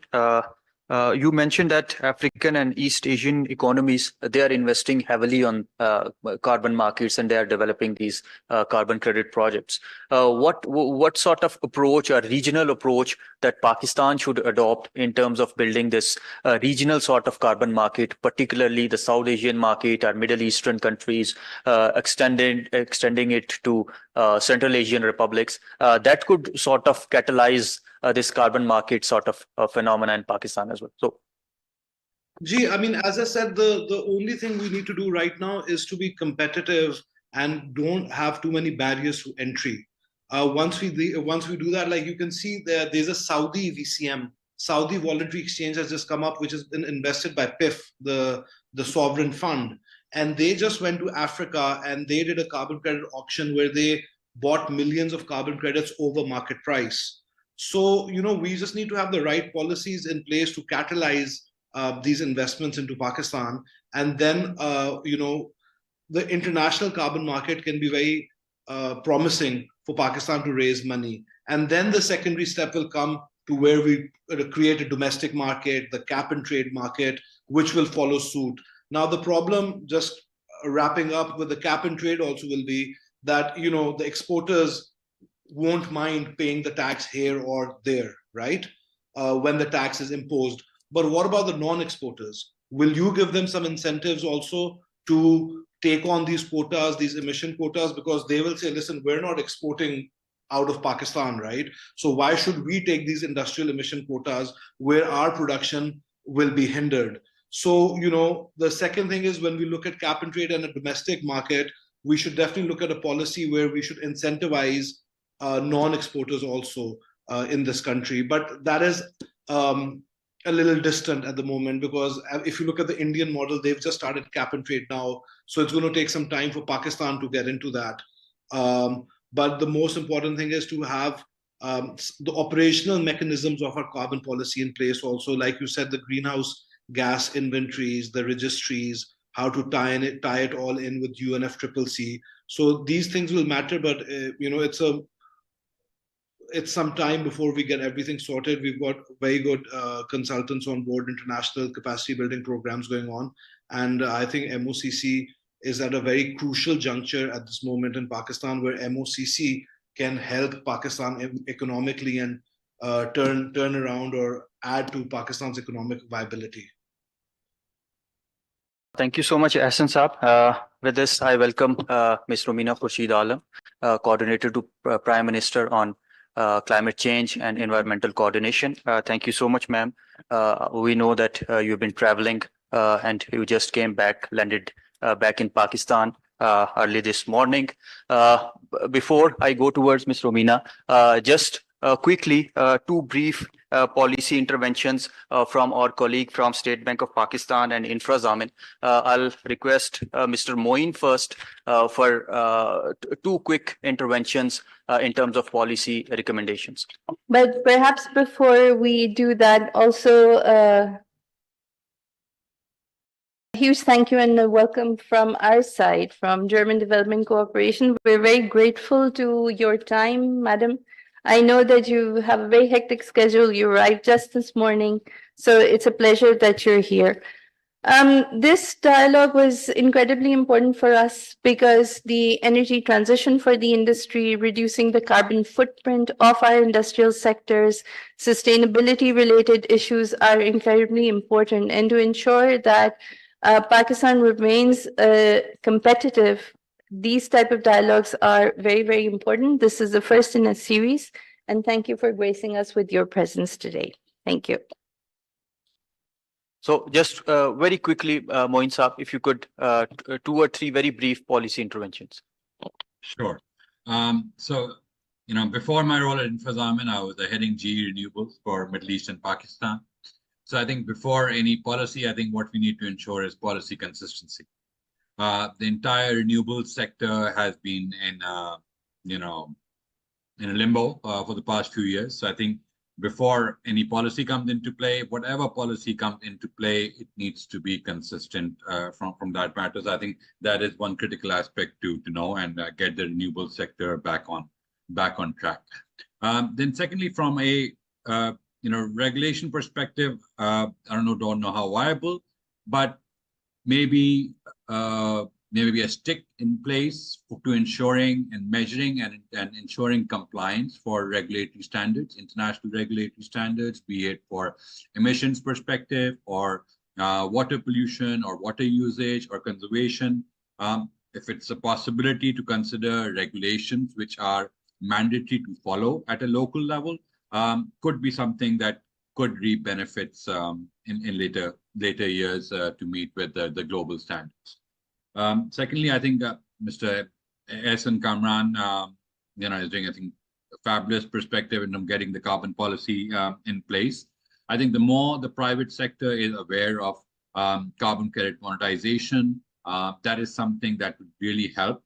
Us as an entity, I have embedded this as part and parcel of our work, and most of the projects that we do have a potential for carbon credit monetization, and us as an entity look to support that initiative because one, they are not aware of the carbon credit monetization perspective, and secondly, a lot of them are hesitant to take on the registration cost, etc., which we look to support from a TA perspective.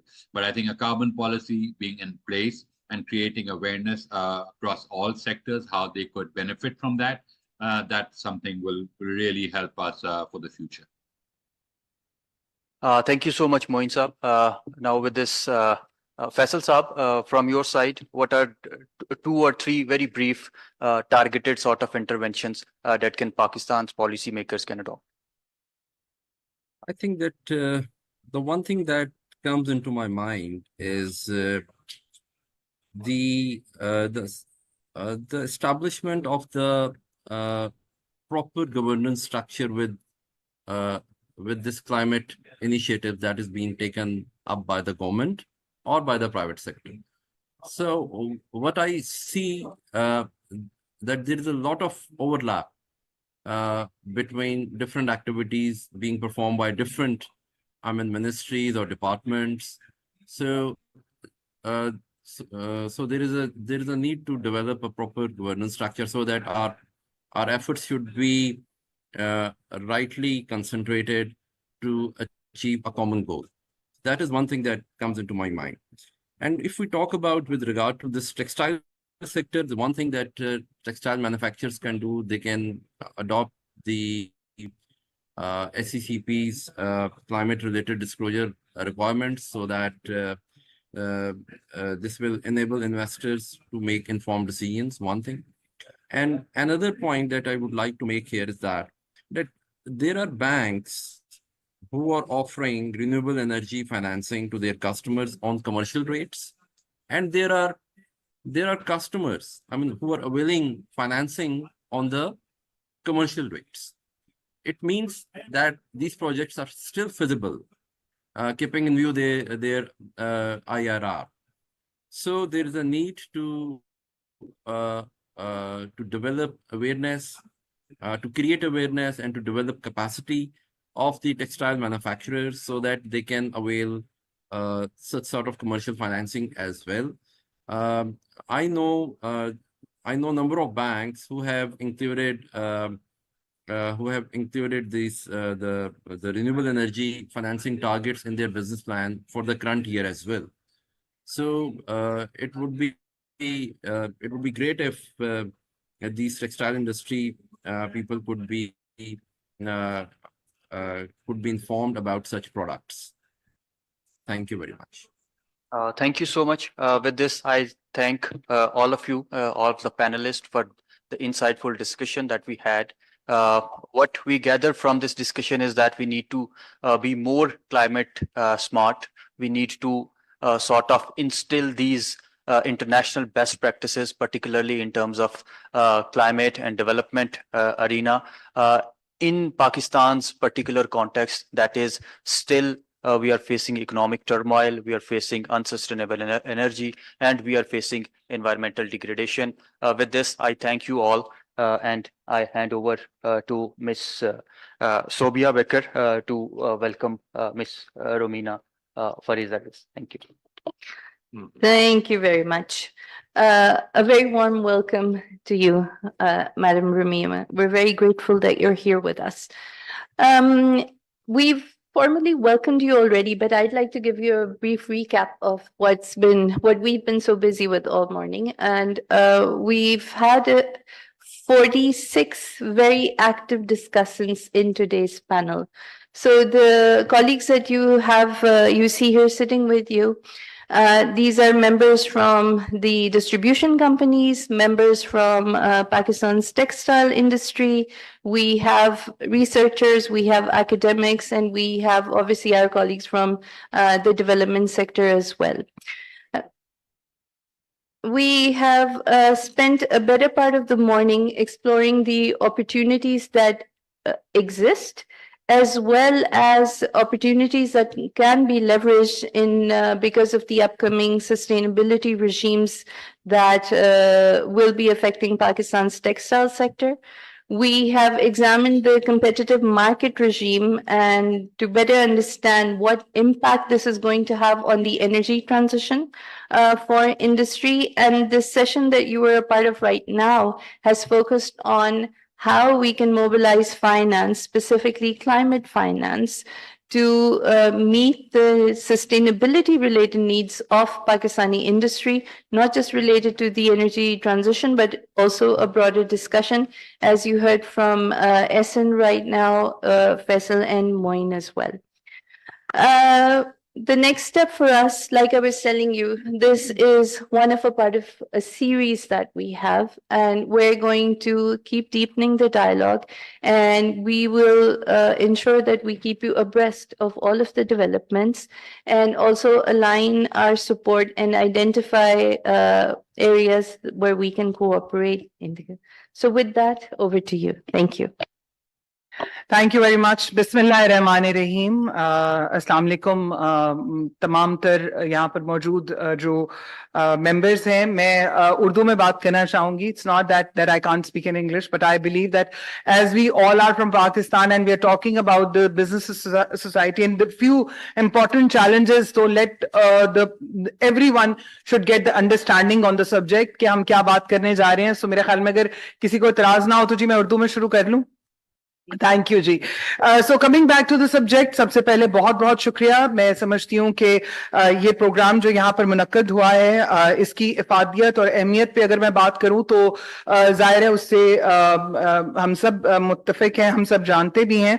लेकिन मैं गुजारिश जो आपके forum से करना चाहूँगी यहाँ पर SDPI और GIZ के जो लोग मौजूद हैं, क्योंकि सब्जेक्ट बहुत इम्पोर्टेंट था और इस वजह से मैं यहाँ पर इसलिए आई ताकि हम इस पर बात भी कर सकें कि ये जो जिस गुफ्तगू को लेकर आप आगे चल रहे हैं, जो हमारा सब्जेक्ट है, जो वे फॉरवर्ड की हम बात कर रहे हैं, जहां पर हम टेक्सटाइल इंडस्ट्री को और हम जो वे फॉरवर्ड चाह रहे हैं कि थ्रू इलेक्ट्रिसिटी जो मार्केट रिफॉर्म्स की हम बात कर रहे हैं, ग्रीन फाइनेंसिंग की बात कर रहे हैं, तो उसके लिए ऑलरेडी जो मिनिस्ट्री है उसने एक प्रॉपर एक लायामल जो है वो तैयार कर लिया, जिसमें सीरीज ऑफ डायलॉग्स जो हैं उनको हम करने के लिए जा रहे हैं, जिनमें ये तमाम तर इंपॉर्टेंट कंपोनेंट्स जो हैं, जिसमें टेक्सटाइल हो गया, ऑयल एंड गैस है, banking sector, telecom sector, cement sector, real estate, मुख्तलिफ जितने भी लोग इससे मुतल्लिक हैं, हम उनको गैदर करके सेपरेटली इंडिविजुअली उनकी सीरीज जो है वो करने जा रहे हैं। तो आपसे मैं गुजारिश करूंगी कि आप जो है वो हमारे साथ मिलकर जो है वो वहां पर आप मिनिस्ट्री में आए, क्योंकि हम जिस कमरे में बैठ के, माजरत के साथ, ये मैं कोई पॉइंट स्कोरिंग है उसके लिए नहीं है, दिस इज समथिंग जो कि मिनिस्ट्री की तरफ से मैं ऑलरेडी कह चुकी हूं कि हम इस किस्म की किसी भी चीज को उसका मतलब यहाँ पर होस्ट ना तो कोई कॉन्फ्रेंसेस ऐसी करेंगे, क्योंकि अगर देखा जाए तो इस कमरे में बैठ के हम जो बात कर रहे हैं वो हम इजीली मिनिस्ट्री में भी या कहीं पे भी ऐसी जगह पे हम कर सकते हैं जहां पर फॉसिल फ्यूल जो है वो हम इतने प्रोड्यूस ना करें, क्योंकि यहाँ पर सुबह से मेरे ख्याल में जितना हम लोगों ने एयर कंडीशंस जो है वो जितने हैविली यूज हुए हैं कि ठंडक भी कई दफा लगना शुरू हो जाती है। सो ऑब्वियसली वो जो गैस हम प्रोड्यूस करें उसका कहीं ना कहीं हम हिस्सा खुद भी बन रहे हैं। सो आई थिंक जो चीजें यहाँ पर हैं वो हम कहीं पर भी बैठ के उस जगह में कर सकते हैं। So I would be thankful कि अगर हम वहां पर करें। Getting back to the subject, दूसरी बात यहाँ कि ये मैं ये कहना चाहूंगी कि पाकिस्तान जो है, डेफिनेटली हम जानते हैं कि हमारी कितनी एक अहम पोटेंशियल है कि हम कार्बन मार्केट में किस तरह से फॉर्मुलेट करके पॉलिसी की जब बात आती है हम उस पे गाइडलाइंस पे चल के किस तरह से ट्रेडिंग ऑफ कार्बन मार्केट कर सकते हैं। ये भी जाहिर है ढकी छुपी बात नहीं। और अभी चूंकि एक डायलॉग्स का सिलसिला शुरू हुआ है तो उसमें सबसे ज्यादा जरूरी है कि हम तमाम तर, जिस तरह के अभी मैं जो हमारे एक यहाँ पर बात कर रही थी, आई एम सॉरी मैं उनका नाम अगर गलत ना हो जाए, तो मैं सिर्फ ये कहूंगी कि उन्होंने भी बात की कि कोऑर्डिनेशन की बात की, सूबों की पॉलिसीज की। देखिए policies are there, things are very much there. Honourable prime minister Mian Mohammad Shahbaz Sharif sahab जो हैं उनकी जेर निगरानी कमेटी जो है वो भी बनी है, जिसका काम ही सबसे ज्यादा बेसिकली है कि हमने किस तरह से जो है वो डायलॉग्स को लेकर चलना है, किस तरह से बातचीत का जो है वो सिलसिला बढ़ाना है। और बढ़ाना नहीं, we have to go on the war footage के ऊपर है, क्योंकि इस टाइम जो हालात हैं, जिस तरह से क्लाइमेट चेंज आप देख रहे हैं कि जो तेजी के साथ तब्दीलियां रूनुमा हो रही हैं, मौसमियाती तब्दीलियां जिस तरह से आ रही हैं, हमें उनको किस तरह से आगे लेकर चलना है और किस तरह से कार्बन क्रेडिट्स में आगे बढ़ना है, क्लाइमेट फाइनेंसिंग की तरफ से,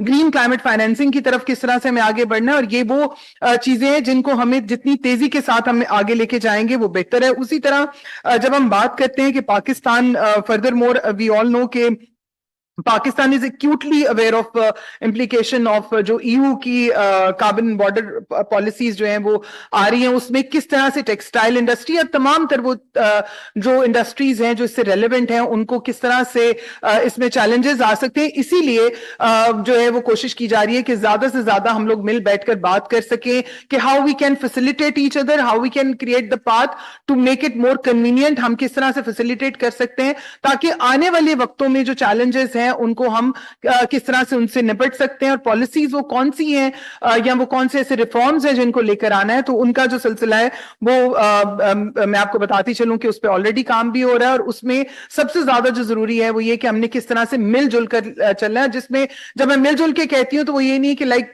दिस इज गुफ्तन बरखास्तन और वो वाली बात नहीं, like to listen to each other. क्योंकि मोस्टली ये होता रहा है कि कोई भी चीज जब लेकर आते हैं तो हम एक दूसरे से उन तमाम तर चीजों को डिस्कस नहीं करते। सो इसलिए हम लोग ये करने जा रहे हैं कि तमाम तो चाहे वो टेक्सटाइल सेक्टर है और चाहे वो सीमेंट हो, चाहे वो ऑयल एंड गैस हो, कोई भी हो, बात जरूर करें। क्योंकि बड़े से बड़े जंगों का जो हल है वो भी गुफ्तगू और डायलॉग्स के साथ होता है। और यहाँ पर सिर्फ यही नहीं, बड़े तमाम तर वो एसएमई सेक्टर के लोग या वो तमाम तर वो लोग जो कहीं पर भी प्रोडक्शन इंपोर्ट एक्सपोर्ट का एक हिस्सा बन सकते हैं, उनको हम किस तरह से फैसिलिटेट कर सकते हैं। उनके लिए सबसे ज्यादा जरूरी इस टाइम आगाही की है ताकि लोगों को ये ना लगे कि शायद कोई चीज हुकूमत जो है वो एक नई चीज लाके करिए। This is something the international challenges, हमें उनसे किस तरह से आगे निपटना है। इसमें क्लाइमेट चेंज की जो मिनिस्ट्री, जैसे मैंने आगे भी बताया कि एक पिविटल रोल जो है वो अदा करने के लिए जा रही है। और इसके साथ मैं ये बताती चलूं कि not only is a significant contributor to our GDP, बल्कि इसमें एक प्रॉपर जो रोल है, एक बहुत अहम किरदार जो है, जिसमें मुझसे पहले जो स्पीकर थे उन्होंने कहा कि हमें दूसरी जो मिनिस्ट्रीज हैं हम उनको किस तरह से अलाइन करना है। तो मैं ये भी बताती चलूं, मुझे खुशी है ये बात आपके साथ शेयर करते हुए कि पाकिस्तान क्लाइमेट चेंज की जो मिनिस्ट्री है उसमें ये नहीं है कि हम सिर्फ एक क्लाइमेट चेंज की मिनिस्ट्री की बात करें। We are talking with EAD, we are talking with उसके इंडस्ट्री कॉमर्स के साथ हम बात करें, पावर के साथ बात हो रही है, प्लानिंग डेवलपमेंट के साथ बात हो रही है, लेकिन तमाम तर जो मिनिस्ट्रीज, क्योंकि क्लाइमेट चेंज का सब्जेक्ट जो है वो एक ऐसा सब्जेक्ट है जो तमाम तर मिनिस्ट्रीज से रेलेवेंट है और वो तमाम तर मिनिस्ट्रीज जो है वो इसके साथ रेलेवेंट है। सो हम इसके साथ भी बात करें और प्लस जो हमारे इंटरनेशनल एग्रीमेंट्स जो है उनको हमने किस तरह से लेके चलना है, वो जो ट्रीटीज हैं उनको किस तरह से लेके चलना है और किस तरह अपने लोगों को आसानी की तरफ जो है वो लेकर जो है हमने आगे बढ़ना है। इसमें मैं ये समझती हूँ कि डिफरेंट टाइप के जो हम सिंपोजियम की बात करें, प्लेटफॉर्म्स की बात करें, स्टेक होल्डर्स की बात करें, तो ये तभी मुमकिन है कि जब हम लोग बार बार इसके ऊपर बातचीत करें और जेर हासिल गुफ्तगू, ऐसी गुफ्तगू जिससे फायदा भी हो, जिससे आगे का लायामल जो है वो भी जो है वो डेवलप हो। इसके साथ साथ last but not the least मैं समझती हूँ कि हमारा जो एक मेन कंपोनेंट, जब हम बात करते हैं कार्बन क्रेडिट्स की बात करते हैं, मैं इसी तरह से मिनिस्ट्रीज की नहीं, मैं इसी तरह से तमाम तर उन इंटरनेशनल ऑर्गेनाइजेशंस जो पाकिस्तान में काम कर रही हैं, मैं समझती हूँ कि मुख्तलिफ लोग जो हैं वो डिफरेंट पॉकेट्स में काम कर रहे हैं। The work is been scattered. So हम किस तरह से उस स्कैटर्ड काम जो है उसको हम एक जगह पर लेकर आए और देख सके कि हम किस तरह एक दूसरे से उसके ऊपर फायदा ले सकते हैं, कौन सी चीज जो है वो एक अगर कर रहा है, कौन सी सूबा जो है उसको किस तरह से लेके चल रहा है। सो इन तमाम तर चीजों को लेकर हमने चलना है, क्योंकि मुल्क के बका की बात है, इसमें हमें अपने मुल्क को स्ट्रॉन्ग करना है। वी ऑल नो कि पाकिस्तान वल्नरेबल पोजीशन के ऊपर है, लेकिन वल्नरेबिलिटी की बात बहुत हो चुकी, हम जानते हैं, लेकिन now it's a time, now और इट्स नेवर। हम सबको मिलकर खड़े होना है एक दूसरे के लिए। रीजनल सॉल्यूशंस की भी बात है, लेकिन सबसे पहली बात जो है वो ये है कि ऑनरेबल प्राइम मिनिस्टर जो है शहबाज शरीफ साहब, उनकी एक बात कि we are going for, we want the trade not the aid. So हम ट्रेड की तरफ जाना चाहते हैं, हम उन तमाम तर रस्तों और अप्रोचेस को अपनाएंगे और आपने देखा from the day first to up till now उनकी यही प्रॉपर एक कोशिश है कि हमें किस तरह से ट्रेड जो है उसके लिए रास्तों को आसान करना है। अपनी जो बिजनेस कम्युनिटी है के लोग हैं, अपने आम जो हमारे लोग हैं, अपने तमाम तर उन लोगों को किस तरह से एक आसानी उनके लिए जो है पैदा करनी है, और वो लोग जो काम करना चाहते हैं चाहे वो मुल्क से बाहर हो या यहाँ पर हो, हम उनको किस तरह से फैसिलिटेट जो है वो कर सकते हैं। तो ओवरलैपिंग जो है हमें उसको भी देखना है। और बाकी last but not the least मैं समझती हूँ कि यहाँ से आज जो जेर हासिल चीजें आपने पॉइंट्स दिए, आप उनको हमारे साथ शेयर करें।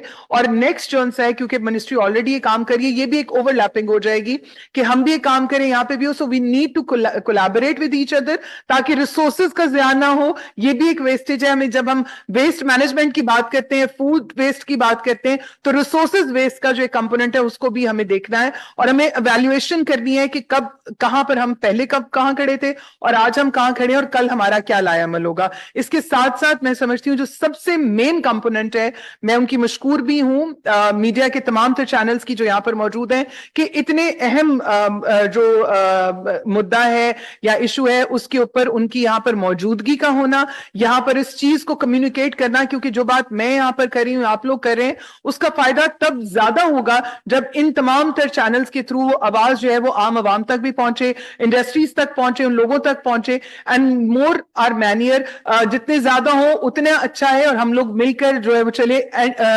आखिर में मैं सिर्फ ये कहना चाहूंगी कि ministry of climate change is always welcome. आप अपने तमाम तर suggestions, recommendations through emails, through messages आप हमें भेज सकते हैं, उसके ऊपर फौरन हम लोग रिस्पॉन्ड भी करते हैं, जवाब भी देते हैं। The doors of the ministry of climate change के दरवाजे जो है वो तमाम तर लोगों के लिए खुले हैं, जहां पर जिसको भी कोई प्रॉब्लम है या हम आपकी किसी भी मुश्किल में मदद कर सकते हैं और अफादियत बन सकती है। So why not, let's stand together. Pakistan जिंदाबाद, पाइंदाबाद। शुक्रिया जी। क्वेश्चन अगर है तो if there are any questions, कोई भी क्वेश्चन हो तो।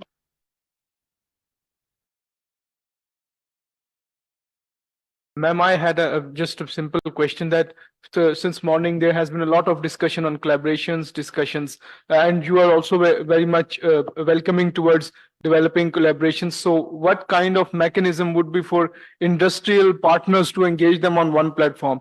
Because it is very easy to engage between multilaterals and others. They have another system of organization. But in the private sector and the local market sector, there is not that kind of organization or unity. So in that context, how will you manage a holistic dialogue, ma'am? Your take on that. Thank you very much. This is a very important and pertinent question. I would really like to answer it in a brief way.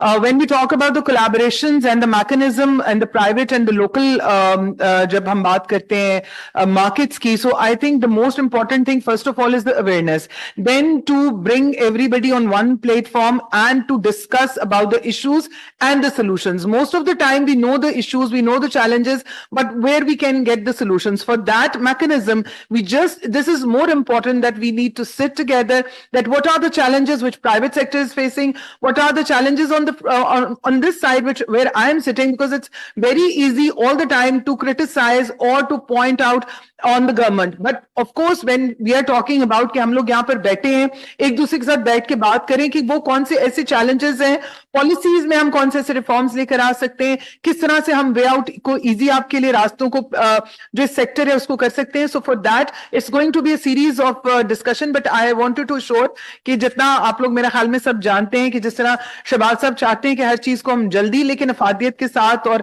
हर पहलू को जो है वो नजर में रखते हुए करें, तो इंशाल्लाह इसका जो मैकेनिज्म है वो एक तो मैंने आपको जैसे बताया डायलॉग्स, पॉलिसी रिफॉर्म्स, कोलैबोरेशंस हैं, प्राइवेट पब्लिक पार्टनरशिप्स भी हैं. I think there is nothing impossible in the world. हर चीज का सोल्यूशन उसी के इशू के अंदर मौजूद होता है. तो सिर्फ मेरे ख्याल में कभी कभी ये जरूरी होता है कि बैठ के एक दूसरे को सुन लिया जाए. अमूमन हमारी दूसरी तरफ, मेरे जो दूसरी तरफ लोग होते हैं उनको ये गिला होता है कि उनको सुना नहीं जाता. सो जब मिनिस्ट्री उनको वहां पर बुला के बात करना चाहती है तो मींस कि हम उनके इश्यूज और चैलेंजेस को सुनना चाहते हैं कि किस तरह मिलकर काम कर सकते हैं. शुक्रिया. मैडम, मेरा सवाल है आपसे. अभी अरब से आई हैं तो वहां पे कॉन्फ्रेंस आपने अटेंड की, तो सऊदीज को आपने टेक्निकली सपोर्ट में क्या ऑफर किया और उनकी तरफ से जो है क्या जवाब? सबसे पहली बात है कि बहुत शुक्रिया. मैं आपने जो सवाल किया, मैं समझती हूँ कि पाकिस्तान के लिए ये एक बहुत खुशी की बात है कि हम ऑलरेडी सऊदी अरब को जो बिलियन ट्री प्रोग्राम है उसके ऊपर टेक्निकल सपोर्ट जो है वो दे रहे हैं. मजीद जो चैलेंजेस वहां पर हैं, इश्यूज हैं, उनके ऊपर भी हमने टेक्निकल सपोर्ट की भी बात की और मजीद कोलैबोरेशंस की बात की है. वहां पर जिस तरह से वो रेत के अंदर जो है वो जंगल को बनाने की बात करें, दरख्तों की बात करें, फॉरेस्ट्रेशन की बात कर रहे हैं, और वहां पर पाकिस्तान को इसलिए मदऊ किया गया ताकि हम अपनी जो सक्सेस है उसको बता सकें. और मैं ये चाहती हूं कि हम आपके सवाल के थ्रू हमारे जो सुनने वाले लोग हैं या जहां तक भी मेरी आवाज जाए उनको अंदाजा हो कि 2015 में ये पॉलिसी जो है मियां मोहम्मद नवाज शरीफ साहब जब हमारे वजीर आजम थे उस टाइम पे ये बनी, और 2017 में मरहूम आप सब जानते हैं उनको और हम सबके दिल अजीज हैं वो मुशाहिदुल्लाह साहब, उन्होंने एज बीइंग मिनिस्टर इसके ऊपर, तब मैं पार्लियामेंट्री सेक्रेटरी थी, हमने काम किया. और मुझे और आप सबको याद होगा कि एक तहरीक शुरू की गई थी, एक घर एक शजर, वो तब से और उसके बाद आगे वे फॉरवर्ड जो है वो चलता रहा, ग्रीन पाकिस्तान का. तो उसी सक्सेस को देखते हुए सऊदी अरब जो है उन्होंने इस प्रोग्राम को आगे लिया और पाकिस्तान से इस टाइम हमारे माशाल्लाह 4 से 5 जो ऑफिसर्स हैं वहां पर मिनिस्ट्री ऑफ क्लाइमेट चेंज के, वो अपनी एक्सपर्टीज जो है वो दे रहे हैं. और इसी तरह वहां पर मैं जब गई हूं हमने अपनी सक्सेसेस की भी बात की, हमने कोलैबोरेशंस की बात की है, हमने जो तकलीफें क्लाइमेट चेंज की वजह से सबको इस टाइम है वहां पर मैंने रीजनल सॉल्यूशंस की बात की है. क्योंकि हम लोग, मेरे ख्याल में, मैं हमेशा एक बात कहती हूं कि हमें जरूरत है कि हम रीजनल इश्यूज की सॉल्यूशंस की तरफ जाएं. क्योंकि जब हम बात करते हैं कि पाकिस्तान में फ्लड्स थे तो उस टाइम अफ्रीका में जो है वो ड्राउट्स का सिलसिला जो है वो चल रहा था. तो इसी तरह हमें रीजनल सॉल्यूशंस की बात करनी है. और अब ऐसा नहीं है प्लास्टिक को बैन करने की बात करनी है, क्योंकि मैं हमेशा ये कहती हूँ और आज भी आपके इस सवाल के थ्रू कहूंगी कि जिस तरह कोविड के दिनों में हम सबको ऑक्सीमीटर उंगली पे लगाते थे तो ऑक्सीजन का लेवल जब ड्रॉप होता था तो फिक्र हो जाती थी कि ऑक्सीजन जा रहा है, फेफड़े जो है वो चोक होने जा रहे हैं. तो इसी तरह जमीन इससे पहले कि चोक हो जाए हम सबको इकट्ठे होने की जरूरत है और सॉल्यूशंस की तरफ जाने की जरूरत है, अपना अपना किरदार अदा करने की जरूरत है. तो वो एक अल्हम्दुलिल्लाह एक बहुत बड़ा कामयाब, मैं समझती हूँ मेरी अदना नाचीज के लिए एक बहुत बड़ा फख्र था वहां पर कि जिस तरह पाकिस्तान को सराहा गया और मुझे अप्रिशिएट किया गया. मैं समझती हूँ ये पाकिस्तान के लिए एक खुशी की बात है, मेरे लिए खुशी की बात है, हम सबके लिए फख्र की बात है. बहुत शुक्रिया जी. Madam, Nasrul is your director from Su Textile. Madam, Su Textile is one of the leading textile industry. in Pakistan. So मेरा सवाल भी है, सजेशन भी है कि माशाल्लाह government is putting his best efforts, बाकी जो स्टेक होल्डर हैं वो भी इसके ऊपर अवेयरनेस गेन कर रहे हैं, और I am really thankful on behalf of industry, specially for GIZ, कि वो इतने सालों से इन सस्टेनेबिलिटी के सब्जेक्ट के ऊपर, टेक्सटाइल सेक्टर के ऊपर काम कर रहा है, करवा रहा है। दुनिया की तरफ से पाकिस्तान के ऊपर प्रेशर है क्लाइमेट चेंज के ऊपर अवेयरनेस देने का, काम करने का, करना भी चाहिए। पहले भी मैंने सेशन में इसको नोट करवाया था। पाकिस्तान जो है एक मेजर कंट्रीब्यूटर नहीं है, हमारा इंडेक्स में जो है 0.8 से भी कम आता है, जो कि किसी भी इंडेक्स में शो नहीं हो रहा। China, India is a major contributor, और America is major contributor. China और इंडिया से पाकिस्तान की टेक्सटाइल की मसनूआत ज्यादा एक्सपोर्ट हो रही हैं, प्रोडक्ट ज्यादा एक्सपोर्ट हो रही हैं। तो क्या हम यूरोपियन कमीशन, यूरोपियन यूनियन और अमेरिका से, USA से ये डिमांड कर सकते हैं कि हम क्लाइमेट चेंज में इतना ज्यादा काम कर रहे हैं और कार्बन एमिशंस भी इतने जनरेट नहीं कर रहे, तो हमें क्या फायदा दिया जाए और हम किस तरीके से फायदा ले सकते हैं? सिर्फ क्रेडिट परचेज और सेल में पढ़ने की बजाय हम उनसे बिजनेस डिमांड करें कि चूंकि पाकिस्तान लोअर लेवल के ऊपर है, किसी इंडेक्स में नहीं है, तो पाकिस्तान को क्या बेनिफिट दिए। बाकी जो बात है कि क्लाइमेट चेंज के ऊपर, वो तो डेफिनेट एक वर्ल्ड के कंट्रीब्यूटर और सिविल सोसाइटी का मेंबर होने की हैसियत से हमें जितना ज्यादा से ज्यादा काम हो इसके ऊपर करना चाहिए। तो इसमें मिनिस्ट्री का, मौजूदा गवर्नमेंट का क्या माइंडसेट है कि वो बिजनेस को किस तरीके से एक्सपेंड करेगी और किस तरीके से बेनिफिट गेन करेगी। बहुत शुक्रिया। आपका ये बहुत वैल्यूएबल डेफिनेटली एक सवाल है। इस पे सबसे पहले तो देखिए, वी ऑल नो कि पाकिस्तान जो है इसमें कितना कंट्रीब्यूट कर रहा है और हमारी पोजीशन उस पे क्या है, पूरी दुनिया ये जानती है। ऐसा नहीं है कि किसी से ढका छुपा है। दूसरी बात ये है कि मैं तो जहां पर भी गई हूँ, जाती हूँ, बात करती हूँ, आपने देखा होगा कि वर्ल्ड इकोनॉमिक फोरम के ऊपर भी honourable prime minister Mian Mohammad Shahbaz Sharif साहब ने क्लाइमेट चेंज के ऊपर किस तरह से बात की है। सो यही एक वजह है कि हम ट्रेड की बात कर रहे हैं, हम एड की बात नहीं कर रहे, और यही वो हक है जो हम मांग रहे हैं कि वो डेवलपिंग कंट्रीज जो सर्वाइवल, जो वनरेबल भी हैं, टॉप 10 कंट्रीज जो वनरेबल भी हैं, और पाकिस्तान हम सब जानते हैं कि उसमें किस नंबर पे आता है, कहां पे हमारी पोजीशन है, वो सब बातें अब तो बच्चे बच्चे को पता है। लेकिन जब बात आती है आपके अपने मुल्क के हक की, बका की, तो डेफिनेटली इसीलिए ये डायलॉग्स किए जा रहे हैं, ना सिर्फ पाकिस्तान की सतह पे बल्कि इंटरनेशनल सतह के ऊपर। अब जो कॉप भी होने जा रही है, जैसे कॉप्स हो रही है, डिफरेंट कॉप्स, एक सऊदी अरब में कॉप 16 होने जा रही है, फिर बाकू में कॉप होने जा रही है। तो ये तमाम तरह इंटरनेशनल जो फोरम्स हैं उनके ऊपर जब भी बात होती है, तो इसीलिए अभी जर्मनी में भी उससे पहले कॉन्फ्रेंस होने जा रही है जिसके ऊपर इंशाल्लाह हम लोग जाएंगे, और उसके अंदर the major point from my side, from the side of the honourable prime minister, कि हमें पाकिस्तान के लिए, आपको पता होगा कि लॉस एंड डैमेज फंड जब बना तो उसमें सबसे बड़ी काविश पाकिस्तान की थी, और मैं समझती हूं कि वो एक चीज यह नहीं है कि वहां पर आके बात रुक जाती है। हमें लॉस एंड डैमेज फंड नहीं, हमें तो अपनी बात करनी है कि हमें हमारा जो ट्रेड का, और या हमारी जो जब ह्यूमन इंडेक्स की भी बात आती है, तो जब हमने देखा कि पाकिस्तान की पोजीशन पे किस तरह इंपैक्ट आता है और IMF चैलेंजेस भी हैं, हम उन चैलेंजेस को किस तरह से ओवरकम कर सकते हैं, that is the where we need to have the strategy, where we need to have the negotiation and the lobbying, we need to do those things. So Pakistan, I wanted to ensure कि Pakistan under the leadership of Honorable Prime Minister Shehbaz Sharif साहब, we are working on it, and the world best people जो है उनको climate ministry जो है वो engage भी करिए, जिनको अपने subject के ऊपर अबूर हासिल है कि हम किस तरह से पाकिस्तान की position को मजीद strong कर सकते हैं। और ना सिर्फ हम अपने लिए ही नहीं बात करें, हम तो बात कर रहे हैं अपने तमाम तर उन डेवलपिंग कंट्रीज की भी, उन तमाम तर जो इस चैलेंज के अंदर जो है वो सब लोग फंसे हुए हैं, या चैलेंज जिनको दरकार है, क्योंकि यही नहीं, एक तो हम वनरेबिलिटी भी देखते हैं और दूसरी तरफ हमारे ऊपर जो IMF की कदगने हैं उनको भी हम देखते हैं। सो उनको किस तरह से हमने ओवरकम करना है, इंशाल्लाह वेरी सून जो है वो आपको पता चलेगा। और इसी तरह से पाकिस्तान जो है प्रॉपरली क्लाइमेट फाइनेंसिंग की, आप जो बार बार बात सुनते हैं कि हम क्लाइमेट फाइनेंस की बात करते हैं, हम इनिशिएटिव्स की बात करते हैं, हम बैंकिंग सिस्टम को जो एंगेज करने की बात करते हैं, हम किस तरह से एंगेज कर सकते हैं, वो तमाम तर इसी अमल का जो है वो कड़ी जो है उसमें शामिल है। Thank you so much. Thank you so much, Ma'am Romina. And to conclude and to say vote of thanks, I'll invite Zainab from SDPI and Ms. Sobia from GIC. Thank you so much, Dr. Khalid. So I think we have had a really productive day, starting from since morning. 3 sessions were conducted, including the finance and the CTBCM and then CBAM. So different technical aspects were discussed. And then we have had a discussion over challenges and again a discussion over the opportunities that exist for the industrial sector. And we are really thankful to the PGCEP, GIZ Pakistan and the overall German cooperation for the supporting climate action in the country, and for the minister's presence here.